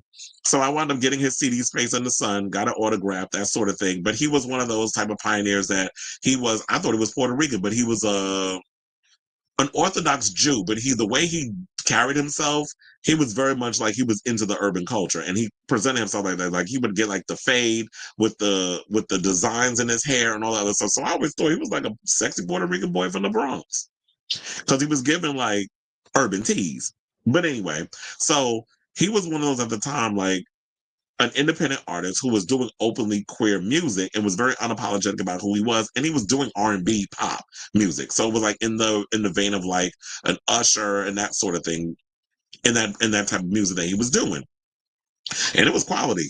So it wasn't like, like when you listen to certain artists, I'm like, okay, this is trash. But he did his thing back in the day. So he was a pioneer in that as well. Then we had Boy George, we had George Michael, and we had Freddie Mercury, and so many even Elton John closeted behind at the time. Until I don't know how with all them outfits, nobody knew he was a homosexual. So, we had all those things. And then when you look at a Troye Sivan, you look at some of the newer generation and the Little Nas X's and so many others. And like I was bringing up, Tom Asphalt, we see is out here doing his thing. And then we have Jordy who's doing his thing. So we have a lot of these young, up and coming, independent, white, or even just pop acts who are openly gay and unapologetic about who they are. And I always say this, and I'm glad that as young as Troye is, that he is appreciative of those who came before him and realized that, you know what, they had to go through the ringer for me to be able to be freely to do the things that I'm doing today in regards to my music. And of course, there's going to be people who are going to be critical and have things to say about him being, an openly gay guy, because that's what a lot of you incels do. You're all unhappy with your lives and all that other stuff. So you have to be critical and negative about what someone is doing. But in regards of him, I'm just glad that, he acknowledges it. But I don't think you should feel guilt, which is the times of which we were in. And now I feel like we're at a place where people are open-minded enough where they're more accepting of queer art and queer artists. And you can go out and be your true, authentic self without having to worry about being canceled or being dropped from your label or that sort of thing. Because he's on a major label. He's winning countless awards. So now, with Troye being in his position, hopefully he paves the way for a lot of the young ones that's coming up behind him to be able to carry the torch once Troye is done doing all the things he's doing. So, in regards to that, he basically wrapped his Something to Give Each Other tour. Charlie XCX is currently now on her little tour, and that's the album cover of Something to Give Each Other, in case y'all didn't know. But I do love the album. I love the energy behind Something to Give Each Other. Like when I listen to Troye's early stuff, I'm like, it's cute or whatever. But now it feels like he went from a boy to a man with this album, because it does feel very, especially when you listen to Rush. Rush has this seedy sense of sexuality and masculinity to it, even though when you look at him he still look like a damn twink. But it's just the song exudes masculinity, in my opinion, and just unapologetic hedonism. So but they also said that, there is a scene in the thing which everybody brought up that it pays homage to Madonna's Blonde Ambition tour. So now while he performs One of Your Girls, he performed a lap dance to a male participant, which is, like very Janet Jackson. And he's wearing a corset and a comb bra as a homage to her iconic Jean Paul Gaultier look, which, is, as I said, iconic. And then he even does it once to Ross Lynch, which I'm like, okay, I would not mind seeing a sex tape between those two. Now, they said also in the same interview, the singer was asked whether he planned to return to acting in the future. And, since he's pop besties with Ariana Grande and Charlie XCX, and they've recently gone into movies and stuff, Charlie has been getting her little acting, her little thespian on. He basically said that acting has always been a passion of his, and he cherishes the opportunities that he has in the realm. While music remains his primary focus, he is open to exploring acting projects that resonate with me and scare me. I feel lucky to be able to approach acting like this as a passion rather than a day job. And so I do like the idea that he's approaching it from that. It's like, music is my primary focus, but acting is something that if I feel in my gut that it's something I need to do, then I'll do it. Because was he in that gay conversion film that came out with Nicole Kidman? I think, or was it with her? I know there was a gay conversion film that he was in. And then he also was in that horrible The Idol show. That's why I made that little dig at The Weeknd and his acting, because he was in that. And he also did he was young Wolverine in another horrible movie, X-Men Origins Wolverine.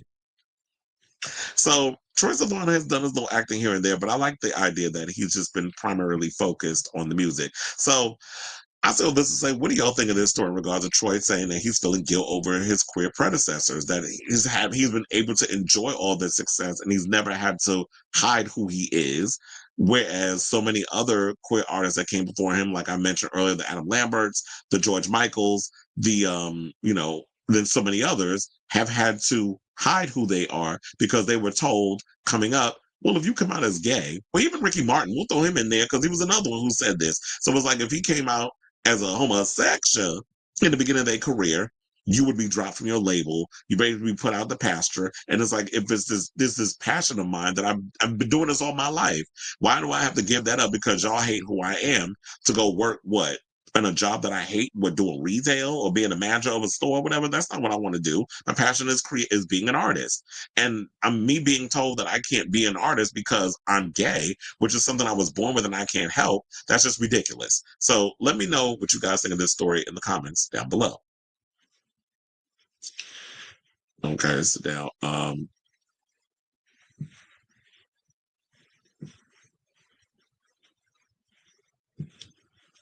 so you said, I think I saw Jay-Z and Meek Mill doing the Wooloo Lounge. I mean, going, when?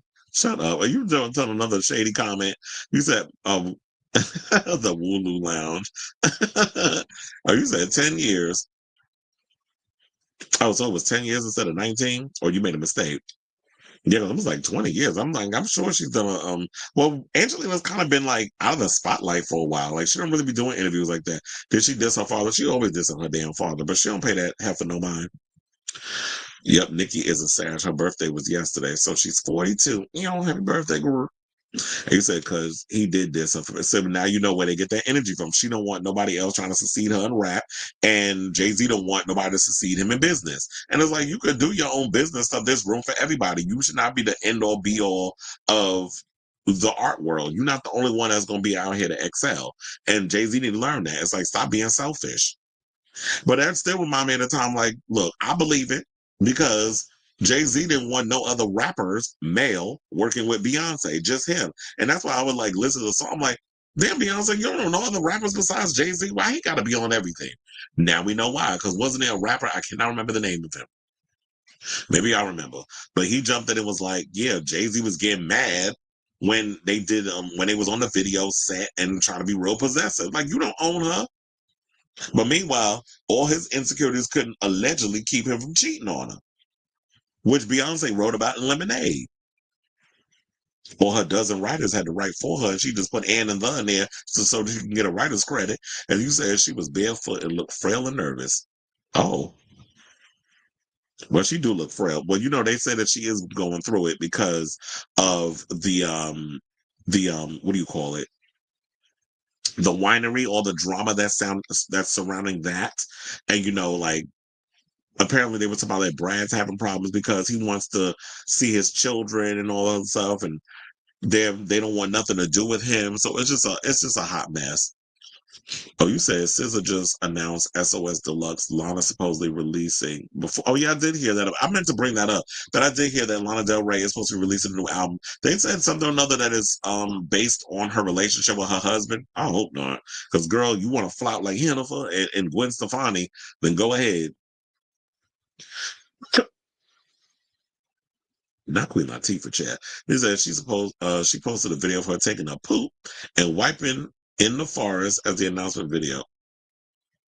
Girl. Nasty. I wonder what her poop looked like because, Angelina Jolie weighed like 12 pounds soaking wet. So can you imagine how her droppings are? Let alone what her poops, her farts sound like. Yeah, three of them. This said Latifah, Whitney, and Khalid. Yeah, and especially with Whitney Houston couldn't be her true authentic self, especially having Sissy for a damn mother. And then Queen Latifah, she still ain't come out of the closet, but we know she a lesbian. We know she married to a woman and got a whole kid and everything. She just don't talk about it. She'll never come out of the closet. I feel like at this point, do she need to? We know the deal. So and it's funny because I feel like it is easier for women to be out than it is for men. Or maybe in certain situations. Because look, once upon a time, Ellen couldn't be out. And then there was a recent story, and I forgot to bring this up, but now I remember. I saw a story with Lance Bass talking about how, because remember, at one point, Lance had transitioned into acting. He did a horrible movie, On the Line, which is once upon a time I used to actually call my show On the Line. So, Lance Bass came out and did he was doing some acting, this, that, and the other. And then what had happened was when he came out or was outed by you know who, that heifer over there with his own show, Miss Hilton, um, Lance couldn't. I think when they said something or another, once he came out of the closet, he had a show in the works over there at the CW, and they were like, they had to cancel the show because you had to be believable as a straight man. Retool the show and have him be gay. But I guess in that time, we wasn't ready for people to be out and proud and have their own show. I mean, we had Queer as Folk, and we had, which Child just celebrated its 24th anniversary. It's the American one, because remember, the show premiered in December of 2000. So next year makes a 25-year anniversary. I'm like, child, I'm getting old. Because I remember where I was the time that I did Queer as Folk. I had just graduated Barbizon, and I recorded it. And I went home and watched it because some people was like, oh, they had to watch it with the TV down low and they couldn't even watch Queer as Folk. And I said, well, child, my parents knew I was a homosexual and I recorded it right on their TV, because we had with the cable box. And I just came right home as soon as I was done with Barbizon and I watched, kind of find out Barbizon was a damn scam. But I came right home and I watched Queer as Folk and I loved it. Because Lady Bunny talked about it too and said she didn't like how the seediness of club culture. Child, the club culture is seedy, depending on where you go. There's a whole lot of issues people have with Queer as Folk, but look, we needed a show like that at the time that we were in. And then when did Noah's Ark come out? I think it probably came out like a couple of years later.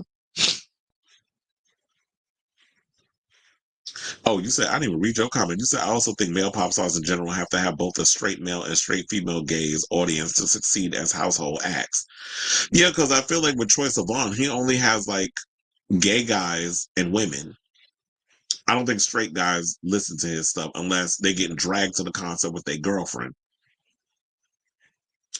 So, um, but you can have a little niche audience. They said Hasanabi couldn't be interviewed at the streaming awards due to sponsors not wanting anything with his politics. They don't make them like they used anymore. Yeah, what are you talking about? Like artists in general? Yeah, they don't. A lot of these pop stars are boring. Like when we looked at the whole Grammys thing, they said this is the first time in a long time that no male was nominated in the main category as far as like male pop stars. Because yeah, male pop stars, a lot of y'all are boring. Like y'all giving boring ass Shawn Mendes season. A lot of y'all be so scared to come out and just be creative or interesting or stuff. Like I be seeing Vincent Boone doing backflips and shirtless and stuff, and people out here calling him gay slurs and this, that, and the other. I was like, well, damn, like men can't do nothing. And that's the annoying part. It's like y'all just don't be letting men come out here and not saying exploit their sexuality, but entertain in a way where they don't have to worry about being called derogatory names. And it's like I want the over the topness and the pomp and circumstance from male artists. We used to have that back in the day when it was Prince, Michael Jackson, Elton John, David Bowie. Like we had so many of those. culture club. Like we had so many of those type of artists back in the day. We don't have that anymore. It's like everybody just so scared to come out of their little shell and worry about what other people think. It's like, fuck y'all. First of all, you can never do what I do on a stage. So you can sit up in there and be mad and with your little Twitter fingers, being mad in your mama's basement, critiquing stuff that I'm doing. I'm on the stage living my best life in my favorite fashions, turning it out with these vocals. Got the pyro and shit going on behind me and my crazy props and doing all kinds of stuff, getting up while you sitting at home mad that I'm being successful. I just don't understand it. So I do agree with you when you said that, we do need a male with David Bowie energy. We do need, I'm not saying you need to be a complete ripoff of David Bowie, Lady Gaga, but I'm saying like you can give us a little David Bowie energy. You ain't got to be on the nose and too literal with it, but you can give us that David Bowie sensibility. Said Nas X and Harry are the closest thing we have. Yeah, where they're like flashy and over the top, and we like that. And we need male artists to not be afraid and just go there with it. Remember when Ken said girls need to step it up? Look what happened. Girls are the biggest hit makers. Exactly. It's like the girls are stepping it up. Now we need the men to step it up because, yeah, I don't really listen to a lot of male artists unless you are like I said, like if you're if you're a homosexual male artist, I support those type of guys because they're really going there and pushing the boundaries with the music. But you're not hearing a lot of them outside of Troye Sivan on, in the mainstream media. So yeah, step your pussy up in the words of T.S. Madison. Because that's where they got that from over on Drag Race. They got that from T.S. Madison. Now, speaking of homosexuals, let's get into this story about Daniel Craig because he's saying that one of the reasons why he hasn't played a gay role during his James Bond stint. Well, if you ask some of the people, they would tell you that they felt that there was a little homoeroticism or even gayness to his James Bond type character. Yeah, he played like this tough exterior, but there was couple of things in there where it's like, okay, we see it. But anyway, so he suggested that he couldn't have played a gay role like his current one in Luca Guadagnino's Queer during his time as James Bond. Speaking to the Sunday Times, the former the former 007 star stated that it would have appeared reactionary if he had taken on a gay role while playing hypermasculine British icon James Bond.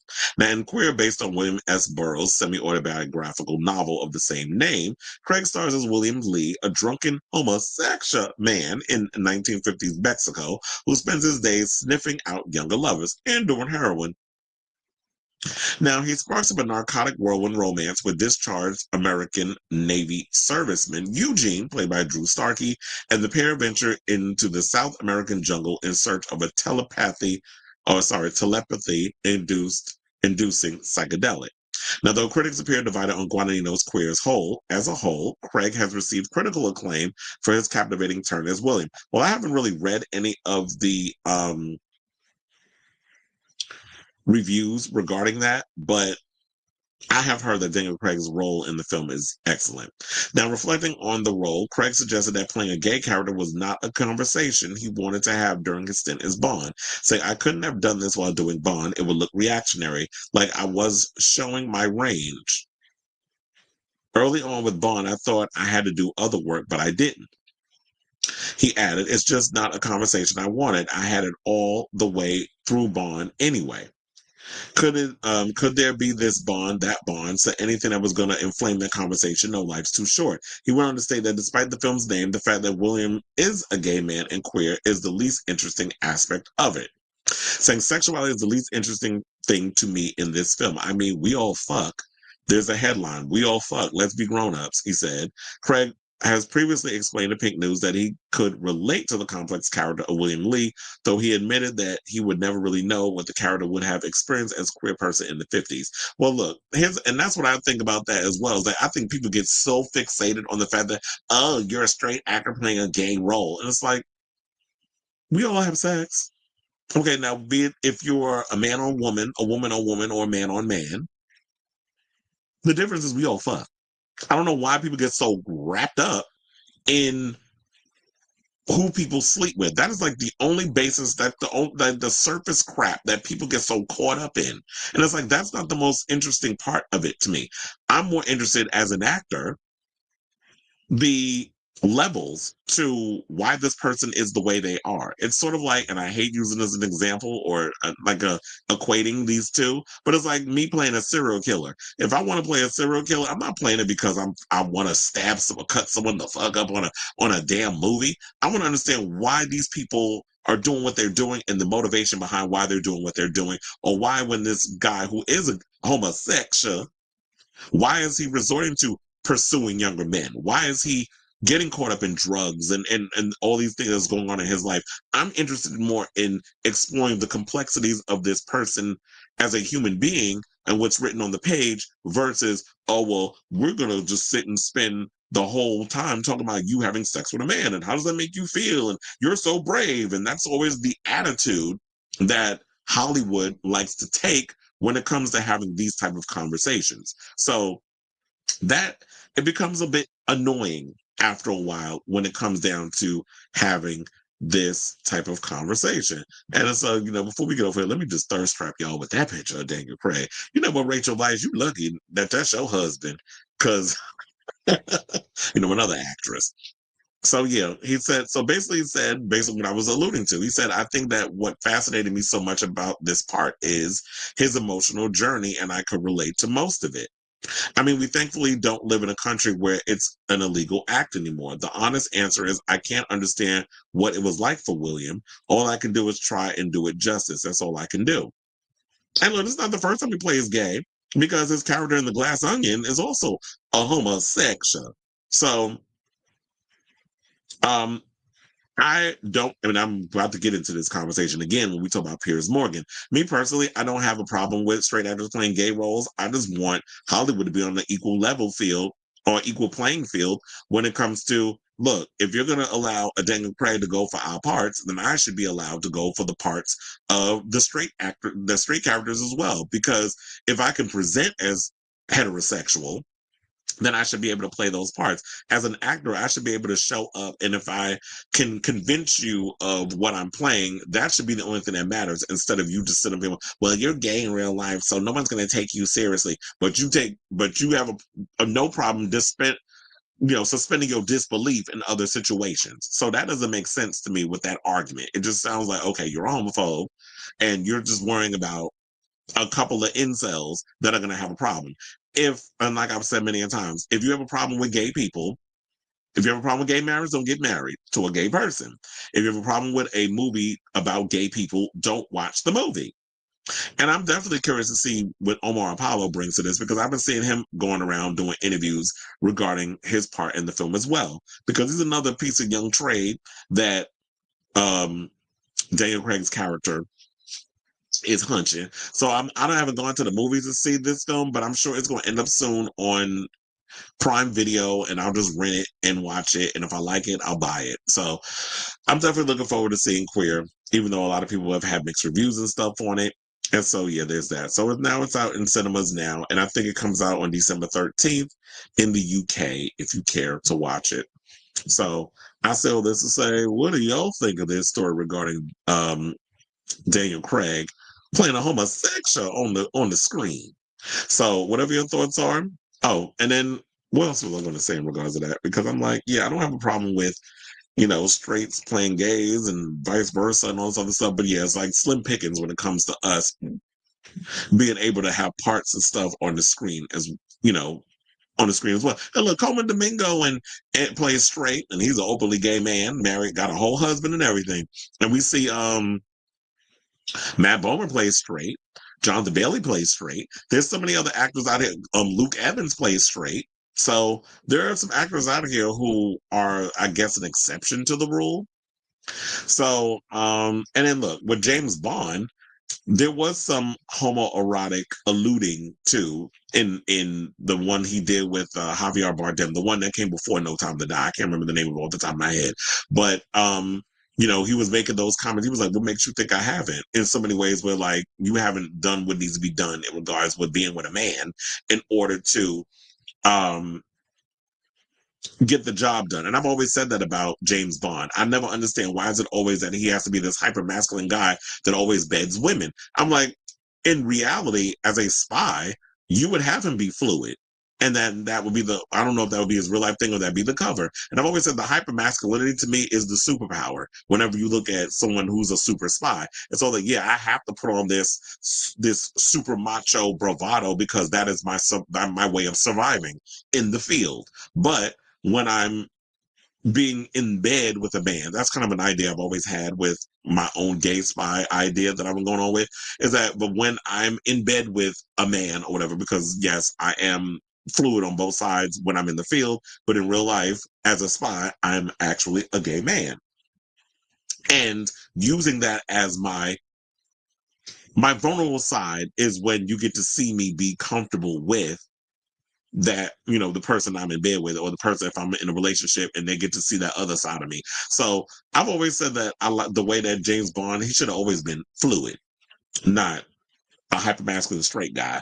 But that's just me. It'll be interesting to see where they go in the next direction, who they're going to pick to be the next James Bond and what direction they plan on going with that, because, and how does James Bond fit in today's society. So regardless of all this stuff, as I've been alluding to or saying, let me know in the comments what you think down below.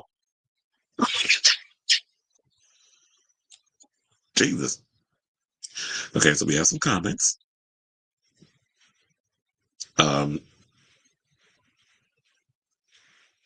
He said Drew Starkey, who co-stars in the film, is from a town 30 minutes away from me. They're really pulling actors from anywhere. Well, you saw the story about Lance Bass saying coming out killed his chances to get on a TV show because they said people know he's gay now, so his character wouldn't be believable. And that's always been like the attitude and stuff in Hollywood when it comes to that. Now the times have changed, but back then it was just, you had to stay in the closet. Kubica said again in the interview that casting directors wouldn't cast him because of his voice, not just his acting coach. Yeah, because they considered that he had gay voice. And you said, but Neil Patrick Harris did How I Met Your Mother playing a womanizer. So what they told Lance was, of course it was. It was just you guys discriminating.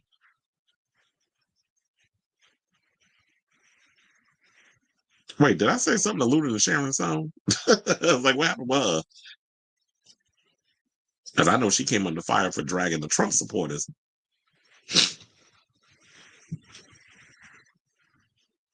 Darcy said, would be strange to see James Bond waking up with two black eyes after a night of aggressive TV. Yeah, them heavy nuts done hit him in the eyes and gave him a black eye chair. But anyway. Okay. Oh, no, that's not what I wanted to do. Thank you. Okay, so now let's get to our final topics. Now, we were just talking about the debate regarding straight actors playing gay roles, which I alluded to that I was going to get to this story. I saw that Michaela J posted something about trans actors playing cis roles. Look, that's a whole nother conversation for a whole nother day. Or cis actors playing trans roles.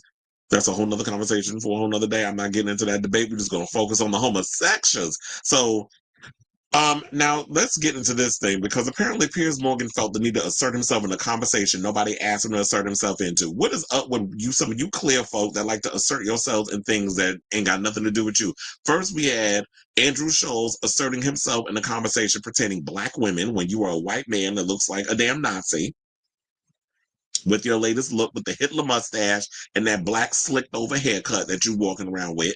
And now we got Piers Morgan trying to assert himself into something when, sir, I have never seen you appear on any kind of anybody's screen where you were paid to give, an acting sequence. I put this picture up because that's the only one I could find. And then, over the years, Piers, and yes, it was intentional. I posted this one, or I picked this one, because people have said that Piers Morgan is actually the old lady that was in Home Alone that was feeding the birds.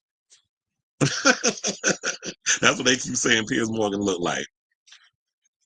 But anyway, so presenter and commentator Piers Morgan has taken it upon himself to wade into the debate about whether gay roles should be played by gay actors amid a continued glass ceiling for LGBTQ plus stars in TV and film industry. Now, the discourse about who should play certain roles and has been bubbling on and off for a number of years, with several high-profile stars, including Daniel Craig and Drew Starkey, Joe Locke, Ben Whishaw, and Nicholas Galitzine weighing in on it. And y'all know Daniel Craig and Drew Starkey are, because we just talked about them in the previous story regarding queer. Joe Locke is from, wait, isn't Joe Locke a member of our community? Last I checked, he gives me that. Joe Locke is, well, I don't think they're trying to say everybody in here is straight. I think that y'all mix it up, because I think Joe Locke is a part of the community. He's the one that plays the gay witch in Agatha All Along. And then we got Ben Whishaw, who, was, speaking of James Bond, he played Q. And in real life, he is gay. And I think he's in that new series where he's playing a spy. And Nicholas Galitzine, he was just cast as He-Man in the new Masters of the Universe. So on the one side, some believe LGBTQ plus folks should be solely reserved for LGBTQ plus actors as they perform the role with lived authenticity, whilst others believe roles should be open to all performers, regardless of whether their identity is the same as the characters. Now, his December 3rd column for The Sun, of course he writes for that trash, the Piers Morgan Uncensored host wrote that he loved Rupert Everett's response to backlash against Scarlett Johansson for taking the role of trans man Dante Tex Gill in the now canceled film Rub and Tug in 2018. And not even only that, but Halle Berry at one point, I believe, was supposed to play a trans mask character. Chad, did y'all ever see that movie with Michelle Rodriguez playing a trans man? And they did some surgery to her. I think she was like a hit man, and they gave her a hit woman, and she woke up and she was a man. And I think Sigourney Weaver was that movie was god awful. I don't know whoever came up with that. But that movie was a mess. But anyway, so they said, did it matter that Tom Hanks isn't gay when he played a gay man in Philadelphia, the first big movie about HIV/AIDS, and did it so well that he won an Oscar and shone such a massively important and effective global light on the killer disease? You really think that the light on AIDS was because of Tom Hanks? Are you kidding me with that? He said it did to the woke brigade, who since attacked him so much. Your mother's woke. And attacked him so much for it that he now says he shouldn't have accepted the part because there was a lack of authenticity in a straight guy playing a gay guy. Morgan went on to call the criticism of Hank's poppycock. I don't know her, but I'm sure she's probably some drag queen you've tipped a couple of times, and listed off other actors who played specific roles without having the traits of their characters, such as Anthony Hopkins playing Hannibal Lecter. Now here we go with this heifer having the nerve to just compare being gay to being a damn serial killer, which I kind of did in the last segment, but there was a reason why I did that. You sound like a fucking idiot. He said, just let actors do what they do best, act. Morgan is no stranger to commenting on queer topics unprompted, leaving previously criticized Keoghan's queer nature after Hours event, asking why can't we just have straight plans? The hell is he talking about? Now, at the time, a spokesperson for Keoghan's responds to criticism, confirming the Queer Nature Festival would illustrate ways in which nature is diverse and explain that some plans do not neatly fit into binaries. We're having a conversation about fucking binaries and plans. Are you kidding me with this? Well, here's the thing. Piers, you don't know what the hell you're talking about. You sound like a damn idiot. Now, in regards to the situation where they said queer, I'm sick of the whole, we got to do all the damn acronyms. We'll just call it queer, which I know a lot of people had a problem with back in the day. Shout out to Garbage for the song Queer. But anyway. But some people believe that queer roles should be solely reserved for queer actors as they can perform the role with lived authenticity. That part is true. So the relatability on that is, yes, we're all queer. So we can bring a sense of nuance and authenticity to that. However, I don't know what it's like to be addicted to heroin. I don't know what it's like to be ran through, or whatever the case is, or there's a scene where I have to be R-worded by a bunch of people because they found out, or like if I'm playing a drag queen and I get R-worded by a bunch of men because they found out that I was whatever. I don't know what that's like, but I'm gonna have to act that. So yeah, while the gay part and the queer part is the overall situation regarding it, all the other things that are in the script, I would have to dig deep into my situation to make those parts believable. I just feel like it's just so surface when you sit up here and say, oh, well, some people believe that only queer actors should play queer roles. But I'm like, I think for the most part, most people say queer actors should play queer roles because there's slim pickings when it comes to queer actors actually having opportunities to play other things. Because, like it was stated earlier when I was in the comments, that when you have somebody like Cooper Koch, who played Eric Menendez in the Menendez movie for Netflix or series, he said for years that he would not get cast in certain things because he had gay voice. Because they wouldn't take him seriously. Oh, you're not believable in this other stuff, so we're not going to cast you in this role. You're a little too effeminate. So, and Billy Porter has talked about over the years the craziness he had to go through making it in Hollywood because he was too femme. So, if there are roles and there's going to be slim pickings for the gays, and you're not going to give in making an equal playing field for gays and straights alike, then yes, I do agree that there should be gay actors that only play gay roles. In a perfect world, yes, the perfect person who can play all these parts up should be able to get the job. Now, in regards to talking about trans people, is that why are you thinking that Rupert Everett of all damn people is the moral center of all things queer? He's only one part aspect of our community that's just speaking out on whatever, and that's that. But in regards of Scarlett Johansson playing a trans male character, I feel like the people that should speak on that are trans people. What does Michaela J think about that? What is Michaela J Rodriguez? What does Laverne Cox think about that? What does I'm trying to think of a trans male character, a person, Elliot Page. What does he have to say about that? Because that's his world. They can speak on that. How do they feel? I don't know. I can't speak on trans roles, whatever the case is. First of all, the trans people aren't even getting a lot of parts and stuff.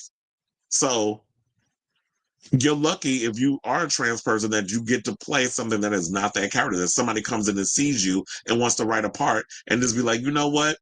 I see more to you than just you being trans. So I'm gonna make you a cisgendered woman, which is why I'm here for the hormone blockers and stuff. So that way, there's a lot of trans girls out here that can go stealth, like a Kim Petras. A lot of people didn't know Kim Petras was trans. That's because she got on them hormone blockers when she was younger and transitioned when she was 16 in Germany. So I say all this to say I don't like when people long haired mother fathers like this heifer comes in here and wants to debate about conversations that have nothing to do with him. You are not a gay man. You are not part of the LGBT, LMNOP, QRS, TUV, WS, Y, and Z community. So therefore, you should not be speaking on things that got to do with us. This is not a fight that you can get involved in. The people that should be speaking on this are people within our community who are pundits that can speak on it, and people who are getting cast in these parts, or somebody who's an actor who has played gay, who has played a part of any part aspect of the LGBT. I'll just say queer because it gets to be a mouthful sometimes when you got to say all these damn acronyms because anybody want to be included. Just say queer. It generalizes the whole damn thing. So let me know what you guys think of this story in the comments down below.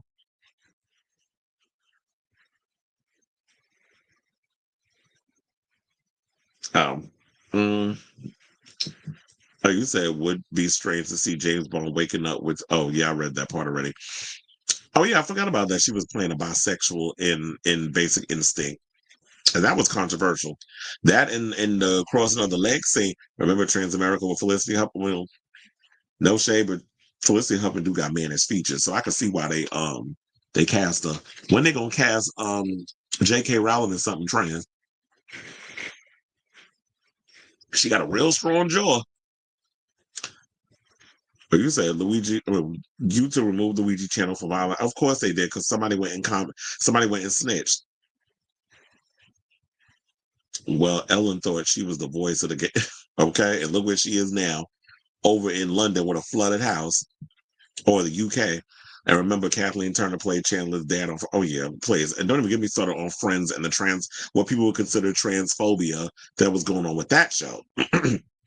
So there was a lot of that. But back then it was like, yeah, people didn't know we were aware of trans, but trans people were not really given the opportunities. And the thing that irritated me, and like what I was saying, like even with Piers Morgan, so, oh yeah, and he won an Oscar. And I was like, yeah, and that's the problem that a lot of our community has. That we have a problem with the fact that, yeah, straight people come in and play our roles, and y'all want to give them awards. You want to pat them on the back and say, oh, such a great job, and you're so brave for playing that gay person, that trans person. Like, this is some feat that, oh my God, like, because you had a fake having sex with someone of the same gender, let's give them an award. Okay, they're fucking acting. Why does it skip? I wouldn't be surprised if some of y'all actually haven't done some of that same sex stuff in your real life, but y'all playing it up because y'all actors on TV. So, and that irritates me. Case an example, Jared Leto overacting ass. I do not like him. I mean, he's good, nice to look at or whatever, but he irritates me because I just be like, you just be doing the most for no damn reason. Like, it's not that serious. You get paid to pretend for a damn living. But even, oh yeah, I did some stuff behind the scenes and I put a rat in someone's I'm like, okay. And first of all, you put a rat in anything of me, I'm slapping the shit out of you. Because I don't play them games. You're not doing that with me. Not when I grew up, born and raised in New York. We had to deal with rats all the damn time. You ain't playing no games with me and that. Because I put the shit right down your throat. I'll do that scene that Art the Clown did with the rats in Terrifier 3 to you. If you know, you know. But yeah, so it irritates me. It's like whenever somebody plays gay or trans, whatever, y'all automatically give them an award. And it's sort of like, if it comes to any of us getting an award for playing in that same situation, if I was a gay actor in a gay movie, and then they're going to overlook me for an award because they feel like, oh, you're not really acting. You're being yourself. You're kind of playing yourself. So I'm a gay man with AIDS. When did I actually disclose with a drug addiction? When did I disclose any of this stuff to you? And they're saying that I have all these things. So I just don't understand like the BS behind all of that. Yeah, I remember Dallas Buyers Club. Shout out to Matthew McConaughey for that, being in that film. But anyway. Also, we are at the end of today's show. Tune in tomorrow for a brand new episode of Chris Samuel Unfiltered. If you have not already, hit that like button and that subscribe button. Also, smash that notification bell so that way you know when we go live with a brand new episode of Chris Samuel Unfiltered. I will be putting timestamps into the show later on, so I got to go through it and edit it, all that other stuff. So that way, if you don't want to hear the banter that we've been doing on the show with the people that were in the comments, you would definitely just fast forward and skip right to the parts of whatever topic you want to catch if you are just now coming after the live stream. So I want to thank everybody for coming in and commenting and all that good stuff, keeping the show lively. We went over 4 hours a day. There's a lot of tea to spill, and I'm sure there's going to be a lot to spill tomorrow, especially with all this latest stuff coming out about Luigi Mangione and, the Jay-Z stuff. I'm sure there's more stuff to spill on that, and we'll definitely come up in here and talk about it tomorrow. So stay tuned for more mess from Chris Avalon Unfiltered. Love you all for watching, and good night. And until next time, ciao, darlings.